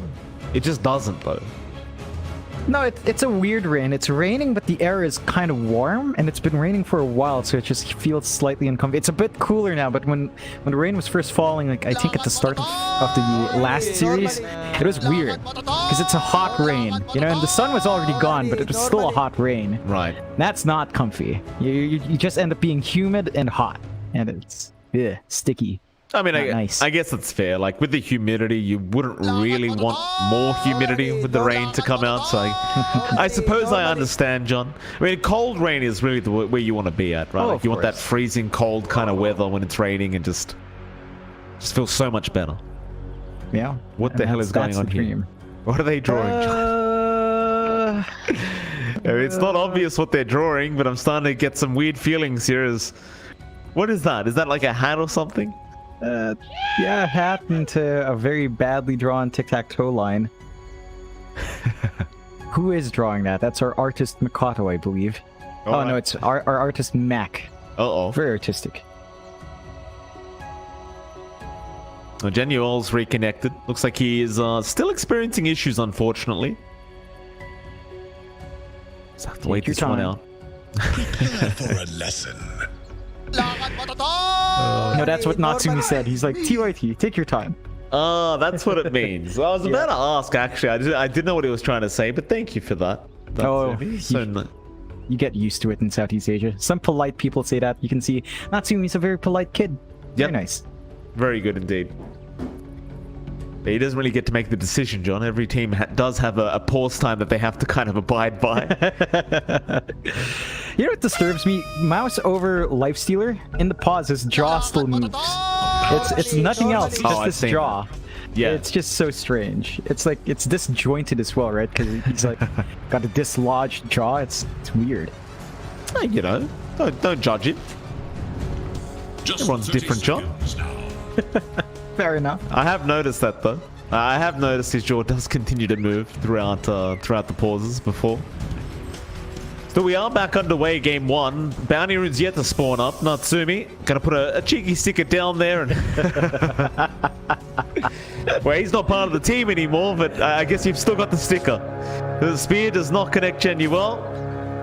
I have to allow Boomy to just walk his way out on the Pango. Ladies and gentlemen, Meanwhile, topside Hustler concussive shot out onto Natsumi, but it's not going to amount to much. We find to just take the bounty and walk away. In the end, a 2-for-2 trade. Pretty even kind of start between these two. Yeah. It's going to be an interesting lane breaking out here for OB Neon. Again, we're running the off-lane Slardar with a support Skyrat Mage. Not a hero we see too often. The combination here is really strong. Slow into stun can come into play. Up again, it's a life stealer. You've got a stun true, the spell immunity of Natsumi.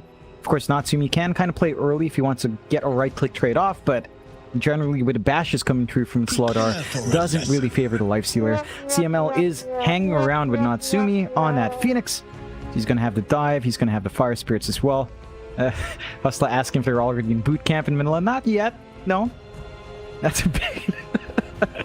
You know, Hustler's been excited to go to the Philippines.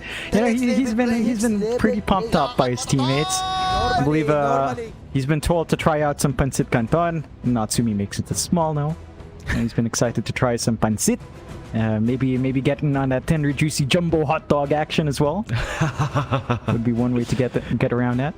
Is it, you keep referencing that damn jumbo hot dog thing. I believe you were actually eating some on the break, were you not? Yeah. Like yeah, just beforehand? Yeah, we've got leftovers. Leftover hot dogs, so just kind of heat them up. And there you go. Nico. 032 Hustler with 032 Natsumi. Hustler was never in 032, but, you know, in spirit, I suppose. Close friends, everyone here. Yeah, absolutely. Still a bit of a chase here onto Januel. Adroit Nico. I mean, I guess so. We've had a lot of jumbo hot dogs today, John. Yeah. Had enough hot dogs yet, or gonna have some more after this? I mean, it's down to the ad. The question is, kaya mo ba to? Which means, like, can you handle it? I'm trying to prove a point. I can take the jumbo hot dogs. I'm growing up now. Can have all the jumbo hot dogs I want. Thank you, John. Good to see you're really getting into those jumbo hot dogs. Very, very good. Balls will continue here between these two teams. Still Genuel, the one that's experiencing some Kale lag issues. Reconnections there. Hopefully everything is fine. Now Natsumi needs a second. Well, there you go. This is standard, isn't it? One of them has internet connection issues. Other team's gonna have someone in the toilet. No, immediate pause, Max. Like, no. Now there's a mouse problem, John. How many problems can we have in one game? We haven't even started yet. It's 22 seconds in. You know what I'm surprised by? It's Southeast Asia. We've never gotten a cockroach pause. Right? That's the one thing that surprises me. We haven't gotten a pause for a cockroach yet. I think it happened once for us, but beyond that, I think that's the only thing I'm looking forward to the pause. So, if you get into the game, you know, mouse issues resolved. Fortunately, it wasn't a real mouse, it's just a computer mouse. So I think an actual mouse problem would be an issue. As we look at the bot lane, Nico is there in the Sand King with Boomy running around in Pangolier. Of course, there's some early control that can come true from the side of OB Neon with the homing missile and the spear combination. It does come out. Yeah, it does. Boomy is going to go down immediately. Unknown able to pick up the kill straight off the bat to the side of OB Neon. Definitely great news for the gyrocopter. Pretty darn bad news for Polaris. Yeah, it's a good start. Getting off on a good foot with Mars, and that is something you have to watch for in this lane. There's some early aggression that can come true with magical damage as well from Unknown. He does opt for flak. So I think he just wants to have an easy time playing with the last hits from afar. For Nico, Sand King lane, like Burrow Strike is nice. Down line, you just want Sandstorm and I think Caustic Finale.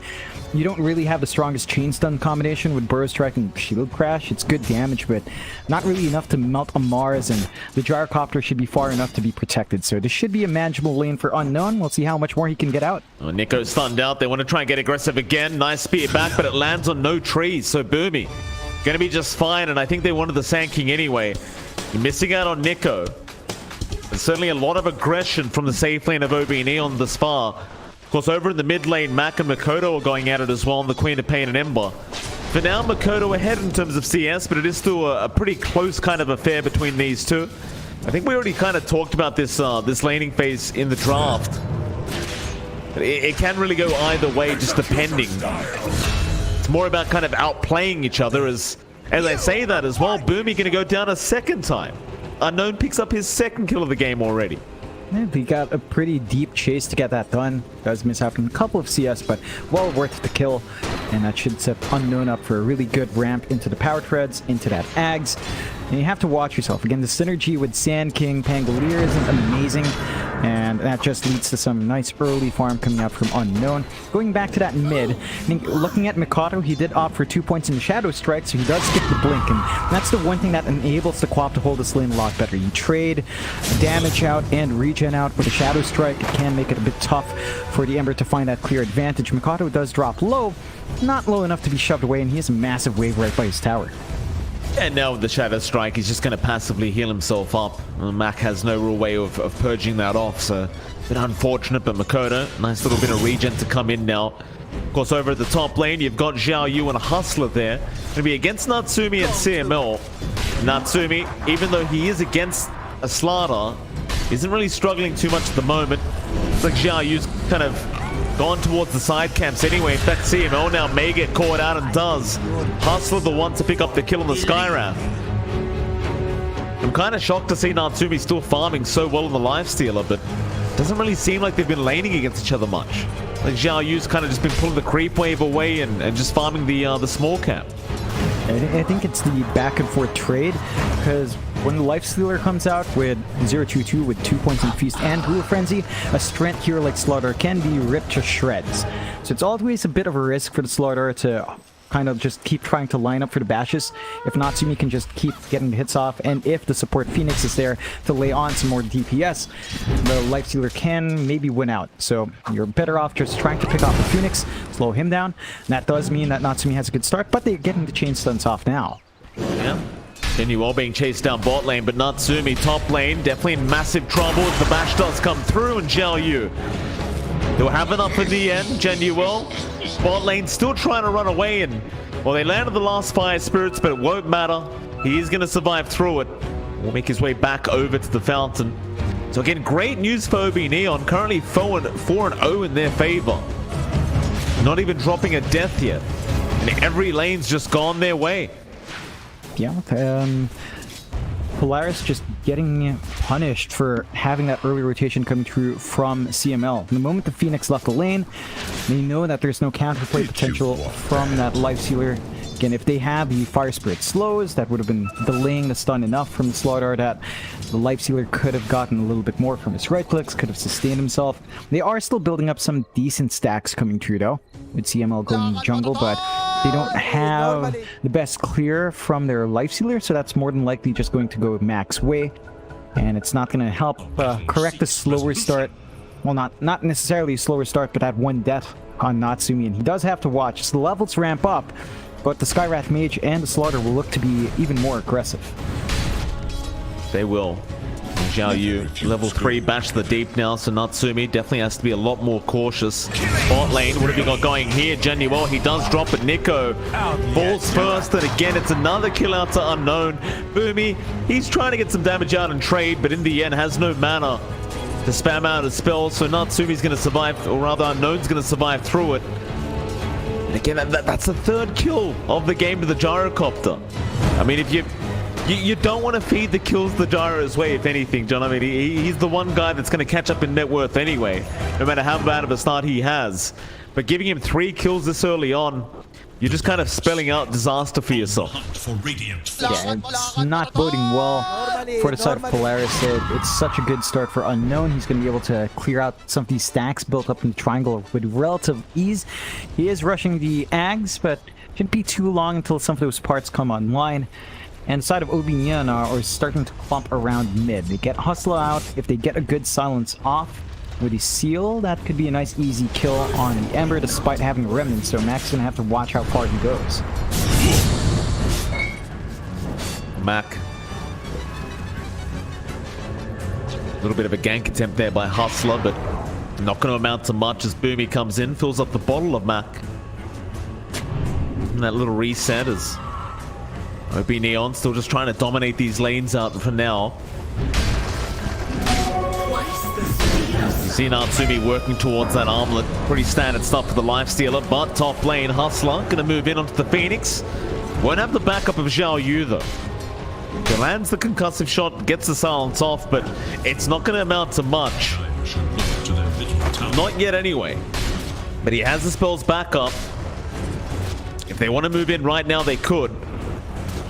So Xiao Yu, kind of just happy hitting creeps for now. He's at the top of the CS board and he's actually going for a Midas build up on the Slaughter, which is something I can't say I was expecting, but I suppose when you're farming this well, you may as well pick one up. And we've seen a few Slaughter offlanes do this beforehand, and it does help you maintain farm pace as the hero really doesn't clear out creep waves all too well.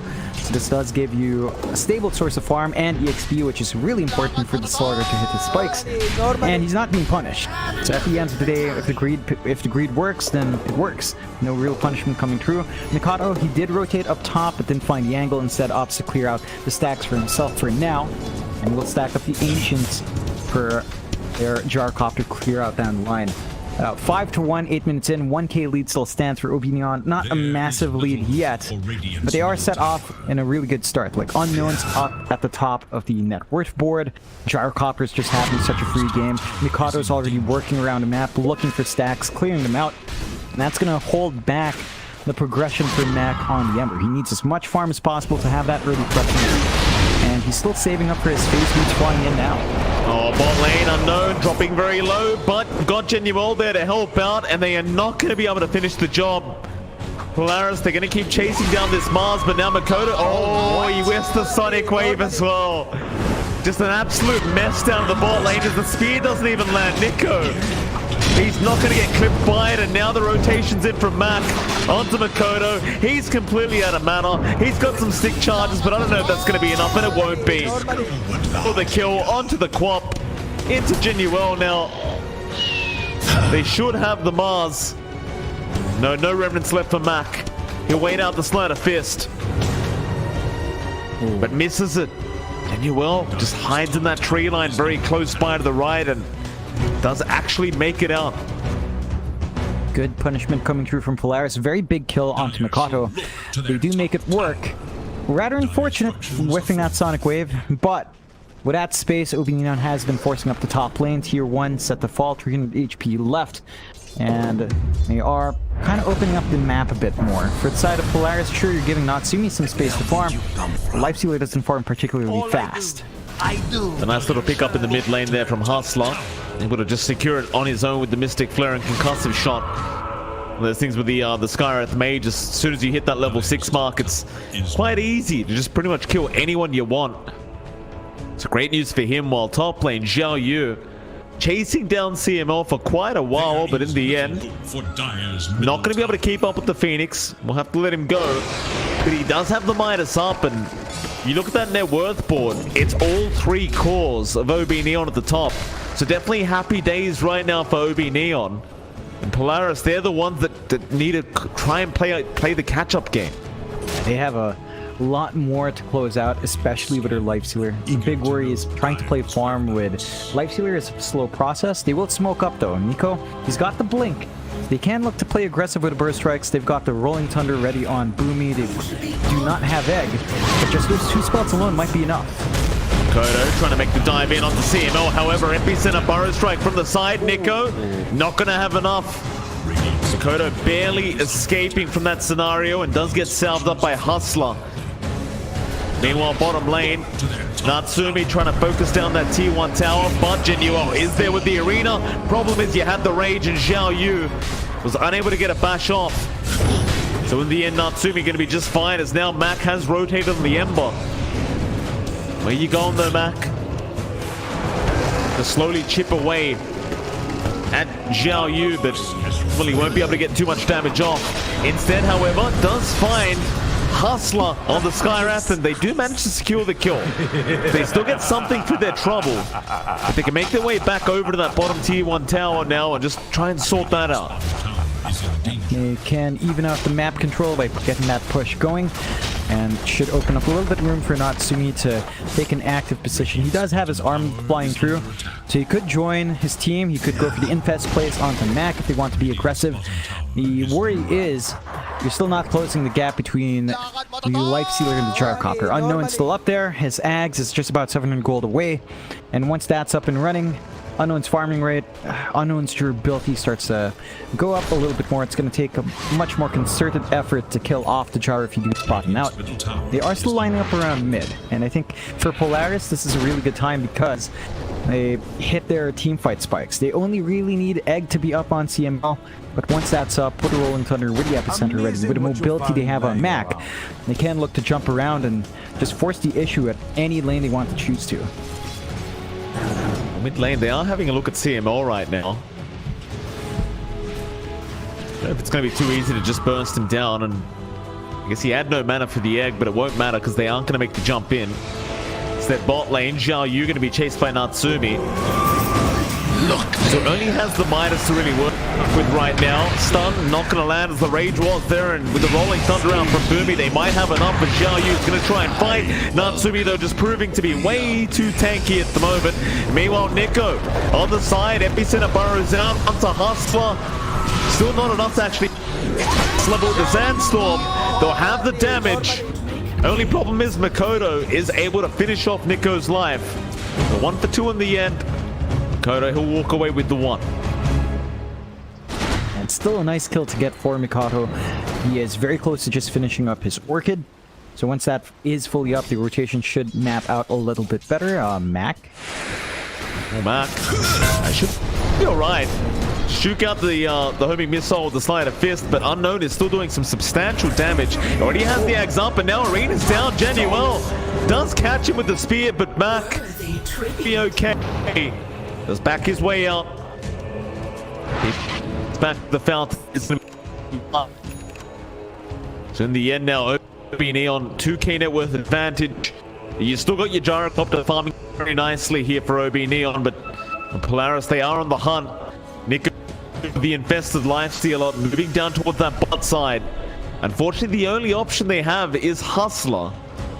And he's going to back behind the T2 tower, so they don't even have that option there.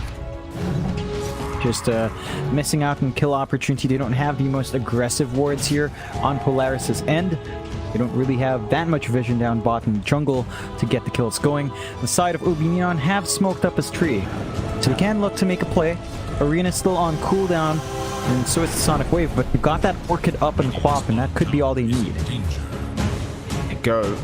Xiao Yu with the blink up. Natsumi gonna get stunned. They should have the follow-up bashes with the Orchid from Makoto to make sure there's no rage, but Nico's there with the Burrow Strike, and Natsumi, he's gonna get out.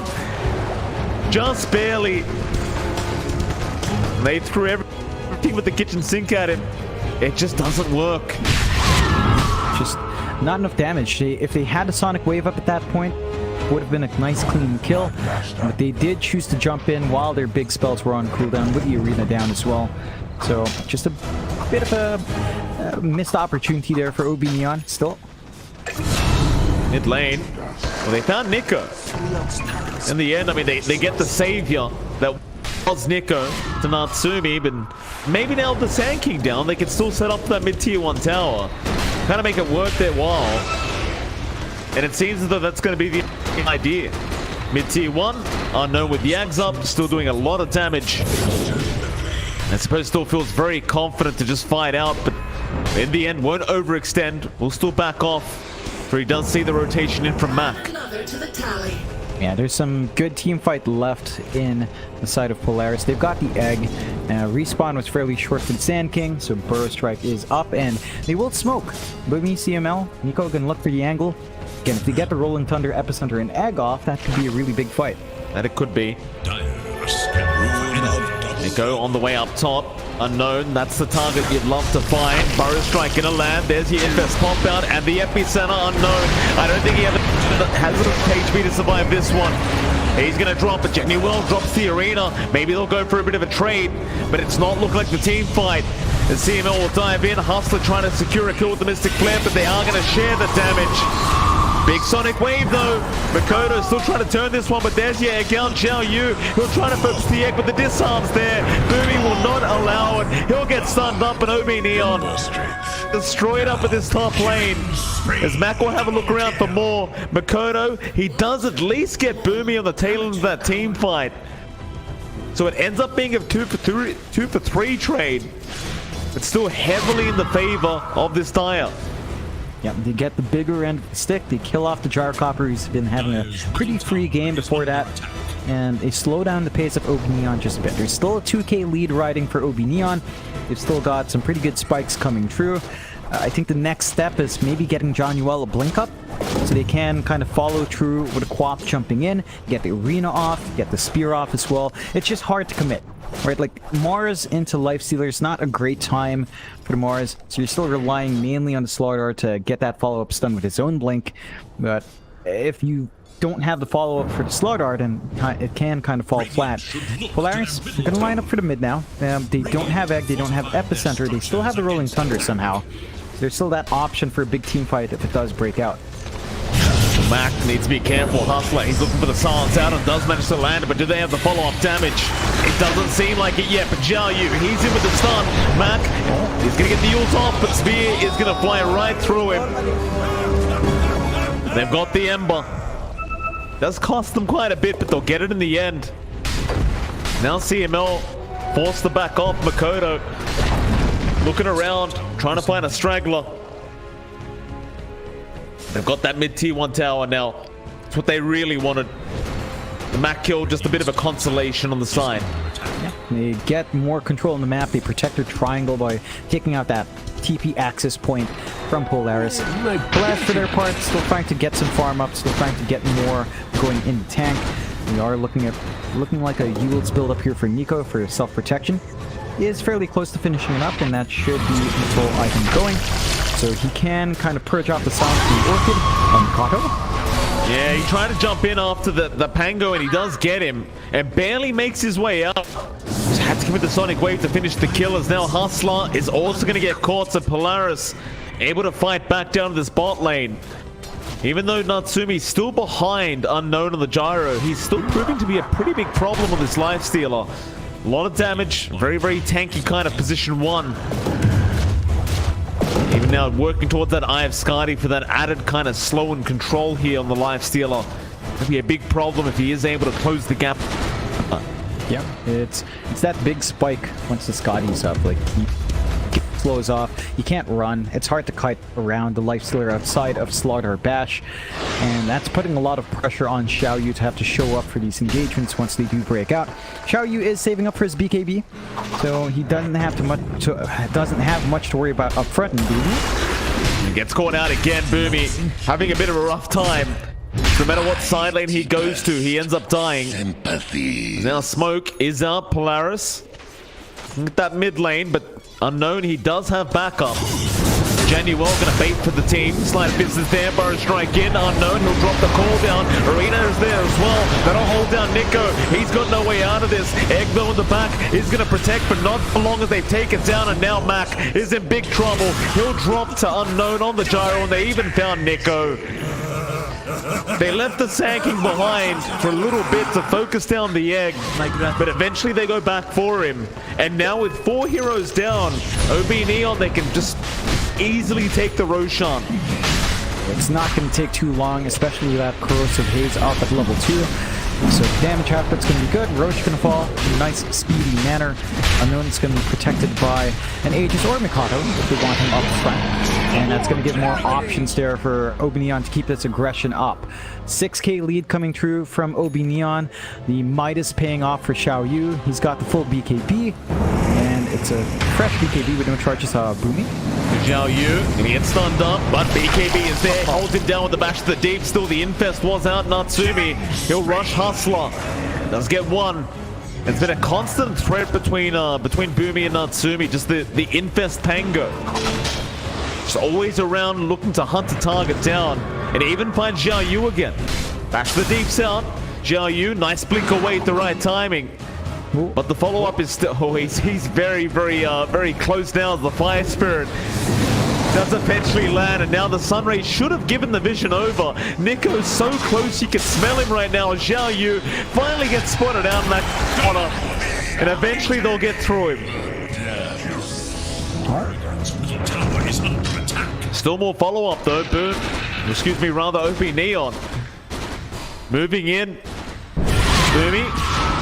May end up dropping. They will have enough with the Sonic Wave. Makoto will get it done. Natsumi, not so much. I mean, homing missiles there, but they're not going to go for the life stealer. Just way too tanky of a target right now. It's a nice pick-off to kind of trade away. In the end, you did trade your offlane for support, so it does feel better there for Polaris. You are seeing Natsumi slowly but surely catch up to Unknown with this aggression. His net worth is still number 2. It is still ramping up, and that Scotty timing we were talking about is still set for a pretty good point. Obi Neon are looking to kind of posture now with the Aegis though, making moves on that tier 2, but Niku does cut off the creep wave, so backdoor is going to kick in.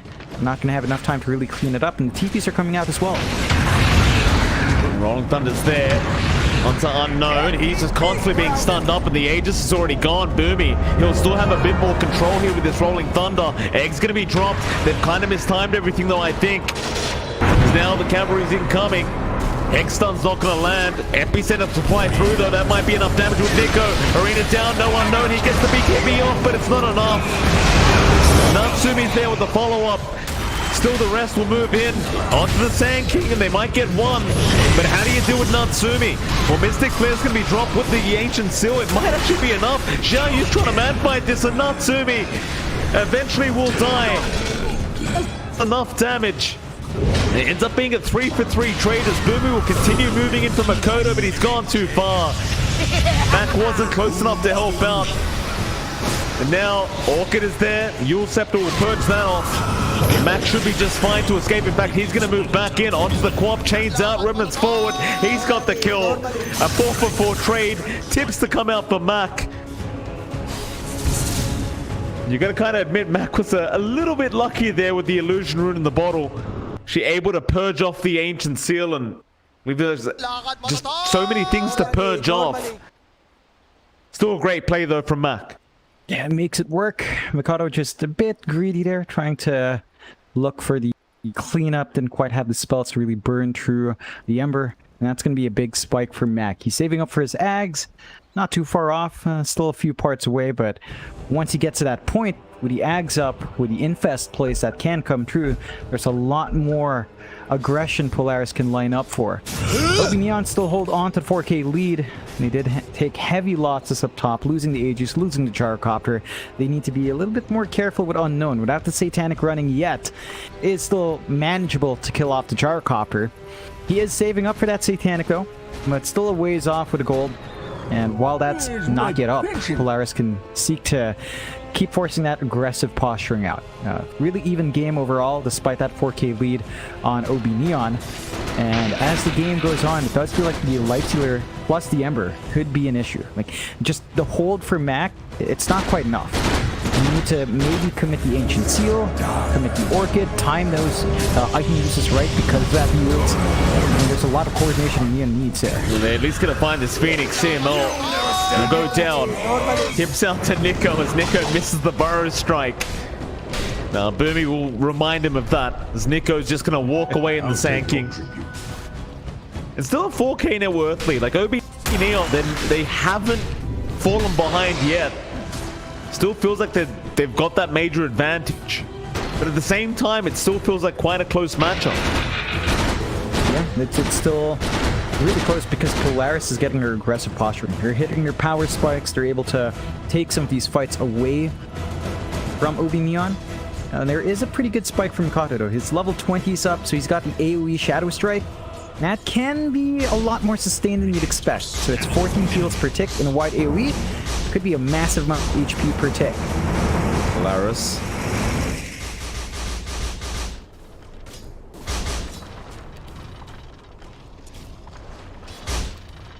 Just waiting for that epicenter. Nico just continues to pun fake it. Seems like Obi Neon kind of knows something's arise. Genuel does have his smoke broken, still trying to bait in. Epicenter's going to be there, but it's all a bait, I think. He's got help behind him. Boomy though with the Rolling Thunder gets the job done. Nico, he tried to TP, but he's going to get stunned midway. And with the Sandstorm, they'll know he's still around. Genuel, he does buy back. In the end, it was only a Sand King left over. I'd still have to argue, it does feel like a bit of a favorable trade, the way of Obi Neon, if you don't count the buyback, because now Mac's going to show up. Xiao Yu got left behind, apparently. He's a pretty speedy boy.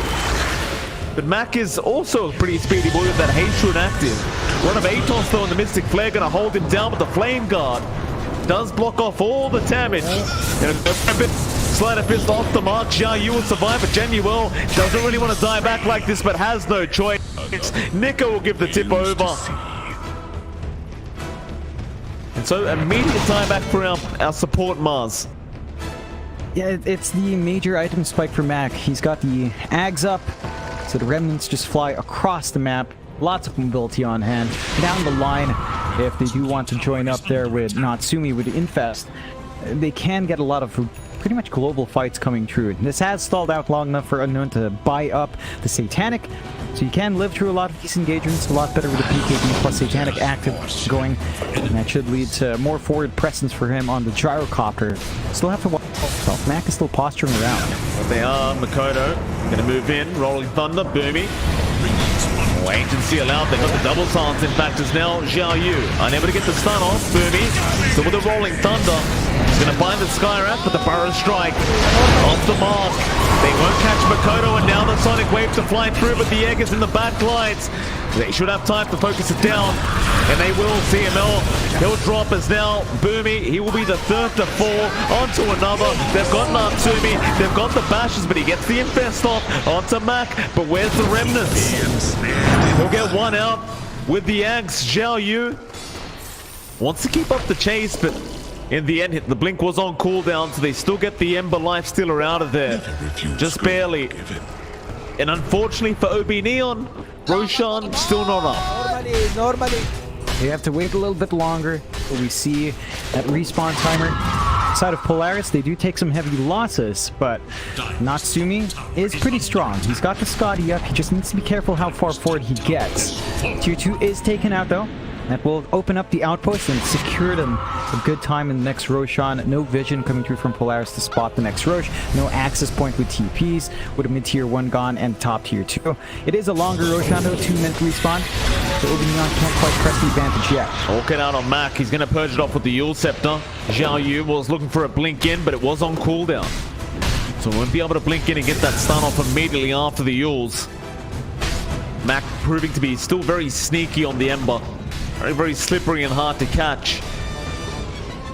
Making a lot of space for the side of Polaris. And space is, I'm sure, deeply appreciated by Natsumi. He's going to go for another Infest onto Nico. See if they can move in to that Radiant jungle and pick somebody off. But everybody's just kind of huddled around in that triangle.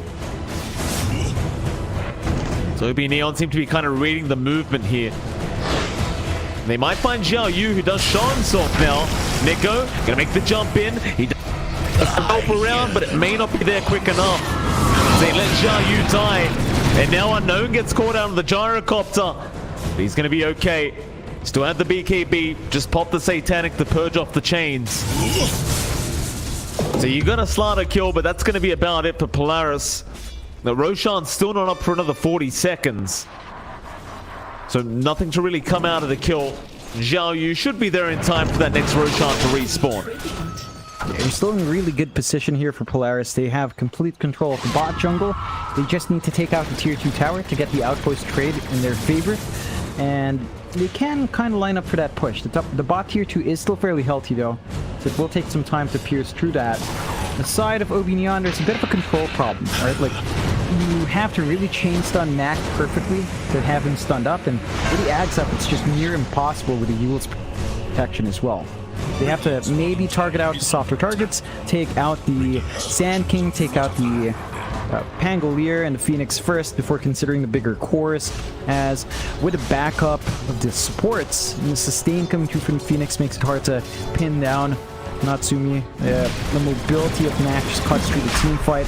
The Roshan does start though. OB Neon's in position. Polaris on the exact opposite map. They're not going to make it in time. Yeah, pre-Roshan to go the way of OB Neon. Bit of an error there from Polaris, kind of missing out on that Roshan. They had some really good Roshan fighting potential, but just not quite there to get it done. Instead, they'll keep trying to focus on that bot tier 2 tower. In the meantime, OB Neon, they've already gotten the top tier 2, so they haven't got that objective to play for. Instead, now it's about finding a good team fight and trying to force high ground, I think, for OB Neon. And that good team fight might show up down this bot lane, where the push is still going here from Polaris. The TPs, though, looks like they aren't going to really be there in time. Maybe just kind of accepting the fact that Mac is going to get that tier 2.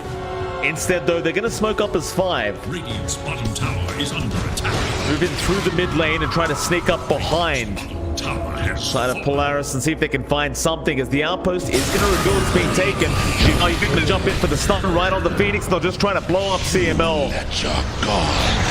For more, you'll scepter out. Hustler going to catch Nico. Spear is going to be there. Natsumi will jump right out, but they've already lost Nico. They do at least get Genuel, but what does that matter? It's a support Mars. Mac being controlled up by the bashes out from our Slaughter, Zhao Yu. Meanwhile, Boomy trying to control the rest. They chase down Natsumi. They get the stun out. Natsumi, though, still sitting pretty healthy, and the buyback is there from Nico to try and re-engage in this team fight.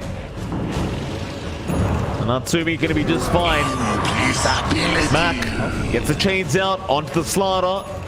Zhao Yu just going to run away. And in the end, Polaris, they commit one buyback. Still get a favorable team fight their way, as they got 2 for 1. This game, it's still a 5k net worth advantage for OB Neon, but it just feels very, very close.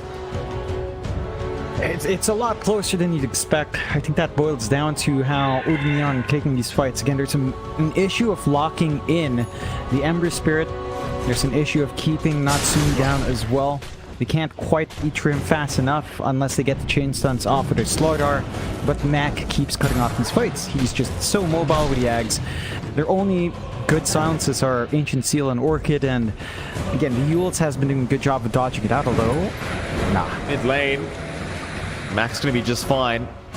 Top lane, Boomy. Oh, looking at the Dakota. Meanwhile, oh, Mac. They're still going, apparently. But be careful, though, the spear's gonna fly through. Playing a bit on the edge there is Nico. He's still trying to pump fake the epicenter on the side. Never gonna come out. Now Boomy, roll through with the Rolling Thunder, but the Bash the Deeps is there, and he might just die to the flat cannon. And he does. Another spear around, gonna catch back immediately. Jump out, Sonic Wave is there, Makoto trying to blow him up. It won't be enough yet. They've got the Mars down, but Genuel's gonna commit the buyback himself as they'll move in onto Zhao Yu, but he'll happily man fight Natsumi, but not for long. Natsumi gets a triple kill, and they get the Aegis down to the gyrocopter. Unknown. BKB up, tries for the man fight. Spear will do nothing with the rage out, and Natsumi, now that he has broken the gap, gets the bash off. He gets the stun at the last moment, and that means Unknown is gonna die for a second time. Because Polaris, I must have them all. and they just refuse to allow OB Neon to even get close to that high ground. They're doing a good job of taking these fights. It looked a bit dicey with Matt dying earlier on. The buyback just makes it work. The arena was nice, but the egg was dropped outside. He couldn't focus down the egg, the stun went off, the fall was there from Polaris, and OB Neon now have to be a bit cautious. Sure, they still have a 2k lead. They don't have the momentum. Now, Polaris are showing us that as long as Mac doesn't get caught out, he can just distract the backline, take care of the swishier cores, and buy space for Natsumi to get his damage off.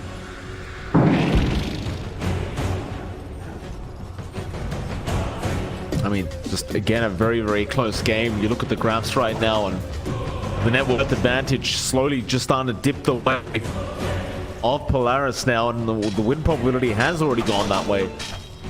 You get into this point where the lifesteal has just proved to be too big of an issue. Even, of course, Mac on the Ember. Pretty big issue himself. Maybe Neon, they've just got to maybe just play a bit more carefully. They can't really afford to lose team fights like that. Oh, Xiaoyu. Still, Mac's the one who gets caught out. What? He bought back earlier. Oh, Sonic Waves missed time, but it's not going to matter. What? I watched Xiaoyu use the Slytherin Crush before the blink, and he still got the kill. I know.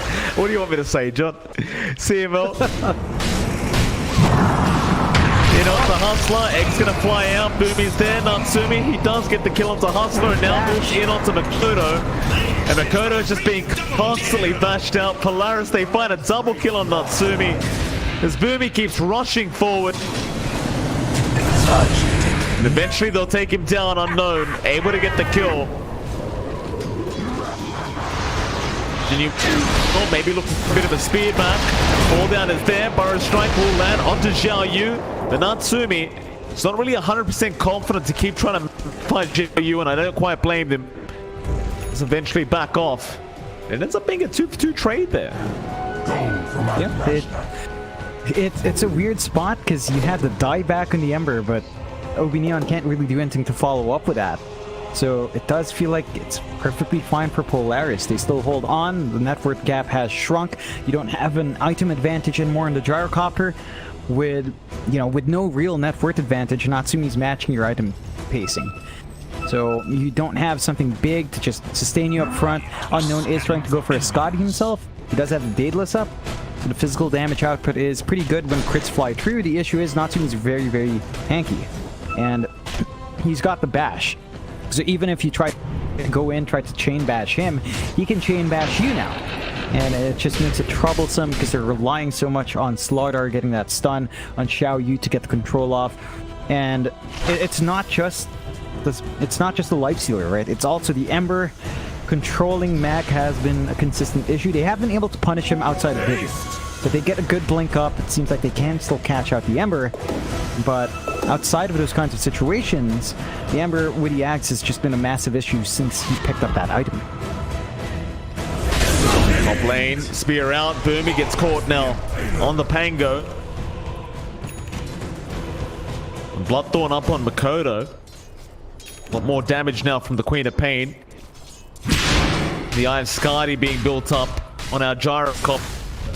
Looking very pretty now, but mid lane. Found Daniel again, Makoto, he'll pop the Sonic Wave, but it really doesn't do enough damage. Xiaoyu will get in, Remnants fall, Unknown, will try to take down Natsumi immediately, and he does have the damage in the end. They've got the Lion Stealer, they've got Nico down, and they'll run right after Mac, who does get caught out another time with no Remnants available. Oh boy. That is a dicey position for Polaris. No buyback on Sand King. Still no buyback on Mac on the Ember. That's a good dieback earlier on. They do have Natsumi buying back at the very least if they need it. This is a massive opening now for OB Neon to push on to tier 2 to go into the high ground on 2 lanes. Their top lane shoved out as well. And for Polaris, they still have Egg to play with, but they don't have the Burst Strike setup. They will have Rolling Thunder in a bit. They could try to play around that, but looks like they might just surrender 2 lanes of Axe. That's a big thing to give out. And OB Neon's going to be in a much more comfy state in this game. In fact, no, Unknown is just looking for tier 4s. Well, they don't have the buyback on Mac.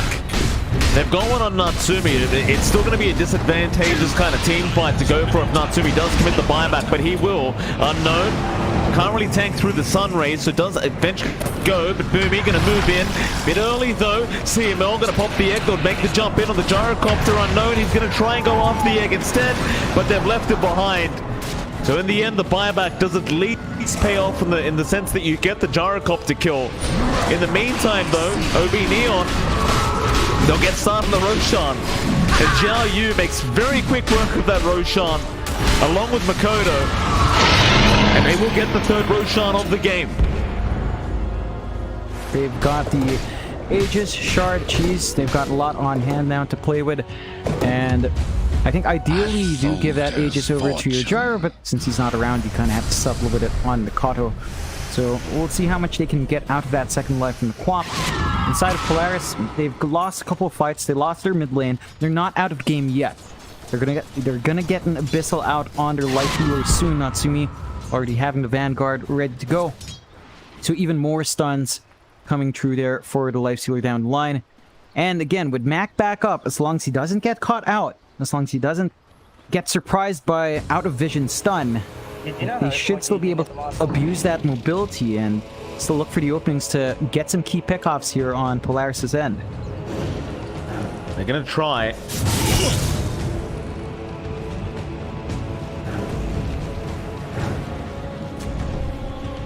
Not gonna find much though. Boomy unable to successfully find someone for an OB Neon. Keeps running around. Smoke up though now, OB Neon. Move in through that bot lane, but nobody remains here. Now just patiently waiting for someone to try and farm that creep wave, but literally nobody around at the moment here from Polaris. They are still hanging about across the map. Now they're going to go for a bit of a counter smoke. Aegis or not on OB Neon, it's not quite on the target you would have liked it to be on. Polaris, it's the Radiant Triangle? No, they won't even bother with that. They'll just go right after that top tier 1. Kind of opposite thing happening across the map. Makoto will start working towards the bottom tier 1 tower. 4K net worth advantage, but it doesn't really mean much when you're this late into the game. Any kind of bad team fight and that whole net worth advantage just disappears for OB Neon, so they do have to play it very carefully. It's a lot more riding for Polaris. Natsumi, he still has 5 minutes for his buyback to be off cooldown. They have to keep trying to get as much as possible. Don't give any openings towards Neon. The Abyssal is up now in the life stealer, and they did take the tier 2, so they're going to force into the tier 3. Tier 2 bot. Forward side of Polaris still up. We'll see. Do TP back. Does look like Polaris is playing safe with the lack of buybacks, but they will look for the infest play perhaps. So TPing down back top. Back bot. Rolling Thunder, Makoto getting it stunned up immediately as they get 2 with that, but BKBs are now out and Makoto can just successfully turn around and go for the right fix out off the Boomy with the Sonic Wave. They've got him. Egg down, CML, not going to last for long. Natsumi, he'll jump out with Nico, but he's just completely surrounded, still trying to fight. They've lost Mac as well. He'll commit a buyback on the Ember. Natsumi still in trouble. Blood Right's there. Look at the crits coming out. They've got him. He's got no buyback. On the other side of things, Xiao Yu, he's found out Nico, and eventually they'll find the Sand King to boot. He does have buyback on the Sand King, but it's going to be a 2 versus 5 scenario. And it looks like OB Neon should have pulled it off as they get the Hex out. They've got the Bloodthorn, and that'll be it. Game 1 should go the way of the Radiant. And that should allow them to go through to the lower bracket of the playoffs. Ooh, that was a extreme back and forth between both sides, and for a while it looked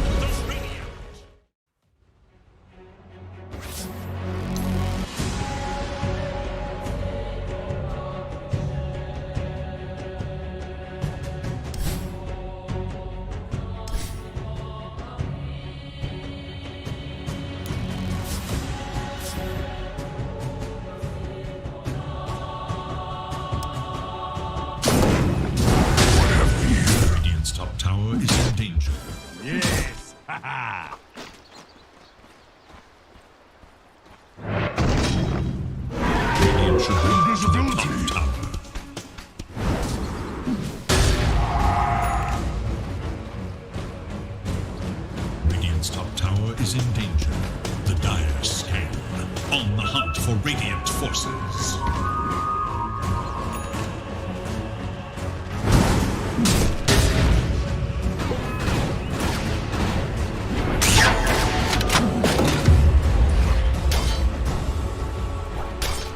There is little hope for Radiant's middle tower.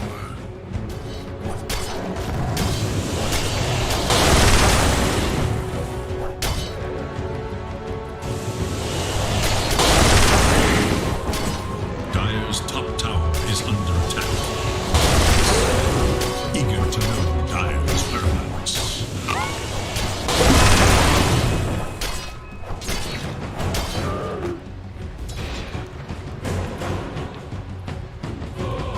Radiant should look to their bottom tower.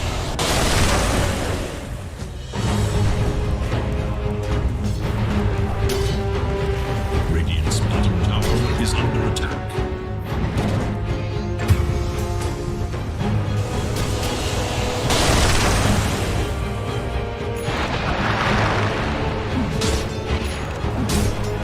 Radiant's bottom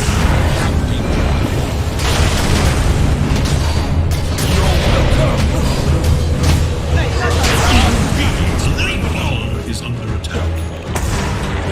I'll just let you free. Roshan has fallen to the Radiant. Is in danger. Rip you apart.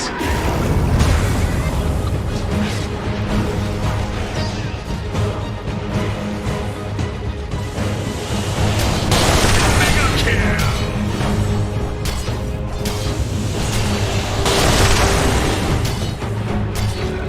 Dire's top tower is in danger. Dire's top tower is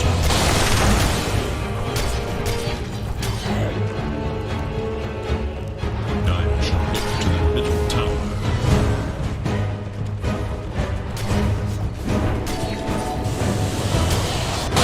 There is little hope for Dire's middle tower. Dire have fortified their structures against attack.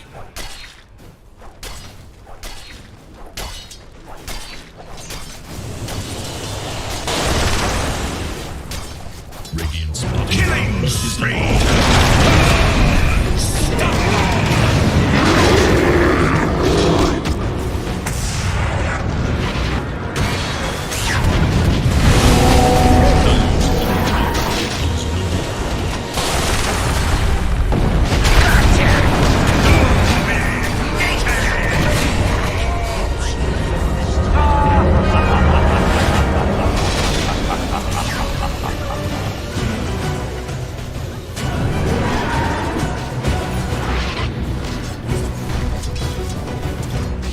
Merci beaucoup.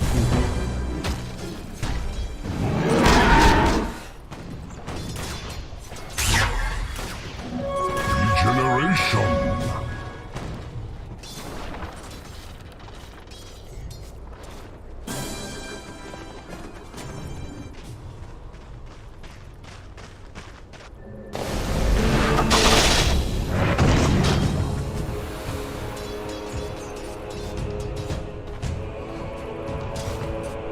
Set.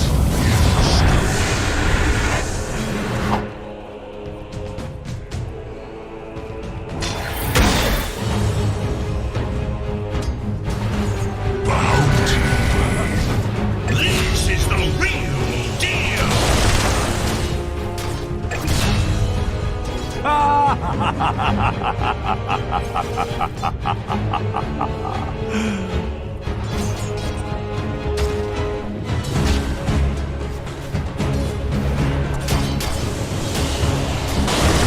Dire's bottom tower is under attack. Dire structures are fortified.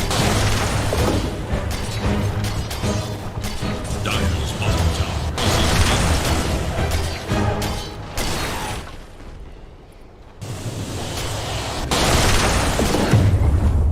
Dire's bottom tower has fallen.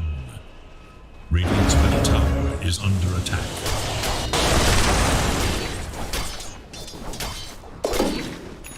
Dire should look to their bottom tower.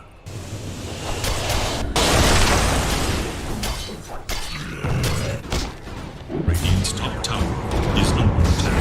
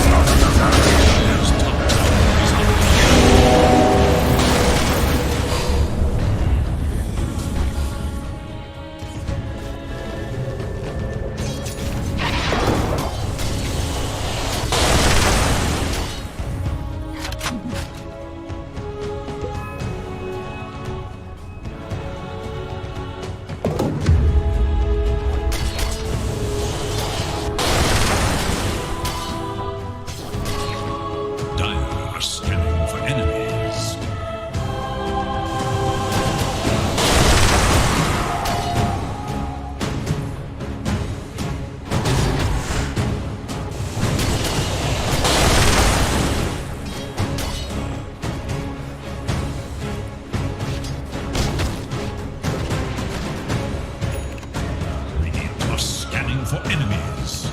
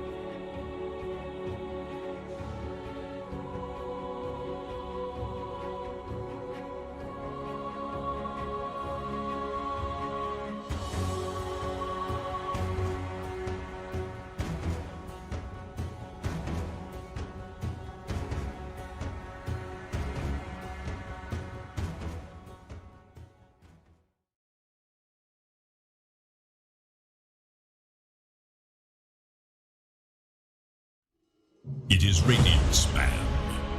10 were called to battle. Not all remain.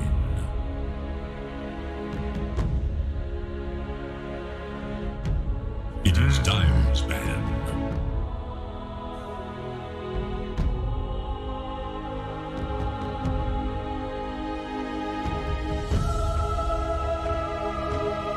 It is Radiant's band.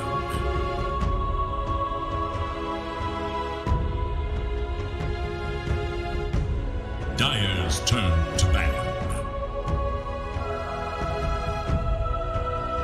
Radiant must choose.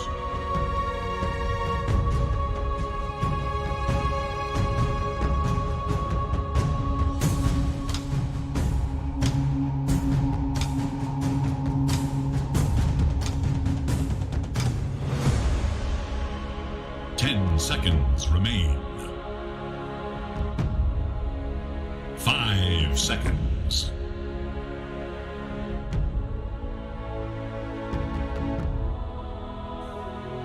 Dire's turn to pick. League's assassin.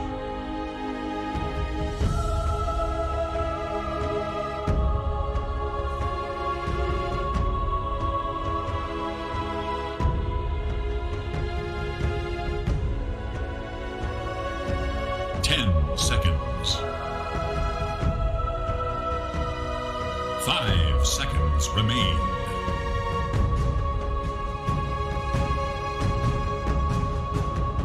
Yes. Dire Yes, we have. I have gotten the new stat score out, and this is all for seeding now.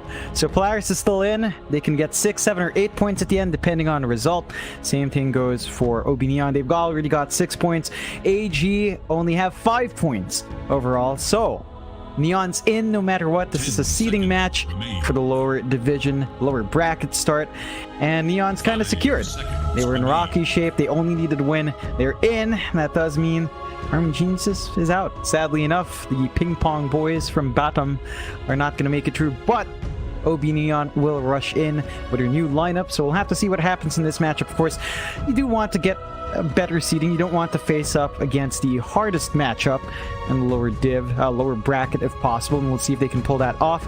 We do have the draft on hand already from both sides, as the Mars Mirana is picked up by OB Neon. So they've got the spear arrow combination coming through. Of course, we have seen the Mars played by John Uel, so they could still put it in support once more. It did actually have a lot of impact. The arenas were set up quite nicely. John Uel was on point with his blink timing as well in the Pause 5. So there's a lot of impact he can bring from the Pause 5 Mars. Polaris, they start with the Nyx first. Just the Nyx. Still waiting for the next pick. Nyx alone is a fairly great way of kind of counteracting the Mars. You've got Spite Carapace to cancel off the Spear, cancel off the God's Rebuke if your positioning is right. Even the Mirana, you have to be a bit cautious about who you jump first. And of course, that makes the mid pickup for OB Neon a bit tricky. Nyx kind of counteracts a lot of mids just by virtue of Spite Carapace and great scouting potential with Vendetta. Polaris, they get the Gyrocopter as their stable Pause 1, so they get to pick it up. We'll see if OB Neon find an answer for the Gyros.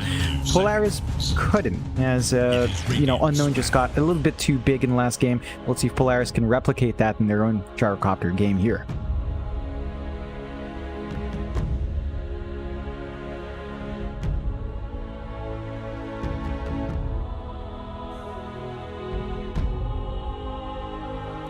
Seconds. 5 seconds remain.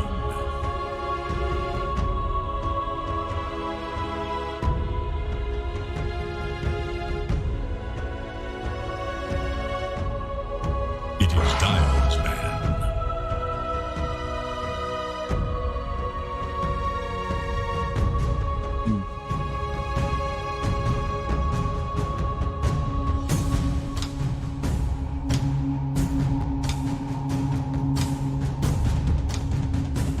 Seconds. 5 seconds.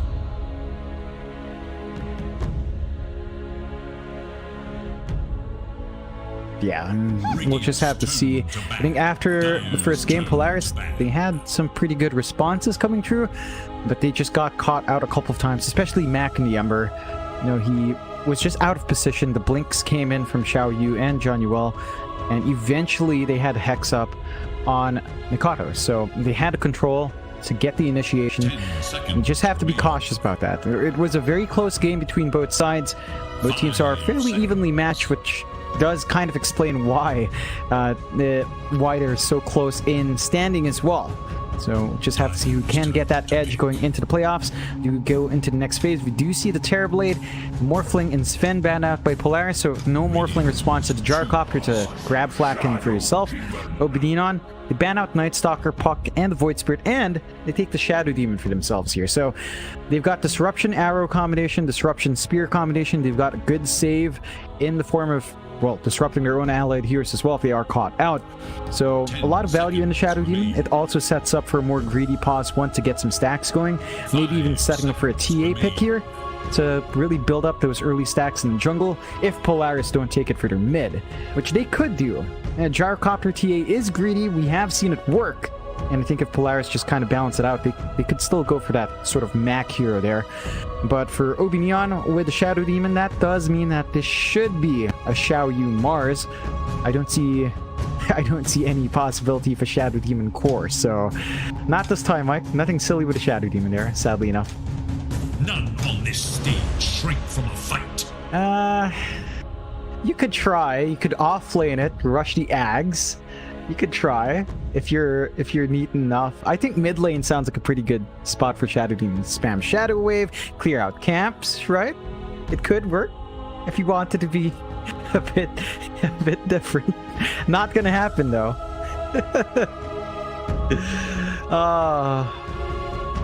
Radiant's turn to pick. Storm Spirit! Oh.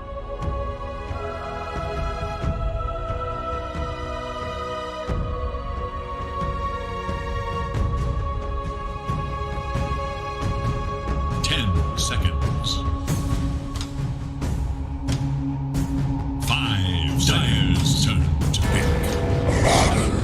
Ooh.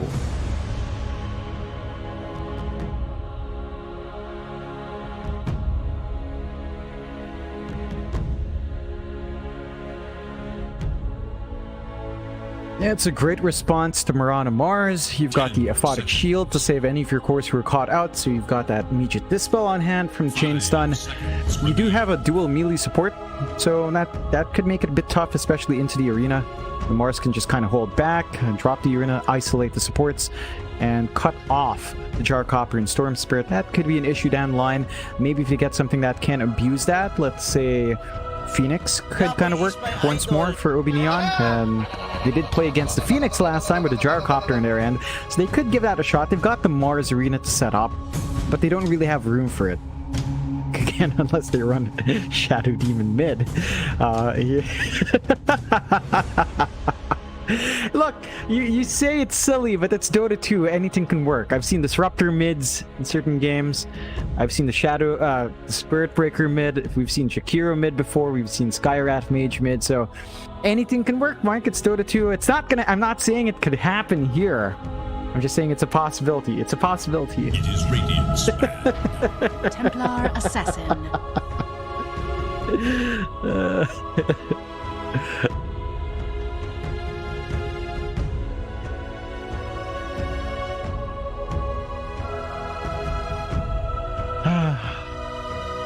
Such a shame.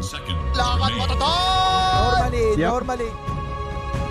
5 seconds remain. Yeah, I mean, Mars Mirana lane is still really strong. Spear Arrow combination again. It's just that Abaddon counteracts it. Now, if you catch the Abaddon out, then he can't really counteract it because he can't dispel himself. And he's chain stunned up, so you could look for that easy kill on the Abaddon instead. Instead of aiming down the Gyrocopter. I think the dual lane of Abaddon Gyro is pretty solid though. Like if the Abaddon does put his body forward, you get the Aphotic Shield and the Curse of Avernus up.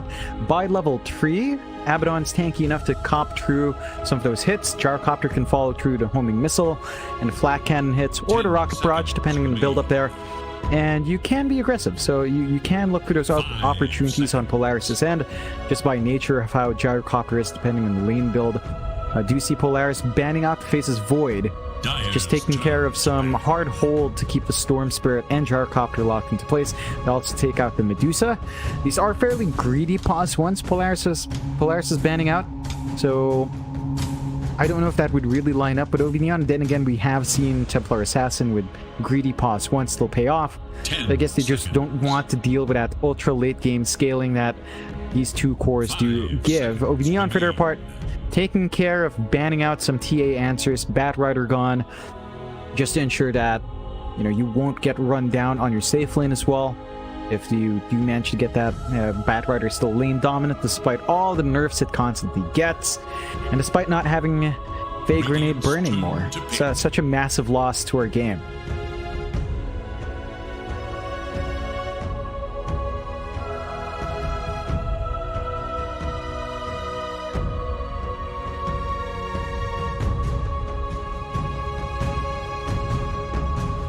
Seconds remain. 5 seconds. Dire must choose. Dark Seer. Ooh.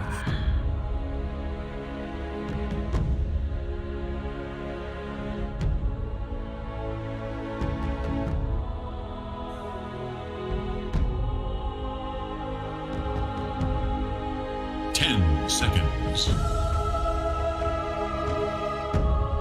5 seconds remain.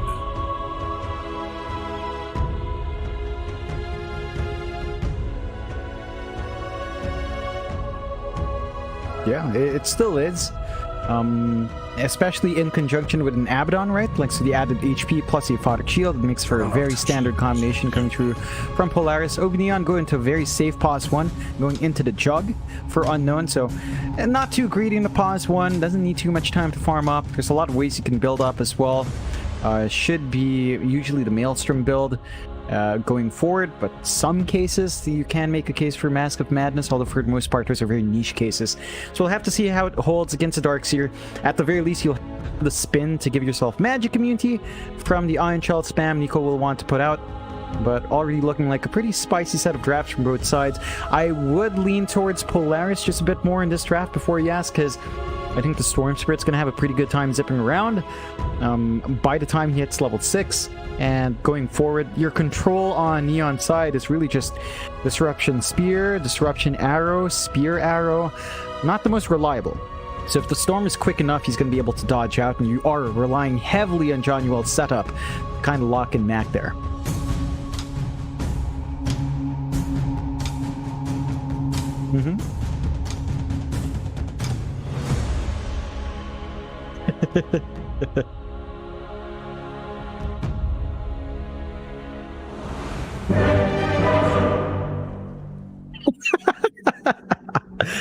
Yeah.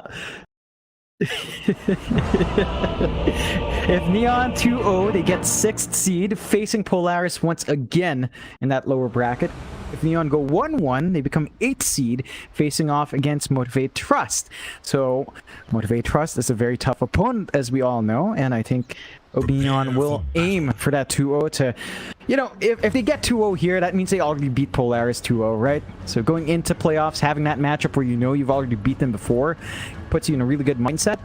And that should be the goal of Neon. We'll see if Polaris can put the spanner in the works, force them to play against the Motivated Trust boys in the end. Going to be important to, again, get that good start in the lower bracket. You only have one shot there. If you face off against a stronger team, you could just be eliminated day one. Absolutely. See if they can pull off the 2-0 victory here and get the preferred matchup, you'd have to argue. 1-1 though, you've got a date with Motivate Trust. If you are OB Neon, see how it all pans out. I mean, I do love the draft though of OB Neon here. Like, they've got the Makoto TA, something he's quite famous for. I think the Jug on Unknown, I don't really see many counters towards it right now. Like, the laning stage might be a little bit annoying against the Darkseer, Nyx Assassin, but overall I think he will remain quite safe and healthy with the Abaddon support. And into the later game, you're going to have the Omni, you're going to have the Swift Slash. Against the Gyrocopter, yeah, he can do a lot of damage, and he might have a hell of a lot of sustain with the Satanic up later on. But the Jug, I'd say, should still have a decent enough advantage. It all comes down to this. My one thing with the Jug matchup against Gyrocopter is the uptime of the Jug towards the late game. So the Juggernaut relies heavily on Omni Slash and the Swift Slash for the Ags. And for the Gyrocopter, he doesn't really rely on much. Flat Cannon, that's it. They're going to cut the creep wave and start clearing it out. Jonuel is around to cut off Boomy and Nico, but that creep wave is gone. So easy farm coming out for Nico and Boomy already. One creep sliding through, not bad, but Boomy looks dead. Yeah, Boomy is dead, John. First blood gonna go the way of Genuel's. Well, I don't know if Genuel needed to take it off Unknown, but I guess you may as well take the first blood away on the Shadow Demon.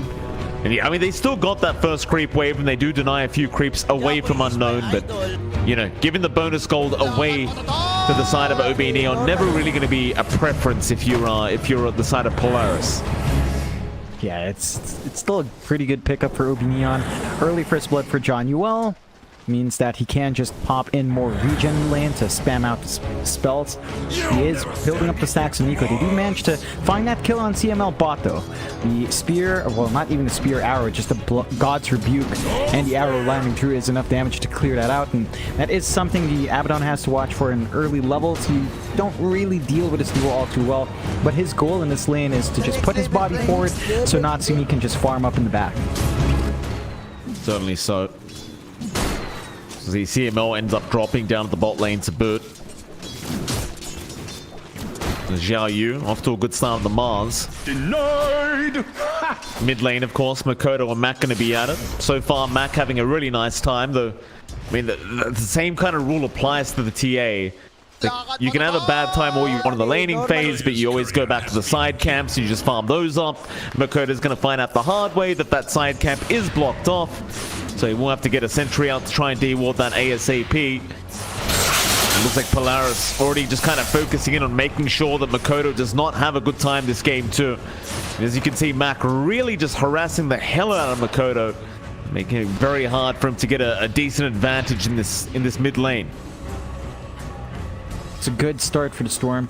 Does set a good tempo for Polaris from mid, and that's the one concern OB Neon has. Like, their control for the Storm's not very reliable outside of the disruption setup. Even that can be a bit nebulous depending on the angle. So giving Mac this kind of really fast start might cost him. We'll see how much more Mac can get. A very comfy CS lead so far, and he is applying a lot of aggression on top of it. The side of OB Neon, though, sitting pretty with those 2 kills, less than 1k net worth lead. Unknown is still holding his lane well, despite laning against a Darkseer. Level 3 is up on Nico, so level 2 Iron Shell's up, but Unknown can always kind of fight back with a Blade Fury, so he's not under threat every single time. There you go, though. The spike is still rather, the stun is there from Boomy. Spin will be forced out, and the thing is, if you do land the impel from Boomy, the amount of damage that Unknown is going to have to take is going to be rather high. Nico still looking to get aggressive with this level 2 Iron Shell, does now move in. Unknown will leave him be in instead. They will move to Jet as well. The Shadow Demon. It's going to back off. Just be fine in the end. So Nico will still be able to farm up just perfectly fine here in the Darkseer. Not really much to slow him down. I suppose they really want to just shut down Unknown as best they possibly can, but Unknown, he's also farming very well right now on this jug. Like, despite this wave being constantly cut off, not having any issues CSing at all, and in that downtime, Junwell can just focus on building up massive amounts of stacks in the jungle. One of the key things for the Shadow Demons, as mentioned, very easy to build up stacks, and that's something that Polaris should look to abuse. They could clear them out with the Gyrocopter, with the Iron Shells on Nico. If Johnny Walt's not careful, Nico can get a huge gold injection once he has more levels on the Iron Shell. Yeah. Boomy, spin is going to be there. Impel won't affect him through the spin, and it looks like he might. No, he's not. Surge is out. Nico will make sure the Nyx Assassin is going to get out scot-free. Maybe Neon still unsuccessful in trying to find another kill at that top lane. You know, I think as long as the Jug's farming, you're more than happy. And Makoto, he's doing decently well himself now in that mid lane. Only 1 CS behind the Storm. Has been able to start to really catch up, and again, we'll always have the jungle to kind of go back to if he needs to.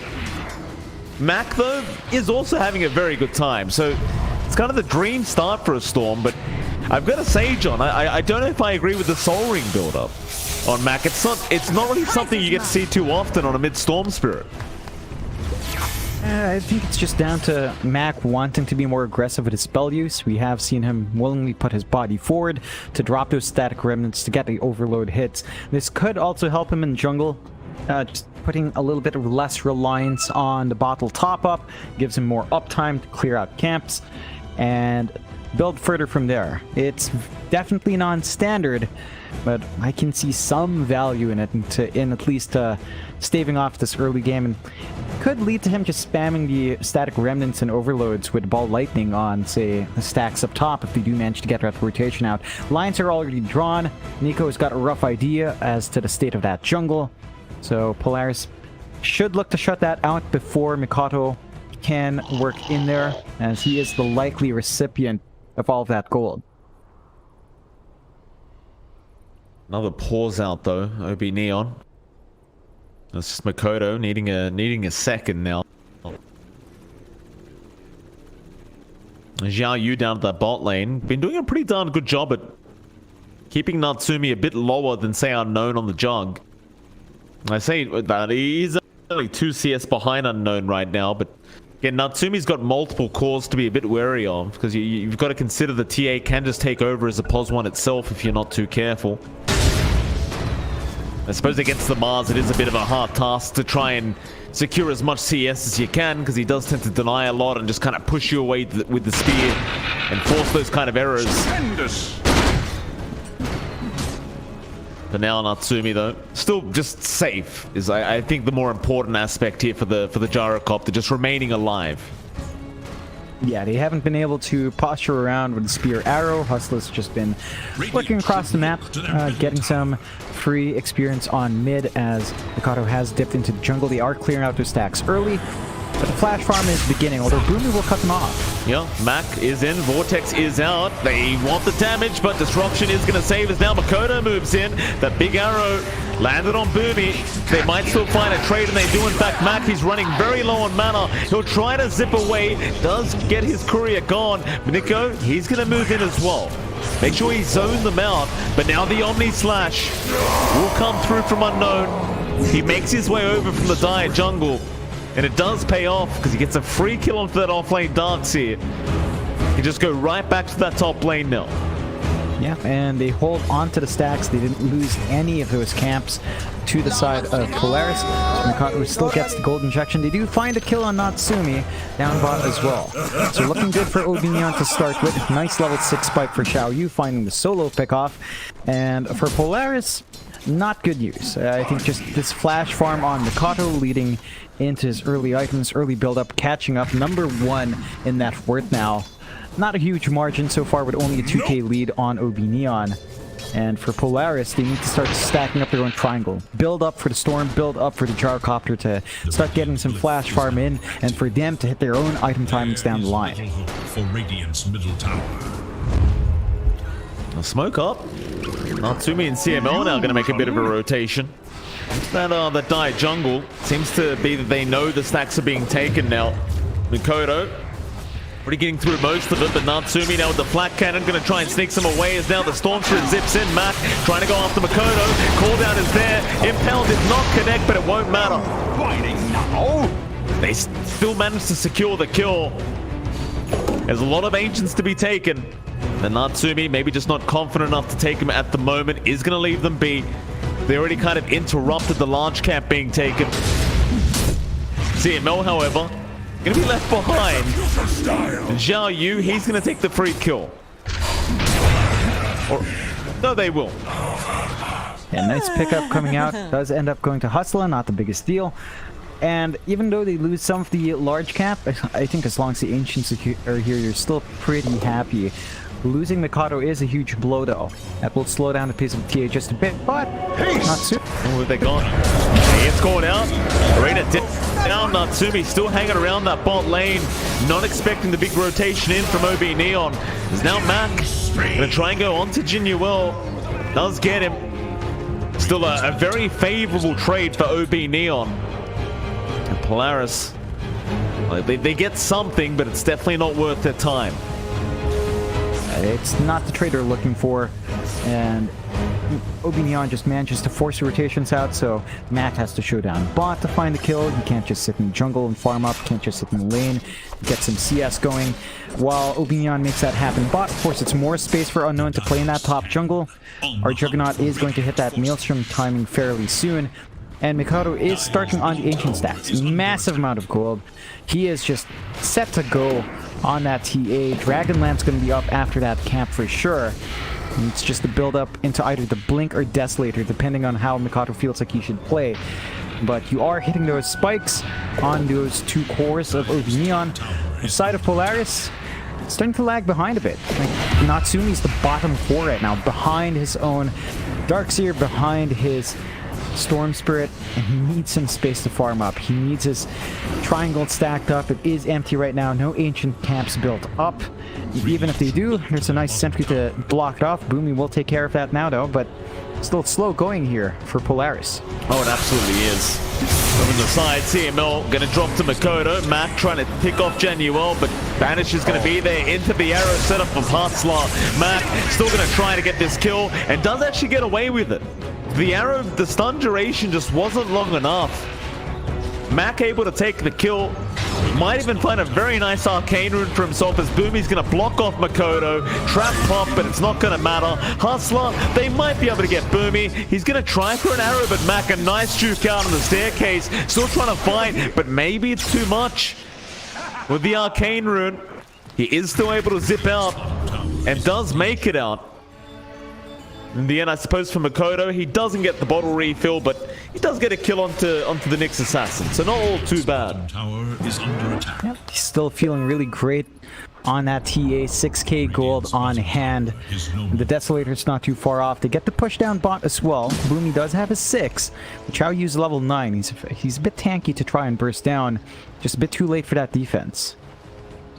Boomy. Then a strikeout does find Xiaoyu, and Mac gonna happily claim the kill for himself here on the Storm. Mega kill spree now for him, as he does find his 5th of the game.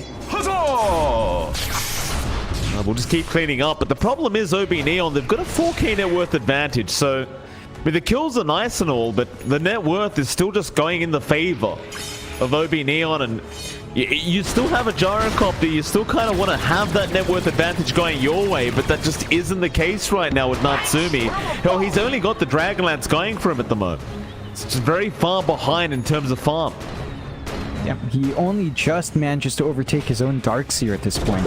So the jungle farm is starting to pay off just a bit, but OB Neon, they're looking to be aggressive now. Xiaoyu has the blink up. They've smoked up. They could get an easy arena spear set up here if they do manage to catch someone off guard. There you go, Boomy. Show up, Trap will give the vision. Xiaoyu, he's in with the arena. Arrow's gonna be there, they've got him.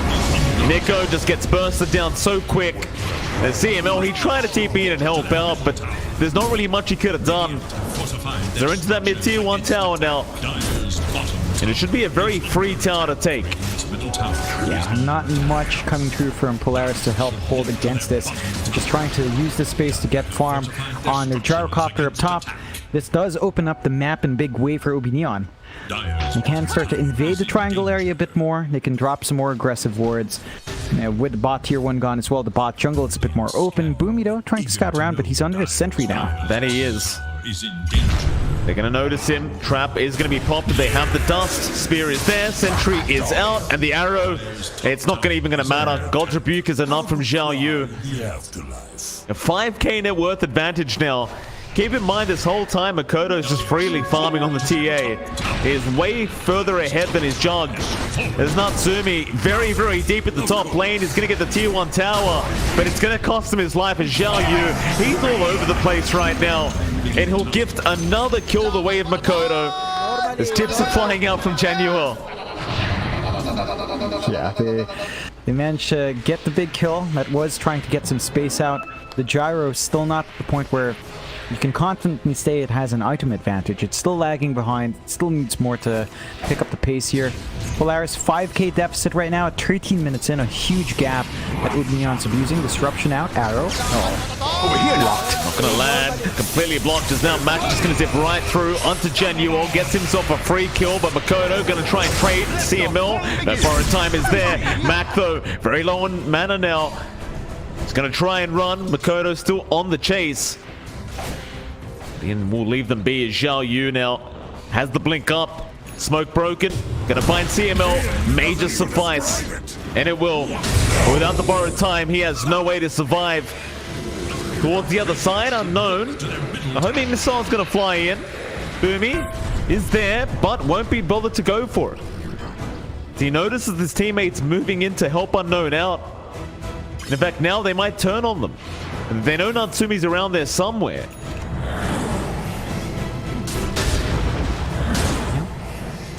No reason to force the fight though. I think right now OB Neon. Genuel, he is zipped on. Mac, he's a bit off the mark.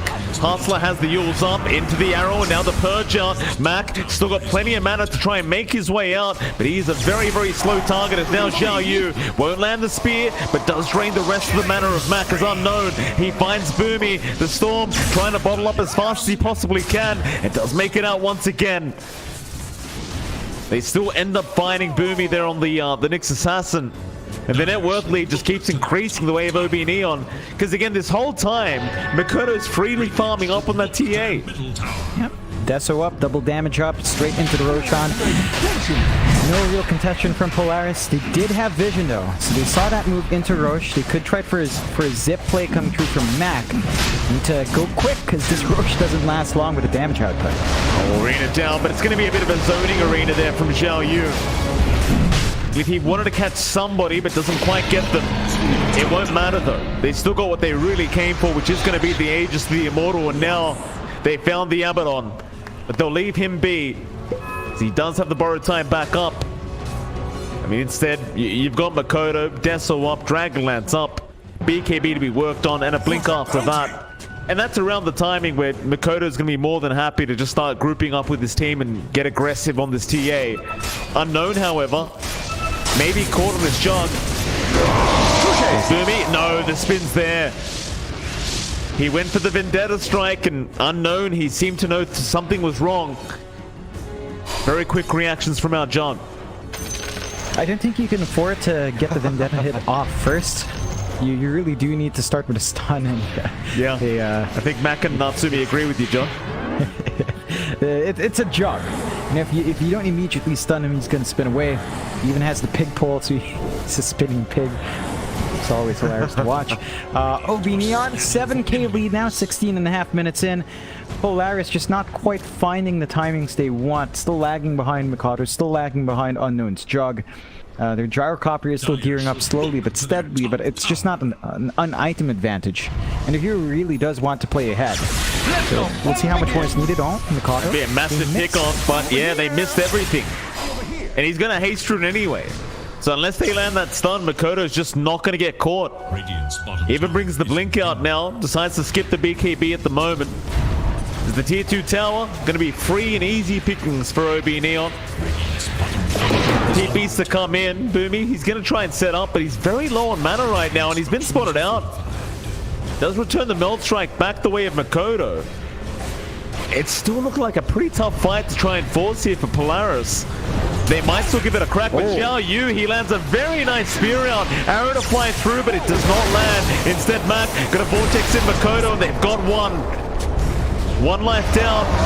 Natsumi now with the Aghanim's up, might be able to keep this fight up as Unknown trying to spin, but Makoto is falling way too low. He's still going to run out of there. The arena's going to protect the Xiao Yu. Now makes the same run away. Mac about to drop, but does survive as now Januel needs to find his own way out. Makoto, he tried for the TP, but they do find the Vortex.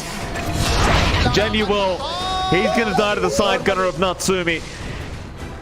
So in the end, the fight does work out in the favor of Polaris. Kind of 3-0. They do manage to protect that tier 2 bottom tower. It's a bit greedy for Mikado. He already blinked out. He blinked back in to try to kill off Mac, but Mac still had mana. So he just zipped away, and because of that, they knew where he was hiding in the tree line. They managed to get the punishment. And all of a sudden, the Aegis advantage is gone for OB Neon. They lose a lot of big cores. That does give some catching up here on Polaris, as Natsumi is now number 2 in net worth. Barely, just about 800, maybe 1,000 gold behind the TA, which is still not ideal. But you are hitting some good spikes now on Natsumi. Saving up for the BKB next. Likely Satanic afterwards. Boom still scouting around for Unknown. There's the stun. Yeah, this time they won't mess it up. Stun out immediately, but do they have the damage? Moonlight Shadow's there, Unknown. He's going to be able to spin him Mac. He doesn't have enough mana to chase him down for the final right click, so Unknown. He gets away just barely. Polaris, there's just nothing they can do about it. Yeah, that's unfortunate. If they managed to kill off Unknown, that would have set up Mac to start to build up more. He's been on the back foot here on the Storm.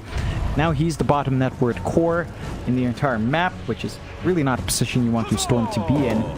Wants to find some key pick-offs with that Orchid, but the Jug is just proving to be a bit too tanky with that Falcon Blade. Just that added HP, that item was buffed as well in the last patch to give a little bit more HP and a little bit more damage. Just enough. Like that's where the difference came out for Unknown. Just having the value Falcon Blade and that HP on hand. Tribute to my house. Still a bit of an uphill climb here for the Polarises. Well, I mean, Natsumi's still farming very well now, catching up to Makoto. OB Neon gonna move in. Mac gonna be around to scout them out. Makoto will take a nice little invis rune for himself, but still is a ways away from having the BKB up. They do smoke up though, but Boomy's going to be the one to break the smoke. Well, he will try for a TP out. Does get speared back by Xiao Yu.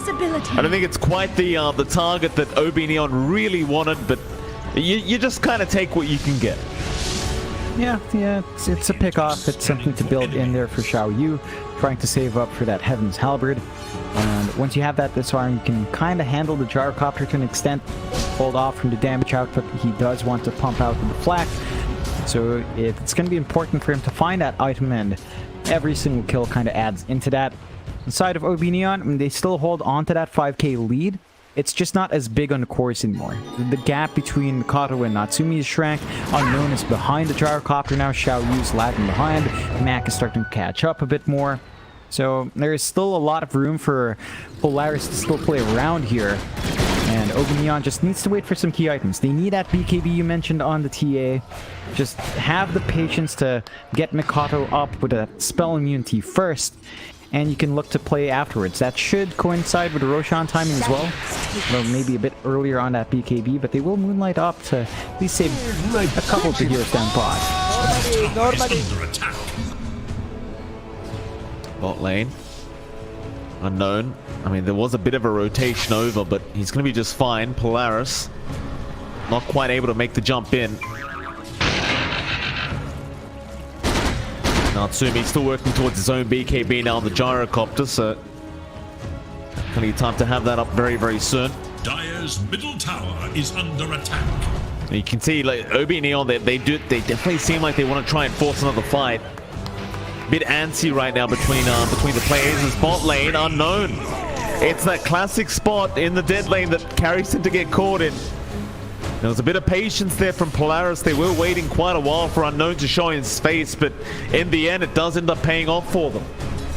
Yep, they get the big kill to kind of lock in that jug, and now Unknown from that death is severely behind Natsumi, behind even Nico on that Darkseer. They've got the Ags running as well on Darkseer, so double Ion Shell with the charges, added HP on that use. Harder to burst down some of these heroes up front. OB Neon will smoke up though. They've got a big target up top. If they can catch out Natsumi, it could be a pretty nice way to turn things around here. And they may just, I mean, he's got CML behind, but still the move in. And they are going to go after CML first while Xiao Yu tries to make the jump in on Natsumi. BKB is there to save, as now the zip in. Mac going to try and save him out as well, and they do find Genuel. CML's going to drop on the Abaddon. So a 1-for-1 so far. There's another zip in. Mac running a little bit low on mana, but he'll go back after Hustler on the Mirana. Buybacks to come out from both supports now. But nobody else is really tied yet. OB Neon, they'll keep trying to chase them down. Arrow barely going to whiff onto Boomy. Omni Slash now committed. Natsumi, he needs someone to tank the damage. Unknown, he'll go for the spin out, and they do find the Gyrocopter in the end. In fact, they even found Boomy. CMO dropped to boot. Arrow there, they'll find another. The only survivor is going to be Mac on the Storm. Yeah, very successful team fight for OB Neon. Yeah, it looked a bit awkward to start off, but they do manage to get the big kills. They swing the network back to their side, 6k, and Mac is just kind of going to be forced to keep the farm game up while the rest of his team respawns. Big opening for OB Neon. They take control of the triangle. They can start dropping a few more wards. Roche respawn in 40 seconds. And they've got the BKB up on Mikado. So that last fight, he didn't even have his BKB up yet. He's going to be more protected up front to get the damage off. Not going to care for the control. Not going to care for the magic damage coming through from Mac. And it could lead to some issues for Polaris. Like their physical output with the Gyrocopter is not quite there yet. Mac. Xiao Yu's got the Moonlight Shadow, but Mac seems to know they are around. They're hunting him down, and immediately just goes for the zip TP play. Just too valuable of a life to lose here for Polaris at the moment with the way this game's been going. And if there's anyone you really don't want to lose right now, it's probably Mac. He has that free kind of zip away. Mid lane, Unknown, and Genuel. He's stalked him by Boomy, but he does run underneath the sentry ward, and the arrow will land. to set up onto the Nyx Assassin, and Unknown looks to clean up, but a big back wall is out. They still find the Nyx Assassin, but Mac is at least onto Genuel, but he can't force the dieback. In fact, now he's out of mana. Arena's going to drop. Mac, he needs some help right now, but it's just not coming in. He is stuck, and he will drop to Xiao Yu. As they look for more, Makoto, he'll chase down CML. They'll have a third. And to make matters worse for Polaris, Roshan is up. It's a great timing for Obi Neon. Not going to take too long to clear out the second Roche. Free Ag Shard coming through. Could be big if they want to silence the Mikado. Could be big if they want that added damage coming through on the spin of Unknown. This is who they do give it over, but no counterplay coming through from Polaris. They all use spinning back. They don't have the Storm. So a nice win coming out for Obi Neon. As, what did they drop? Oh, they gave the Ag Shard to Unknown. So, added utility on the Blade Fury, more move speed, good damage coming through. You have issues here for Polaris. 10k lead for Obi Neon, doing fantastic in getting your hold out. We talked about the control issue earlier on. Oh, back. Zip in who they got. Well, for now, Genuel's going to be just fine. Mac, he's still trying, but he's going to be very wary. His mana pool again dropping very, very low. He'll get the SD kill, but is it worth Mac? He'll get back to the high ground, but Makoto's waiting for him right at the top of the cliff, and Mac's gone. CML, he'll get an arrow to the backside. Spear out as well from Xiao Yu. And that'll be another. Yeah, Xiao Yu is just pump faking his spells, threatening to steal that kill away from Mikado, but he does hand it off as a good offlaner would. Tier 2 gone, high ground opens up. They do have the vac wall here on Polaris if they want to force a fight, but the respawn on their storm's just way too long. The objectives aren't going to last a full half minute. They're going to have to force the fourth fight, see if they can stall out even further, but Unknown's in a very good position along with Mikado to just clear out at least one set of racks. They can't go for more. Tier 2 still stand top and bot. Still a massive start for Obi Neon already. Oh, arrow. Lands in the backside on Natsumi, so now you've definitely got no chance, although Vacuum is there with the wall down. Xiao Yu still going to drop the arena and goes for the spear out. It's a lot of damage bouncing around between those walls, but it's just not going to matter in the end because nobody dies.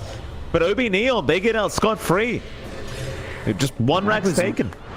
That was really quick reflexes on Mikado. The moment the vac came in, he just immediately blinked out. He avoided the impaled stun. He avoided most of the ball coming through, and they just make it work. They don't manage to find a full set of racks, but just with the melee racks gone, the mid-wave will naturally shove in a bit more, so there's going to have to be a response from Polaris every single time. And you still have to be cautious as you're still behind. That arrow was chasing Mac till the end there. That it was, John, that it was. No, Obi Neon going to continue being very aggressive here as it's a 14k net worth advantage. Move down to that bot tier 2 tower. Meanwhile, Boomy was just sneak in, get the vision. Xiao Yu misses out on the spear. Mac, he'll go back in on the Mars. They get another nice vacuum out, but nobody's dying quite yet. However, Natsumi getting the damage out now. Unknown, can he give the healing ward over? Heal everyone back up. Boomy, he'll cop. No, he won't actually take the arrow, but it won't matter because he's just going to die to the damage output of Makoto. On this TA, and now the Omni will bounce right through Mac and Natsumi. He'll try to beat TP out, but I can't say the same for our Storm Mac. He's gone again without buyback. CML, he'll be left behind. Third kill once again for Obi Neon. And it's back into that mid lane. Look like a very, very dominant game now for OB. They might just go for tier 4s. Yep, they don't actually have any of the side tier 2s gone, so this is the only objective they can go for on the high ground. It still melts so fast for that Desolator up. No buyback on Mac. They're going to have to force the buyback on Nyx. They still have the wall to play with. Yeah, back wall is good. Spin is there as well. Unknown is going to stay protected as now the spear is out. Natsumi, he's been perma-stunned. Oh, they got the gyrocopter. They're onto the Ancient. Nothing to really slow them down. Disruption there from Xiao Yu. Nico. Oh, what he can do is buy some time for Mac to respawn up, but it's going to cost his own life. He'll get it. Onto the Ancient. Natsumi's just DC'd on us. I'm not sure about that one, but it looks like they're going to call the GG. Someone apparently not very happy on the side of Polaris. Yep. And OB Neon with a 2-0. Playing really clean in both games. Well, a bit cleaner in game 2. Game 1 was a bit more even with Polaris. That does mean they are...